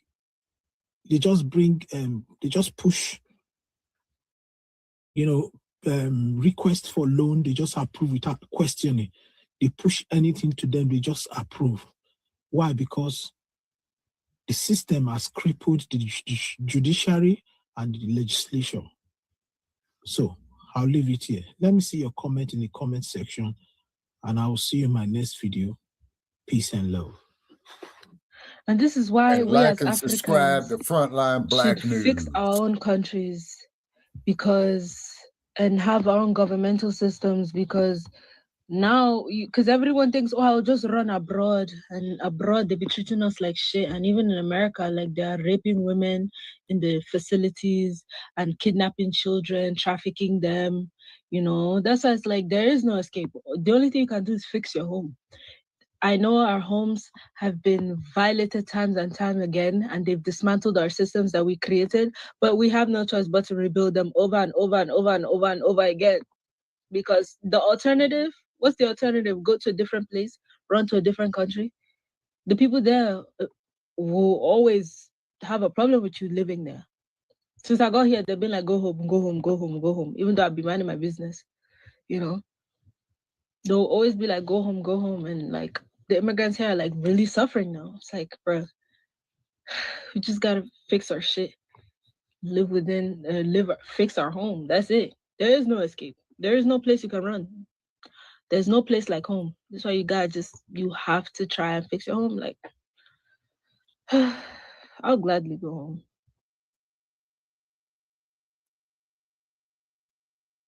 Now I got a What is she question. talking about? They're raping women and kidnapping kids in America.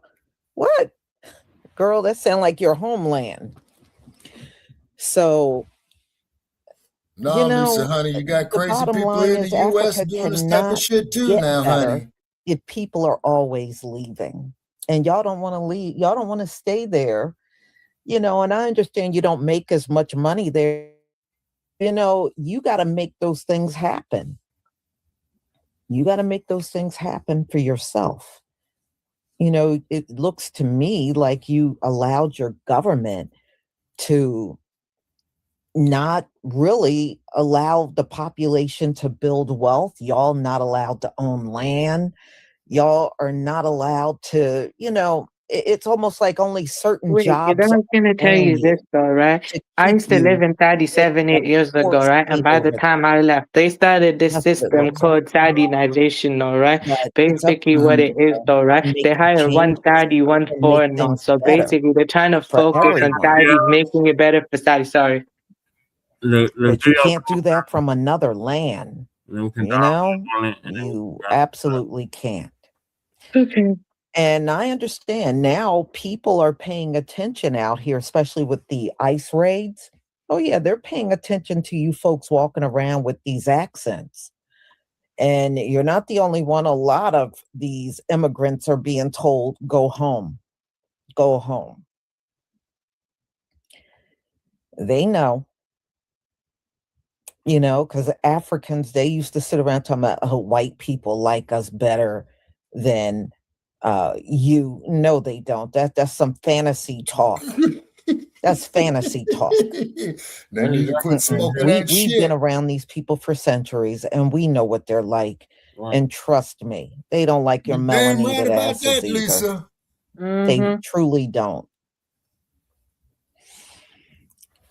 So, y'all, I'm going to go ahead and conclude. Thank you so much for being here. I got another one coming up because they're still trying to get us out in these streets. I just can't believe how hard these groups are trying to get us out there, but they are, y'all. They are. One of many ancestral shadows. Thank you for the super chat. A state of abject and perpetual poverty. Yeah, that's what they're in. Okay, and I guess that's SLLE 44. Thank you so much for the super sticker. Thank you. And African Goddess, thank you for the super sticker. Thank you for your support for my channel. Thank you very much. All right, y'all. I will see you on my next live, which will be at 1:45. Have a wonderful, wonderful afternoon. Shalom, family. It's 1948.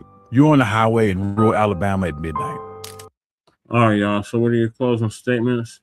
And what are your Okay, thoughts? my closing statement on this, Brother Che, is that we just got to keep up the good fight. Please support Shabaka's Blacc Expands.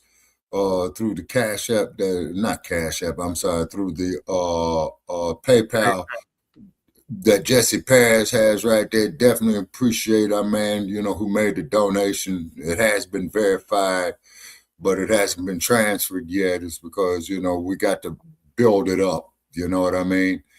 And so most definitely for those of you who make the you just need to check your email. Yeah, no, I checked the PayPal account, Brother Che. It's in the PayPal account. Okay. Yeah, so it's confirmed. So I'm just, acknowledging that. And being quite natural, of course, we're going to be mentioning those who mention who make the donation. Plus, we'll mention a platform, as well too. You say, and then of course, after we build up so much, I will itemize what the money had went for. You say, let's build, you know what I'm saying? But mainly what it is at the immediate emergency right now is to prevent me from being unhoused, is because with me being unhoused is a very, very real possibility.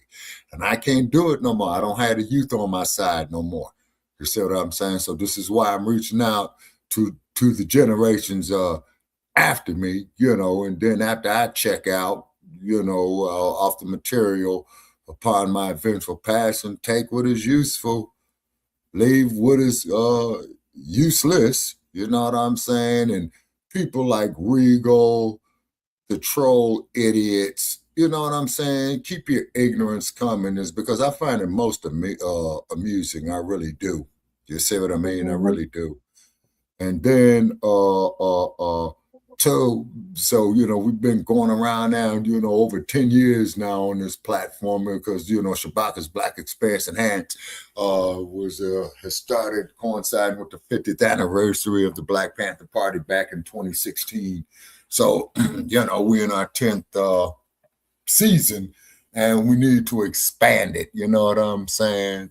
And appreciate everybody over there who's been watching it. And that is my closing comment. Okay, that's good though, actually. I guess it's my turn now. My closing statement is that this is a good stream, good conversation, and thanks for basically sharing what you enlightened us in us though. And basically the telling us, please leave a like, a comment, share, connect to the host, and make sure to support the show too though.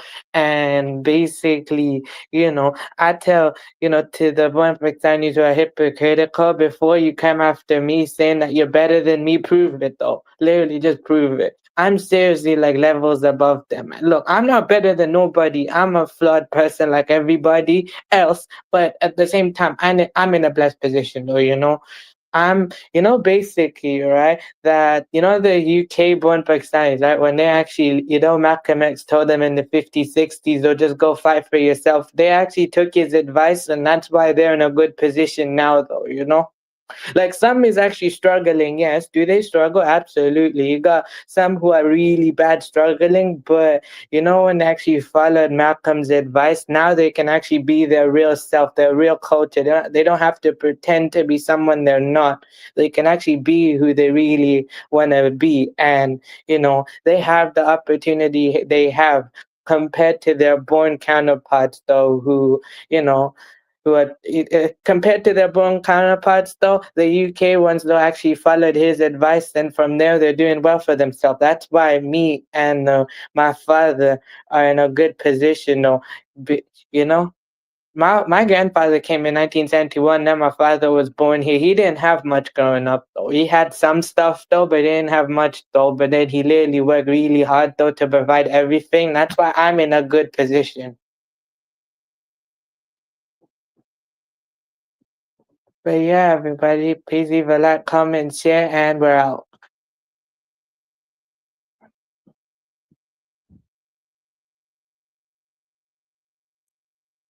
Hi, Brother Che. Going and in the stream. Yes, he's still there though, bruh. I'm done. Okay, Brother Che? Yeah, I'm here. Okay. All right, so we can go ahead and end the stream. Yep. 4.5 hours. Yep. So thank you for tuning in. Season 11, episode 18, Grand Rising with Shabaka and the Chase in conjunction with the Frontline Black News. Join us tomorrow for a brand new episode of Frontline Black News. In the meantime, yes, sir. On all our platforms, Frontline Black News on YouTube and Facebook, Revolutionary Agenda on YouTube and Facebook, and Shabaka's Black Experience House on Facebook and Twitter. So yes, sir. Reparations, delineations, and separations of Black empowerment, Shane Krumah, and Lady And Chase. the air date of this episode is February 20th, 2026. Thank you to everybody that tapped in, and everybody that was speaking and not speaking. So we'll catch y'all tomorrow. Make sure y'all check out Breeze later. Peace. Oh, absolutely. Gotta get with Bree. Shoot me the link in the email, man. Gotta get with Shout out Bree. to my brother though. Shout out to my brother Breeze though. I check him. I be in the chat though. I try to come up. I haven't been up on his thing in a long time though. But it's like time thing though. But I try to come up though. Yeah, you do, Young Rios. So we'll see y'all then. So peace. All right, bye. Peace. All right.